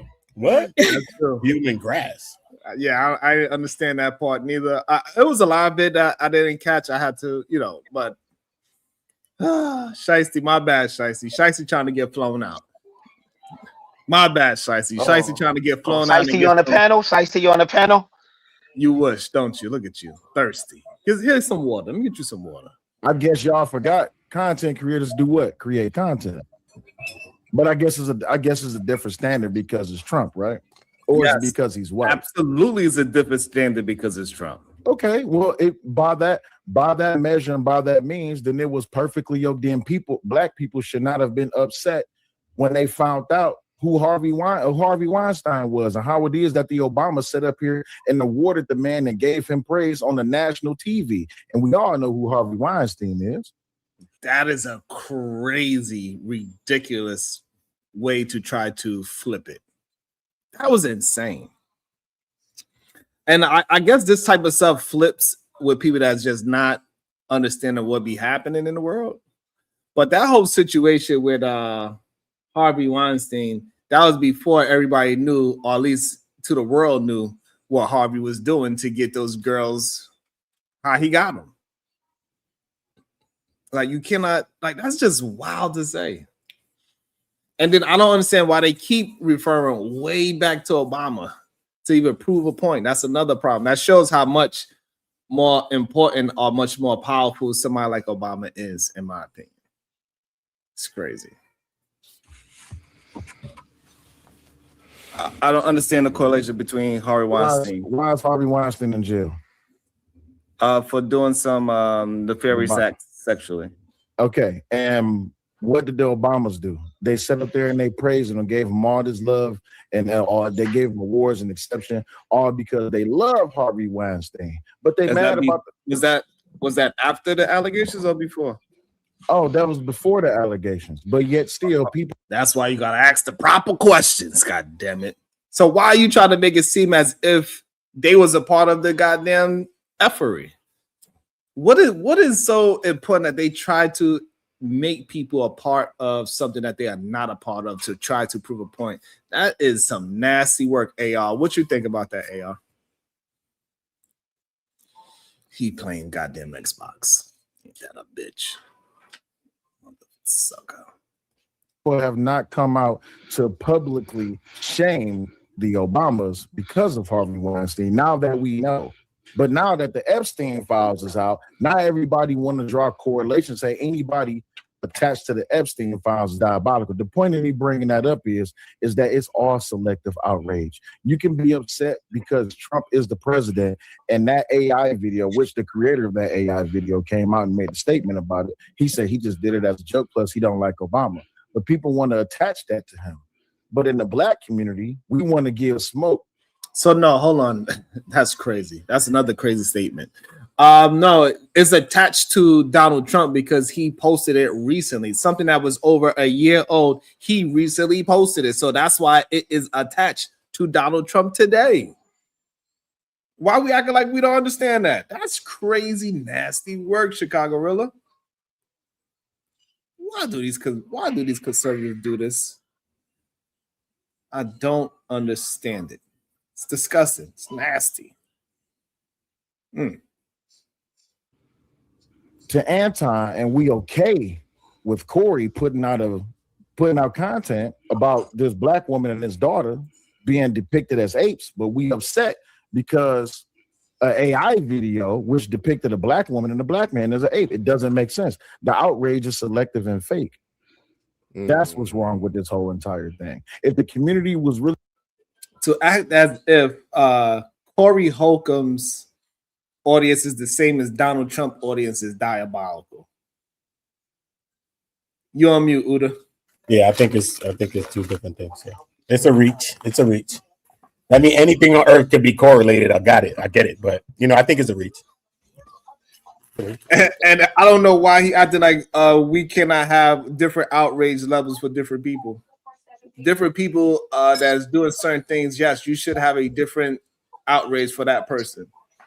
Absolutely. And now for my big question.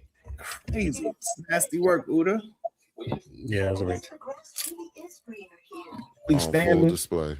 If the community was really standing 10 toes and they was really cared about how it is that our women and our children get depicted, they wouldn't be okay with it when Corey did it. But guess what everybody did? They gave Corey a pass, all because it was Anton. Do you understand what I'm saying? So first of all, yeah, go ahead, Uda. Go ahead. What's your thoughts on that? Because everybody I seen that was talking never stood for what Corey did. Even the street dudes, we had preppy dudes, we had mad people, even if they was riding for Anton or not. Nobody that we ever asked a question, whatever I saw on a panel, and you asked them, then nobody stood on that, really. People say, all right, cool, this how I be in war and all this other stuff. I get that.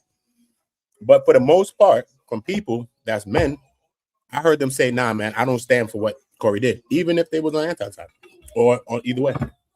They said the same thing. Absolutely. Everybody was in disagreement of Corey going at the child and the woman. People was disagreeing about how he went about it, and people was definitely 100% disagreeing with the shirt. So I don't know what they're conflating. I think people are okay with Anton getting his ass attacked because they don't like him, but they definitely wasn't okay with how he got attacked. So it's crazy. The conflation is wild. And so I just don't believe that the same people that is into Corey Holcomb, the person that preaches that not to vote and not he doesn't talk about politics, he's talking about relationship and black women, are the same people that are into politics and care about Donald Trump accidentally putting Obamas as gorillas and apes. I think those are two different audiences, and one is should be held at a higher rank because he's a president. Also, the person that you are delegating that power to do these re-uploads of your thoughts, they should have did their due diligence to make sure that they didn't put something as ridiculous as painting our first black president and our first black first lady as monkeys in February, Black History Month. That is not excusable. And then double down by not apologizing about it. No, you should absolutely apologize for a mistake that you and your team has made. So how come Corey is not being hold on? How come Corey is not being held to that same standard that he should? That is nasty work right there. He's not gonna address nothing I said, Uda. That's wild. You're on mute again, by the way, if you was trying to speak. That is just wild. But you want to make a point, that's what it's about, you know what I mean? And that's what we see on the panels, you know what I mean? If we got a point that we making, that's what we gonna see, you know what I mean? And that's what he's doing. He's just landing his points on everything that's angled to his point, you know what I mean? But that's how come I think sometimes that's how we miss each other in conversation. But the thing that bothers me about is that I'm able to address what he said and also move it to another point, and that's the issue that I have with it. Like I don't understand like how you can't just acknowledge the truth. That's just wild. Welcome back to the show, Browns from New York. I'm not sure if you want to speak now. Yeah, so I think what you missed in this conversation is Will Cellulite Podcast already conceded the argument to you, right?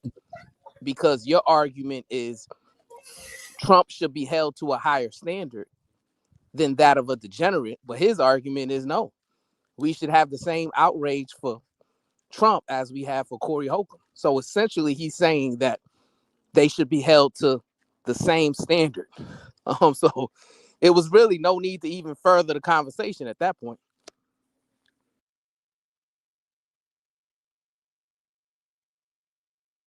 Apologize. No, I believe some people like everybody that's on this channel. It looks like we are all in agreement that what he did was absolutely horrendous and wrong. Nobody believes that what he did about the children, the wife was okay. Him putting those kids him putting those two ladies as monkeys, that is definitely not okay. That was highly disrespectful. But we also understand that Corey Holcomb, he's somebody that goes after women. Even after the situation with him and Anton, it comes to find out that he walks up a woman and mushes them. So that's acceptable just because we know that's who he is? No, what we're saying is that is a different level than what Donald Trump is. So we cannot act as if those two things are equal. Got you. But hold on. You're drawing straws here, sir. You're drawing straws. This is this fool here. Like, what straw did I draw? Oh man, some people just want to go against me just to go against me. It is weird to see. I don't know what be wrong with me, to be honest. Do you understand what I mean when I say you're drawing straws? Elaborate, please. Just go ahead and elaborate. I'm speaking more to Sharon when it comes to that. You're trying to say that this one is a little bit heavier than the other when they all have a nice amount of weight to them, right? Just you. So just because one is 200 pounds and one is 300 pounds, they both have a nice weight to it. We cannot say one is heavier than the other. Oh my God. What? We definitely have a mental health issue in the Black community. This is insane. You can't say that just because, like how you're basically saying to him, Will, does that make it right? No, but he's the president, so that means he's held to a higher standard. So now you're basically saying that means it's okay for Black people to be outraged in their selective outrage, rather than pointing it out for the hypocrisy that it truly is. Normally, let me say this to Sharon. Normally, I would agree with you on this position. And the reason why is because you're right. He's a president. He needs to make sure that what's being put out is approved before it gets put out, right? Normally, I would agree that has more weight than the Corey situation. The only problem with this situation is Corey just got into it with another Black man under the premise of checking that Black man about his Blackness. Mm-hmm. That's what makes it so bad, because you just got through saying to a man that he kisses Caucasian ass, and that white people is his boss, like he's checking him about his blackness. And then you turn around and do something that a white man would do, which is depict black people as monkeys. What's his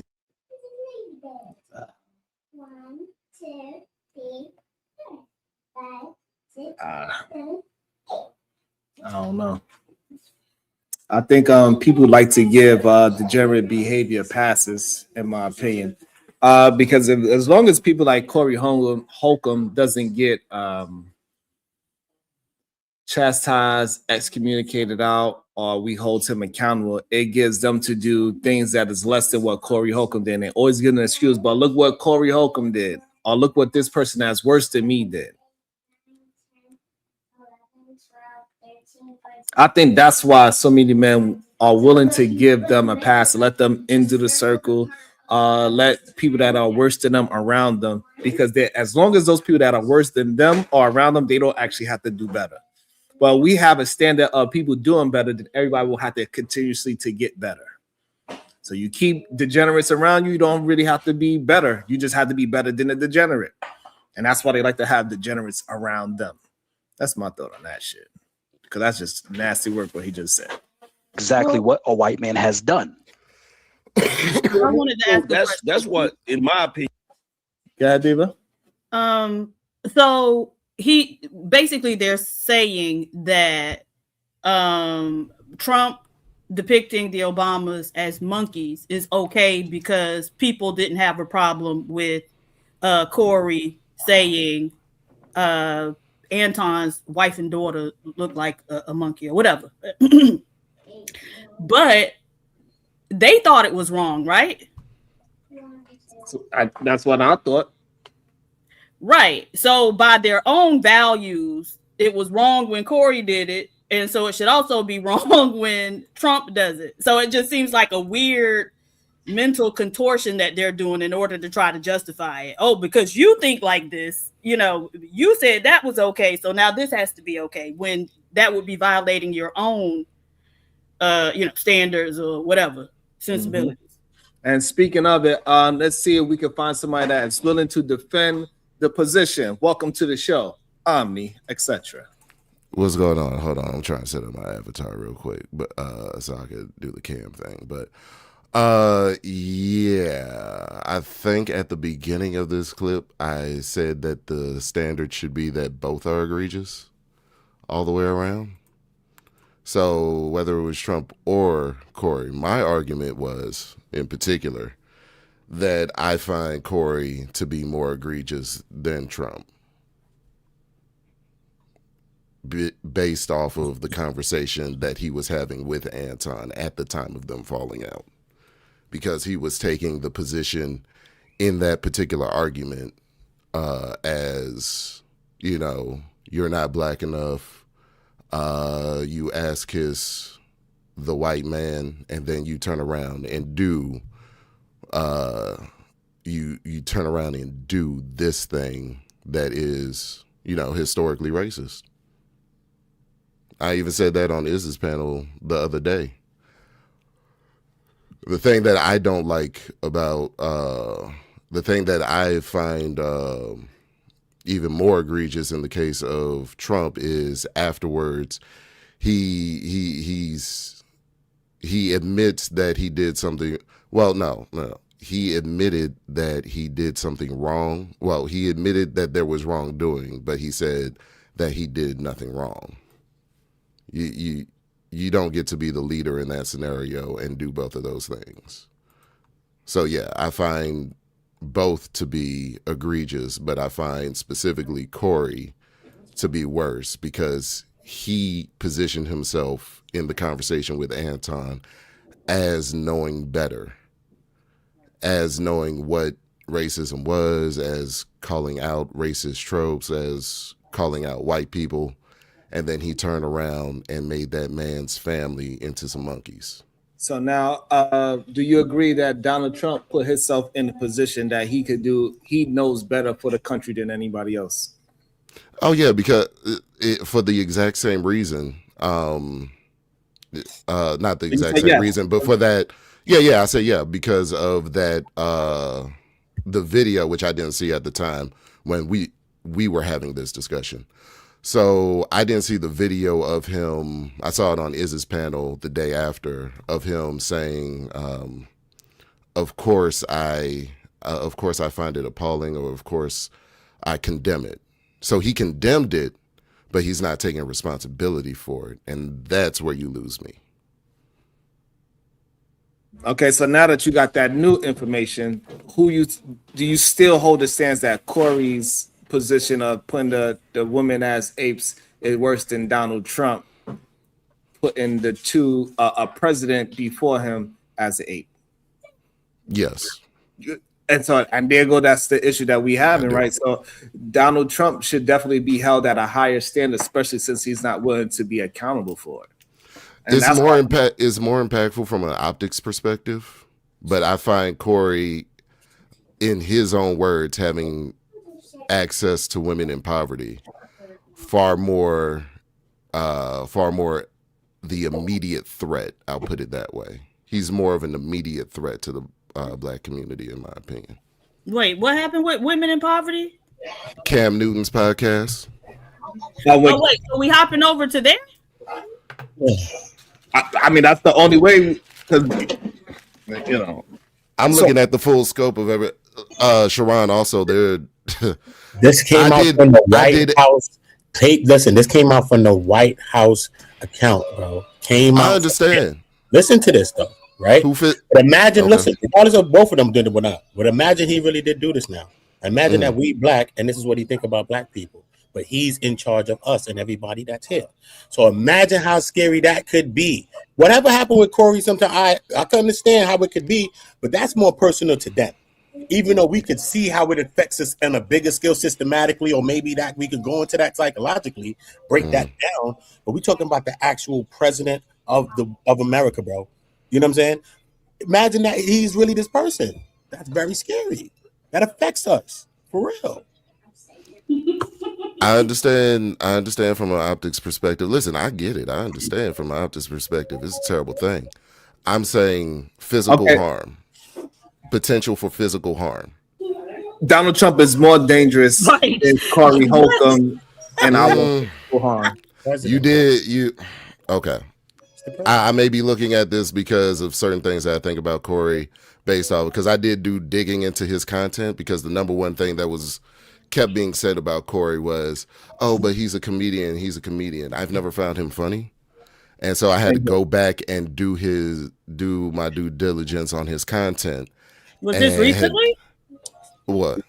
Like that you went and did study his content? Yes. Like with this whole Anton situation? Not just the Anton. I went back and I started looking at his past shows on the 5150. And then I came across content with Q Butter and them were reviewing a compilation of some very egregious things that he was saying about little girls, and it's like a 15-minute compilation on TikTok with PDF file statements. I did a video today based on some statements like that. We were talking about some Iceland girls or something like that, bro. So now how is what Corey's saying? Good day, Gail. Saying those egregious things that is going to affect people is more dangerous than Donald Trump saying those things, to have a whole majority of the nation to believe that we are less than humans. Well, listen, my thing is if I see two houses on fire, my house and the White House, I'm throwing the water on my house first. That's fine. But what I'm saying, you said that Donald Trump situation is less physically impactful to us as black folks than Corey Holcomb's. What I'm trying to understand, that Donald Trump's rhetoric, right? Mm-hmm. Back in the days, it produced us being enslaved. It produced us being our asses whipped. It produced us from forcing men to have relations with possibly their family. They don't even know who they busting nuts in. Like, it produced a lot of situations where it put us as black folks in danger. Literally physical danger. That rhetoric, that's what happened. So how is what Donald Trump pushing out less physical harmful than what Corey is saying is what I'm trying to understand. How because it's in my less opinion, physically harmful. Yes. Okay. So behind that picture alone, that one picture, what is to come violently, do you think, or physically, do you think? Versus everything. I just gave you all the things Versus that happened before when this rhetoric. before. I know, I understand the history. I'm saying historically. I said historically, it has been a racial thing. But what I'm saying is, going forward, who I find to be the more immediate threat is definitely Corey Holcomb. That's just my take. So what's the threat that he poses, like, to the larger group? Okay, so we could pack him up, and we could pack him up and get him out of here. He's just one person, bro. We could pack him up like anybody else. But we haven't yet. Is kind of my problem. He could get packed Right, up. but so what's the threat that he poses, right? Because somebody, who was it, Southern Charm, pointed out Corey has 233,000 followers. Donald Trump has over 43 million. The fact that people have their various reasons for compartmentalizing why they follow Trump, right? They whether it be business reasons, whether it be celebrity reasons, whether it be political reasons. I'm saying all the way around, I see nothing redeeming about Corey Holcomb. There's nothing to compartmentalize with Corey. It on the basis of him being a threat to the larger group, and so that's what we're asking. What is the threat that's coming from him and Anton's situation that's being posed to the larger group? I'm not just saying. I'm not just leaving it at that one instance. I'm leaving it at everything that I gotta show y'all. I'm gonna put this up, and maybe you're going to figure it out. Hold on, let me find this clip. What we trying to get to? We're just trying to get you to. What's the threat with Donald Trump thinking that, right? So he could, the same way he done activated ICE, the hop on these folks' ass, he could activate some other law enforcement agency to hop on our ass, right? I find that to be. I don't think that. I think that would be highly unlikely. Hold on. Go ahead. The Daniel Penny verdict was last year, right? It could be, and so when you start dehumanizing people, then when things like that happen to them, did something really happen? Oh, because they are wild and animalistic, or you know what I'm saying? All this invoking all the stereotypes. And so again, that could have real consequences for Black people. You said Corey poses a more immediate threat, right? And so we're just asking, what is that threat to us? Okay, so for one, like I said, Trump did say that he condemns the video, but at the same time, my problem. What is the threat that Corey poses to us? And see, you doing all this violence to let me answer your question. Thank you. Specifically, violence to women and underage girls. Okay, in what way? I gotta show you these clips, because it's a whole mythology. Like, it's not mythology, but mentality, right? Because I find Corey Holcomb to be very predatory. We get it. Very predatory, and then the people that follow him, also, that have allowed him to say these things over the years, they also must think like him as well. That's the only thing that I can think of. And I understand when you say you find Corey Holcomb to be predatory, right? I agree with that. But how can you not find Donald Trump to be predatory? Is what I'm struggling to understand, that logic, right? Because we got the Epstein files. You didn't read those. What did he say in the Epstein files out of his own mouth? What? That's what I'm saying. You want to make this comparison. Okay, so we what can make the statement comparison. is of his in the Epstein files? He said because I'm going off of what Corey has said himself. Okay, we could go off what Donald Trump said himself. He said he liked his own daughter when she was underage. He done touched. I'll give you. Yeah, that one was weird. Yes, absolutely. Grab him by the. You know what? Also, it got videos of him grabbing on younger ladies at the party, standing next to Epstein. It's literally in a video that is released from the Epstein files. We have him saying a whole bunch of different rhetoric that is detrimental to women specifically. So with those things being said, do you consider Donald Trump a predator in the same nature as Corey Holcomb?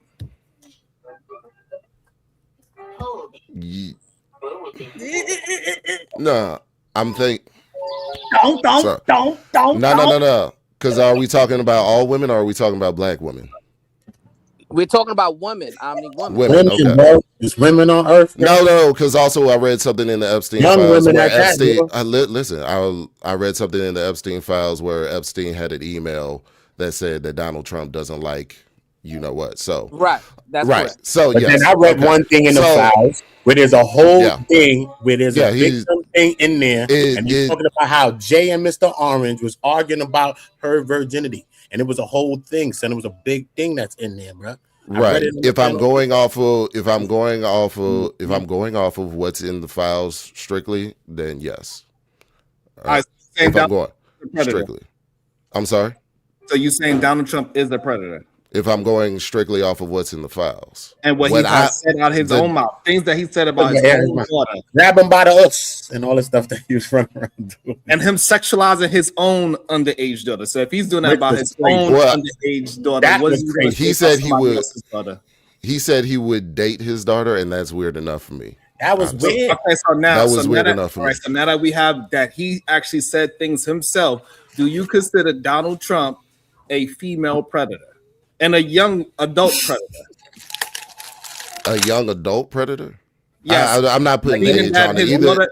I'm not really putting age on either. You're a predator allegedly. Or you're not. Everything so yes. is allegedly. Everything is allegedly. Even the opinions is allegedly. Hold on, but I just want to. But I'm saying specifically to black. Okay, go ahead. So all right, so we got Corey Holcomb is a predator to females.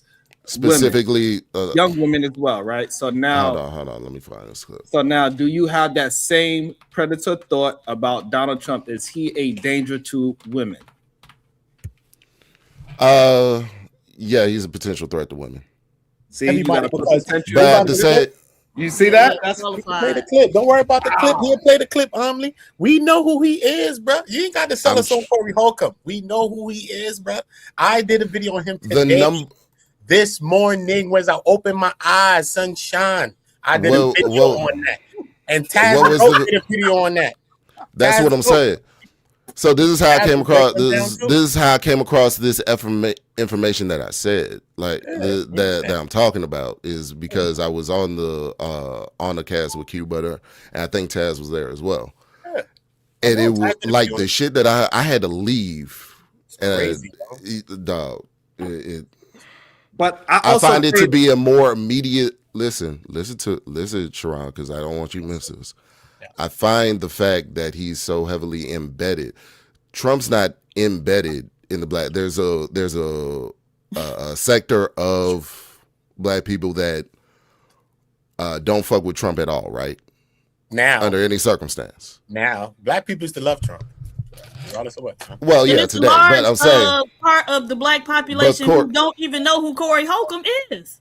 Never seen this nigga, never heard his name. Know that man. He ain't that funny. I've heard. So y'all never heard Corey Holcomb? All the beam with each other. Y'all have never heard Corey Holcomb. I'm gonna keep it 100. Until I started doing live streams, I didn't really know who Corey Holcomb was at all until he said that thing about his daughter, and that's my first introduction to Corey Holcomb. When I see him on Wildin' Out, I didn't like, oh, that's Corey Holcomb. If I was to see him on the street, I wouldn't recognize him at all when he was on Wildin' Out. But when he did that with his daughter, and I'm doing live streams, and then that's when he started to be on my radar. And then he did the thing with Cam Newton. Then that's when he was on my radar. Then I did a stream about that. So again, he was never on my radar. I ain't never see him at no New York Comedy Club, and I was like, "Oh, I'm going to see Corey Holcomb." I never. And I see mad comedians. Yeah, I would never pay money to see TK Kirkland is funny as hell. It got mad people, son. That's regular. That's funny comics, bro.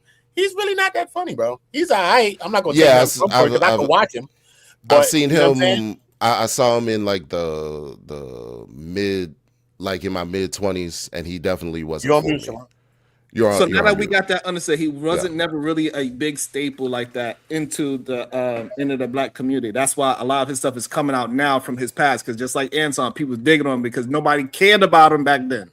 And now it's starting to come out now because it's like, hey, who is this person? Now people are studying them and say, hey, what did he say? And then now people are seeing how degenerate he really is. And also with Donald Trump, we did our due diligence about him as well for a long time. But what I'm saying is that, so if we can say that Donald Trump is a predator and Corey is a predator, why is it so difficult for people that claim that they are independent to just say, hey, Donald Trump is a predator from the evidence that we have at the moment? It's not a problem. I just said he was. There you go. I just said you gave him an asterisk. So you gave him an asterisk. What was the asterisk? You said he's probably a threat to women. You say he's a potential predator. Yeah, potential. I mean, he's not out here he's not out here making content on a daily basis saying the things that Corey is saying, like he's living this life day in and day out. He's the president, bro. He is the president, so everything should be under scrutiny. I agree with that. I 100% agree with that. When he was trying to get his fame on, that's the things he was exactly like Corey Holcomb when he was out here just trying to be a celebrity. He was doing the same exact thing. Grab him by the vagina. Hey, I have these pageants so I could get exposure to women. How you think I go back there because I'm the owner of this pageant, so I get to walk behind there and see all these beautiful ladies naked, maybe touch them. And he said all of these things. Those are all predator behavior. When before he was talking about running for elections. So when he was just like Corey, a normal citizen, he was talking just like Corey and even worse because he set up beauty pageants so he could take advantage. It is okay. We cannot say he's a potential predator. It's either he's a predator or he's not. And that's just like Corey Holcomb. And that's a real line when we got to start to understand that. When we could just make that distinction like that. And I think that's a lot of things that blurred our communities. People got the weird uncle. Why is he still come back to grandma's house? When you know what I mean? All of that from our communities, bro. Well, Uda, that goes back to what my point is that because Corey Holcomb is like, what's the primary demographic of Corey Holcomb? Black men. I would think black. I think that's a problem. I think that is black man. That is a more immediate threat. Probably some white people, because that's probably who had his shows. I think that aspect of it is a more because Trump has multiple people that follow him, so the follower count doesn't really do it for black me. people is not at his shows. The primary shows is getting canceled. Them's white people that's at them shows, man. They should be getting them shows, and this is who's not going to them shows. So I think that his demographic now is maybe more white people that's into some of that, listening to that stuff, and think he's probably more funny. I think it probably is more white people. So my next question is this: so people is Corey Holcomb not problematic? I want to establish this baseline. He's certainly problematic, but like, is he not a threat based off of the comments that he said out of his own mouth? Yes. Okay. Yes. But he's not more than a more immediate threat. More immediate, more imminent. Because Donald Trump, no, not more than Donald Trump. No. Because the primary let me break down my reasoning because the primary demographic that everybody just agreed to was black men, right? Mm-hmm. So the black men that are co-signing, that are okay with his rhetoric, that are amongst you and your family members and your daughters and your sisters and your cousins, your nieces on an everyday basis. You don't know that they're a fan of Corey Holcomb. You don't know that they think like he does. Okay, perfect. So now what about all the black men that are fans and supporters of Donald Trump? Should we look at them as predators too? No, because most people compartmentalize. No, this is what I'm saying. Most people compartmentalize when it comes to the president. This is crazy. All right. Most people say that they follow him because of his politics, because of his business. For people that they like. People that they like. Anybody. Right. Corey Holcomb does one thing. Oh, okay, so now Donald Trump has been one thing Oh. consistently. Okay, so Donald Trump and Corey Holcomb got this one thing in common: being predators to women. We are both in agreement to that, right? Yes. Okay, I'm gonna take that as a yes. So now, if any man that is entertaining Corey, following Corey Holcomb, we would deem that man as a potential predator behavior as well, correct? Because we can't call him an exact predator, but we could say at least he's potentially to have some issues. Yes, because all he does is create content and jokes. Okay, so now when not even jokes, he just says stuff. Yeah. Right. So now when it comes to Donald Trump, somebody that actually affects your day-to-day life, He is getting laws passed that is affecting women in general. Are we going to say that the people that are following Donald Trump, that is detrimental to us as well? Depends on what they follow him for. That's crazy. Humans are messy, bro. That's not logical. No. Humans are why messy. would it matter what they follow him for? Just because, right? So we're talking about social media. Regardless of if I'm following him for his politics or because I'm still a fan of whatever the name of that show is he used to do, or I think he's a great businessman, or regardless of the reason, when he posts something, if I'm following him, it pops up in my feed and I see it. Diva, the apprentice. But that's the point. You know what I'm saying? So Corey holding up this shirt, all right? Because let's say they both did the thing because he said he ain't do it, whatever. But let's just say they both did the monkey thing, right? So Corey holds up this shirt. Uda, I'm not giving him that. I'm not giving him that. It's not his fault. You're the leader in the scenario. It's his it fault. is your fault. Yeah. Let's think about impact now. Let's think about impact though. You know what I'm saying? So I seen somebody on YouTube talking about they bought the shirt. So let's say some people's buying the shirts, or some people may think to do the same thing, like call people the same thing. But for him to do that, imagine how many people could have followed his lead and did the same kind of thing, attack people on that same type of thing with the monkey, with that same type of vibe. Imagine if that could have trickled into a thing real quick based on him doing that. You know what I'm saying? Right. So I think that's kind of scary. You know? I think it's wild that we would look at Corey. All right, so now men that follow Corey Holcomb and believe in his ideology, right? Not the people that want him on his show and they going against Corey, but the people that will allow Corey on his show and they will allow him, like kind of like what Craig Fax is doing, and just allow him to say the things and laugh with him and joke with them. Those men that's willing to engage in that kind of foolery with Corey Holcomb, you could say what about those men that engage with Corey Holcomb on that level? Yeah, like a key, like how. If Corey Holcomb was to join this panel, we'd be against the things and try to hold them accountable for the things they say and say why we disagree with them, right? That's the difference between people that will have him on the show and they will agree with him and laugh and joke with the nonsense that he's saying about underage and women and poverty-stricken women, right? Those are two different type of men. So the men that are allowing his foolery to go unchecked, what do you say about those men? They're allowed to go on. They're fucking weird. Okay. It's extremely weird. It's deplorable. It's egregious. Okay. So now when we bring that into our small community of YouTube, the men that are dealing with men that do those type of things that Corey Holcomb has done, because we all agree that we do have people in our small space that do the same thing as Corey Holcomb, correct? I don't have anybody around me that moves like Corey Holcomb, bro. But anybody in my circle checks that shit quickly. These panels have men that say the same kind of jokes as Corey Holcomb. That actually. Oh yeah, I said for weeks that Corey Holcomb reminds me of JP. And who else? Just him? I don't know of another individual that has openly said that they would take advantage of an underage child and grape another man's young daughter. We don't have no proof of somebody saying stuff like that. Talking about children, calling people's children's the R word. Oh, I know who you're talking about. Yeah. He was over. Yeah, he was over on this panel. Daryl Long. Okay, so now people that hang around people that does that, what do we say about those men? People that hang around them? Yeah. That hang around them, that have proximity to them.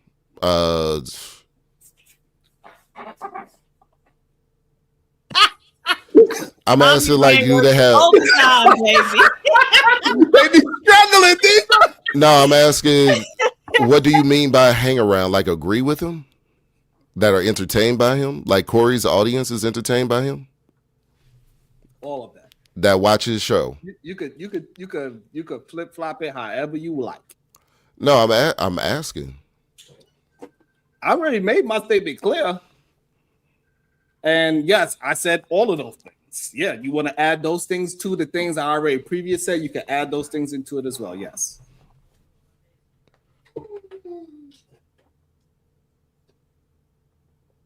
What do you say about those men that allow somebody that we know is danger to women, danger to kids, saying what he is willing to do to underage children, saying that he would take it from an underage child, said that he would take it from a man as well. He said he would do that as well. He did say, I heard the man part.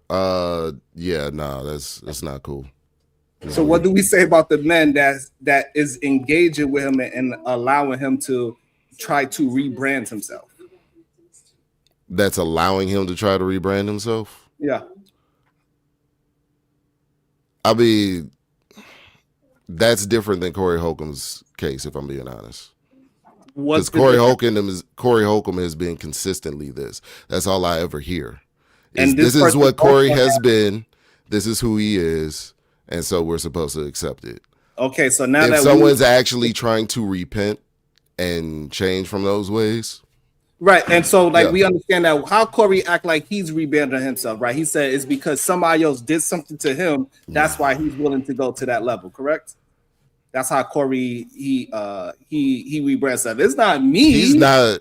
No, it's not me that did it. It's because they act like they did something to me, and that's not a rebrand. I'm willing to go to different levels. All right, so maybe the person's not rebranded. So as long as you play nice with him, he won't go to these extreme levels. That's what Corey Holcomb says, right? No, Corey has always been this. No, but I'm saying Corey Holcomb says he doesn't attack people first. He allows them to attack him first, and then he's willing to go further than anybody else. Isn't that?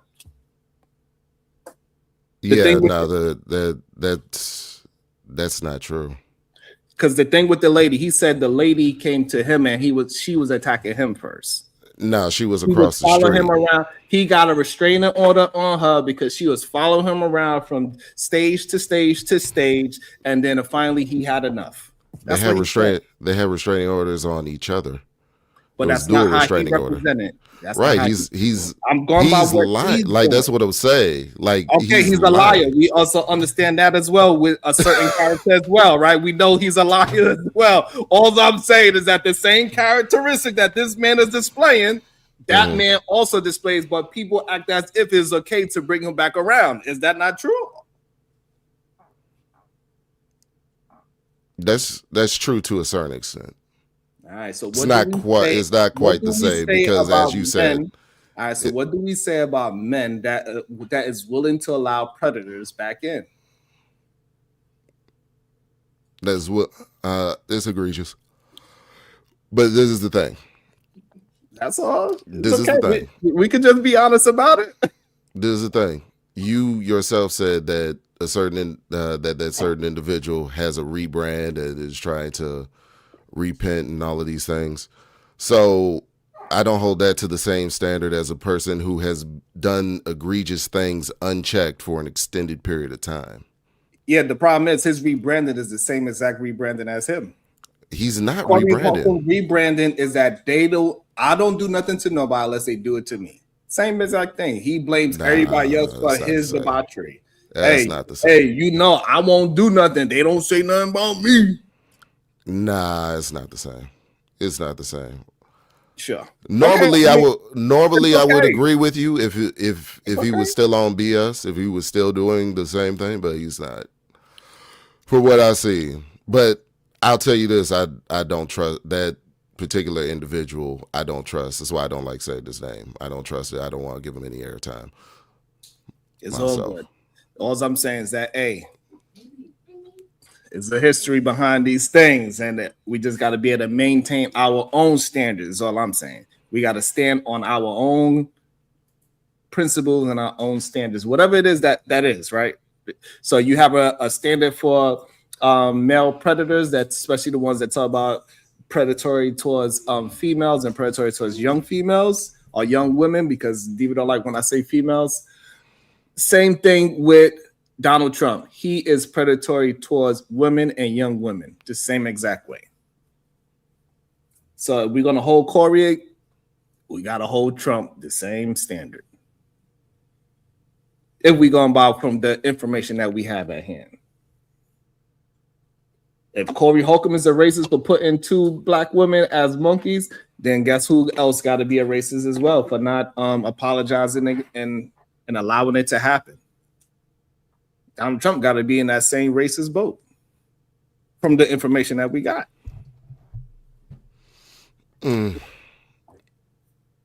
just the information. I'm going through everything. I'm still not buying it. And the reason why is because this is what I don't like. This is what I don't like that Trump did. He said that we took it down, which actions speak louder than words to me. So he said that he took it down. So if you took it down, that means you saw something wrong with it. And if you saw something wrong with it, why don't you just own it completely? That's my problem with Trump. But then he also says he condemns the video. So if you condemn it, that's 2 things that we have on record of you saying that it's wrong. But you still won't take full responsibility for it. So that's my problem with that. Okay, I wonder if with Corey, if you see Corey say that he.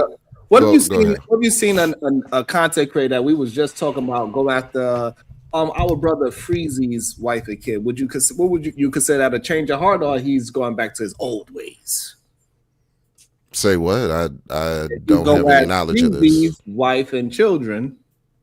Oh, okay. You don't have knowledge of it. Okay, that's fine. I don't have knowledge of this. That's fair. That's fair. I but don't have knowledge of this. Now that you might possibly, because this is just an allegation, right? Me and you don't know. Yeah, this is an allegation. If that is, that's egregious. That's absolutely egregious. And that will also show that he's not rebranding. That would show that he's not rebranding, that he's lying, that he's being deceptive. And so now, if that has come out to be true, the people that still rock with him, what would you say about those people? Are we going to say, hey, do you know such and such is doing X, Y, and Z? Or are we going to say, hey, it ain't none of our business. We're going to just allow that to go. That's the crazy part. They do it, if they, you know what I'm saying? I mean, that's the crazy part, and that's what's going to happen. You know, can I tell you? Can I answer? Yeah, absolutely, because I'm not putting it on you, by the way. Yeah, well, you are, but at the same time, it is egregious. It's egregious all the way around. Because I wouldn't be caught with a person that is continuously doing that. That's my whole point with Corey. Mm-hmm. Corey is saying it's not a rebranding on Corey to say, oh, people do stuff to me, because that's not a rebranding. That's just you saying it's not my fault. Yeah. And without a doubt, these people like Corey Holcomb, they are banking on the fact that we don't know. And that's why, all his past shit is about to come out. Like how you said, like you starting to, you did your due. You like, damn, he said this in 5 years ago, this 2 years ago, this 1 year, whatever the case is, right? And then now you get all the information. Now you pretty much have your synopsis of him now, right? Because before you didn't, you was like, hey, I didn't like that. It was like, but now that you have a history of how he's moving, 5, 10, whatever, how many years, it's like, oh my God, this guy got to get up out of here now, right? So when you get the information, you do react differently. And so I think that's the main issue with the internet is always somebody new that don't know, or time goes past long enough where you kind of like don't know that they still doing it. You know what I'm saying? It's crazy like that. Diva, you there? Detroit Coalition, $5. Look at Sharon on that panel. I'm a good student. How did I end up in the remedial class? Face. Clout House ENT, 5114, $5. Corey's impact is limited to his small echo chamber. Trump's impact is global. Right. LL5261, $5. These guys are insane. Corey is a C-level comedian. They act like he is a comic book villain trying to destroy the world. See, y'all reducing it. It's terrible because it's like this is how he's gonna get away with it. Y'all keep reducing it. It's like, all right, cool. So Corey's done nothing wrong and he should not be. It is essentially what the argument is. No, you meddling kids. Phil James won $2. Shadow, who you kidnapping? It's crazy. Is that it? Okay. Yeah. That's crazy. So yes, I don't think to be honest, nobody's giving Corey a pass on it at all. This is as much attention Corey has really gotten, and now that he's under the microscope, he's getting cooked how he's supposed to. That's why he's losing shows. Because before he was always under the mask and the veil that he's doing all these shows and he's getting money and all that. But in reality, we see that he's not. Well, is he losing shows because of the is he losing shows because of the shirt, or is he losing The video, shows because of the video. That's what I. But let me Yeah. ask you this, Tommy. Him That's what I'm with your saying. girl. But I mean, let me ask you this. Oh. So what is it? Because when I hear the argument that Corey is not getting enough wrath or reprimand, I think what I'm seeing in the space is the content creators commenting on it. And I've heard multiple people say multiple times that, you know, it's egregious, it's reprehensible, I don't support it. Now, granted, they're still covering it, but from that perspective, what do you think should be the remedy that these people should do? Like, I've never heard I don't know. I ain't gonna say I've never heard somebody. There's a couple of people I heard say went to a Corey Holcomb show. I've never went to a Corey Holcomb show. I don't watch 5150. It's not my brand of comedy. I don't find them particularly funny or anything like that. Right. But when I hear these two scenarios, like I thought Izzy had a very good premise around juxtaposing what Trump did versus what Corey did. And it still seems that we outweigh Corey, who's in a small bubble, versus the leader of the free world, who has global impact. So what should people be doing about Corey that hasn't already been done? Well, what's being done to Corey deserves to happen because he put his hands on that woman. But that's the reason why it's being done. A lot of people were justifying what Corey did. The moment that shirt came up, a lot of people were saying, yes, it's wrong, but he's a comedian. This is what he does. Anton should have known better, da, da, da, da, da. You know what I'm saying? And y'all don't do that with Trump at all. So, what was Cell perspective on it? Didn't he say that Corey Holcomb is a comedian and this is what he do? I think so, and I disagree with him on that. Right. So the people that are excusing it is the same people. I disagree with that. Yeah. Right. The people that's excusing Corey Holcomb is the same people that's trying to excuse Donald Trump. That's the thing. The people that is trying to push racism is the same one that's giving Corey Holcomb the excuse. The people that do not like this situation, like me, for example, right? When we first reviewed it and I seen what he did, I was disgusted by it. I didn't give that man no excuse whatsoever. When he first mentioned the girl and he tried to call her out her name, I didn't give Corey an excuse whatsoever. And my standard, that's you. It holds that with whoever it is, whether I like the person or not. And so when we dissected to who the people are giving excuses for Corey Holcomb is usually a black man that is willing to allow racism, like Tommy Sotomayor, so we could take it off of known, Tommy Sotomayor is somebody that's willing to do it, and all those other black conservatives that is willing to allow negativity about black folks to be out there in the world. Those are the same people that is okay with Donald Trump doing this. They give excuses to Trump and they give an excuse to Corey. Nah. God damn, Sharon. That's not the same person. Boy, I promise you, man. Nah. That's not the same. It's not the same. Because the reasoning is and we can leave that Cell for a moment. The thing with Cell is that it was supposed to be happening all around. Like, people were calling for Trump's impeachment and whatnot. And fine, you can have that. But off of the back of that same energy, Corey shouldn't have been able to have another 5150 show and have a bunch of people in the chat and what have you. You know what I'm saying? He shouldn't have been able to have another ticket sell. He still had shows lined up. This is out of his own mouth that he said this. He still had shows lined up. People were still going to shows. Sorry. Yeah, and so he was still going to show. I just took a yawn. Hold on. He still had people going to shows and showing up to shows until the video came out. Had nothing to do with Anton in the shirt. So my thing is that it should be more egregious when someone who positions themselves in an argument against another black man that you are anti-black, and then you do one of the most anti-black things of all time. And before I pass it to Chicago, Donald Trump said, "What do black people have to lose?" So he put himself in a position as well to be some savior of the black culture, and then he go ahead and do something or co-sign or not condemn it with a.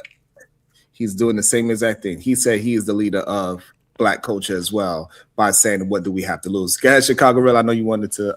That's a bit of a stretch, but you can have it. Shoot, didn't he also say something about being able to connect with black people as a felon? Absolutely. I'm curious though. I so if I'm definitely following didn't that, hear that. Did he? He really oh did yeah, say the that? campaign trail. Nah, I didn't. Yeah.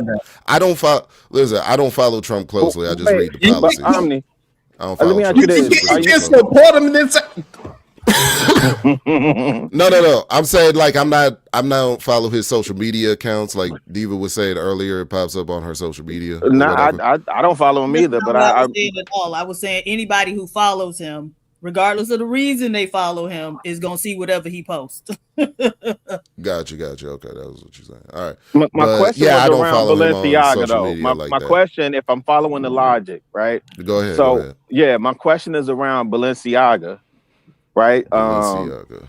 Yeah, do you remember the scandal and what's the Kardashian lady that went back to him? You remember the scandal with them and the kid? What was the month? Was that? Or was that Forever 21, Sharon? I think it was H&M. Are you talking about the kid with the monkey shirt? Yeah, but there was something with Balenciaga too, right? And so let's. I'm just curious to know your thoughts around that because you find those instances, and I think some of this stuff is nuanced, but I certainly don't see why I should hold the same framework for a Corey Holcomb, which he's doing exactly what I expect him to do. Right. And I could condemn it. I don't associate with it. And again, most of the spaces that I've been in, I haven't heard anybody really giving him a pass. Right. I've heard people, I've seen people cover it for content, obviously. But to me, there's the impact that Corey Holcomb has on my life for what he did on that one show that I think only in this space we still talking about what he did with the shirt. I'm just saying in this space specifically. Most people, if you go into the real world, don't even know who he is. Somebody said he was a C-list comedian, right? Versus again, looking at the commander-in-chief who has all type of influence. And I even heard, man, what was the old boy name? Ben Shapiro. I heard him say, hey, if you taking everything that Donald Trump says literally, then you need to see a therapist. His words, right? You have a former president, Barack Obama, that says everything that the leader of the free world says should be taken seriously, right? So how do you reconcile that? I'm kind of lost how we comparing Corey Holcomb to Donald Trump, and that's not like clear as day. And that's why I don't listen to anything Ben Shapiro says at all. But hold on one second, Omni. Go ahead, Browns. Because I think it's important because what Rilla said is very valid. So I think in order to provide clarity and understanding that we should remove all bias, right? So let's remove Trump and remove Corey Holcomb from the situation, right? And Omni, you were in the military, correct? I was not in the military. But you understand military practices, right? I do. So if a company commander commits a DUI, right? And a private E1 commits a DUI, who should be held to greater scrutiny? Definitely the leader. And why? Definitely the commander. Because it affects everybody under his command. Okay. And so let's take it off of the military, right? Mm-hmm. Let's go into the realm of education, right? We're still talking about adults, but let's say in, I don't know, Jackson State University, for instance, right? There's a policy against doing drugs on campus, right? And then you got a faculty member that got caught doing drugs, and then you got a student that got caught doing drugs. Who should be held to greater scrutiny and consequences, and why? Faculty member. Why is that? Because it trickles down to affect the children, the people under their charge. Right. Yeah. Right. So if you understand the breakdown of that logic, right? Mm-hmm. I don't understand why you believe that we should look at what Trump does and what Corey Holcomb does under the same scrutiny eyes. It's not the same. It's not the same. And I said it's not the same. I said that the leader of the free world doing it, you know what I'm saying, having that imagery up there, that's egregious. That's egregious. My thing is that Corey, just like everybody said, is essentially the best kept secret of individuals who are around you daily, but they think like him, but they just don't reveal themselves to you. I find that to be a more of an immediate threat. And we could disagree on this, but to me, that's more of an immediate threat. The fact that there's so many individuals, I think someone said he has about 250,000 people. That's what, 225,000, 250,000 that follow him. I find that to be egregious, the amount of people that he has, how long he's had this track record of success, or whatever you want to call it. He's had this career saying these things. And even Shaq had a comedy jump off or whatever, and he was laughing at the joke. So now I'm looking at Shaq different, and he's a billionaire. You know what I'm saying, with business interests, and he's at the top. So it's like a bunch of people think like Corey and think that this stuff is okay, and they're around you every single day. So listen, I think that that's a problem, and I agree with you. I mean, I'm not disagreeing with that, but when you say that Donald Trump is not a bigger threat or a bigger problem, that's where the logic falls, right? And fails, because he is in such a greater position to influence other potentially more dangerous people, right? So if he has an ideology of being a predator towards women or young children, right, then he, through his position, he has a greater chance to influence somebody to commit atrocities than a Corey Holcomb would, right? And if you take the imagery of what he did with the Obamas in comparison to what Corey Holcomb did, Trump has the greater potential to influence others to, commit those same atrocities with the imagery than a Corey Holcomb would. Would you agree with that? Yeah, actually, that the logic is sound on that.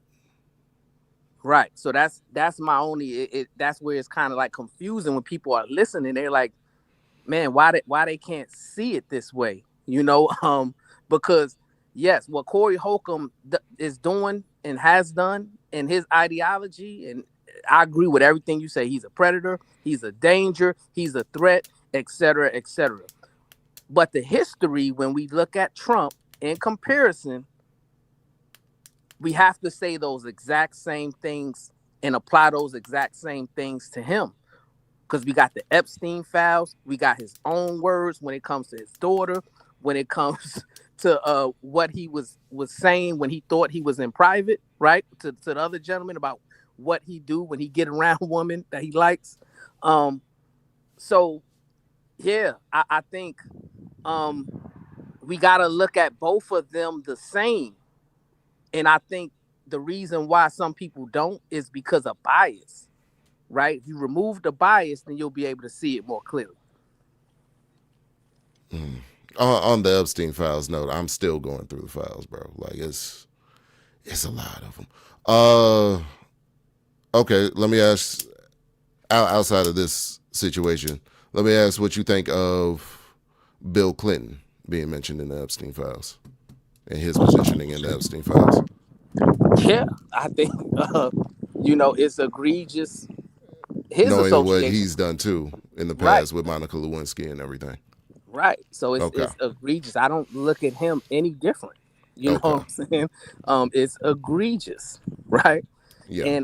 And I think so. Regardless of party, regardless of political affiliation, we just got to be able to call a spade. And it seems like, based on different loyalties, we want to call some spades hearts and some spades clubs, and that's where we're confusing everybody. Absolutely. We got to have it across the board, 100%. And with that being said, hey, yeah, we got to start holding our principles down. PH Diva. Yes, sir. You got any final thoughts?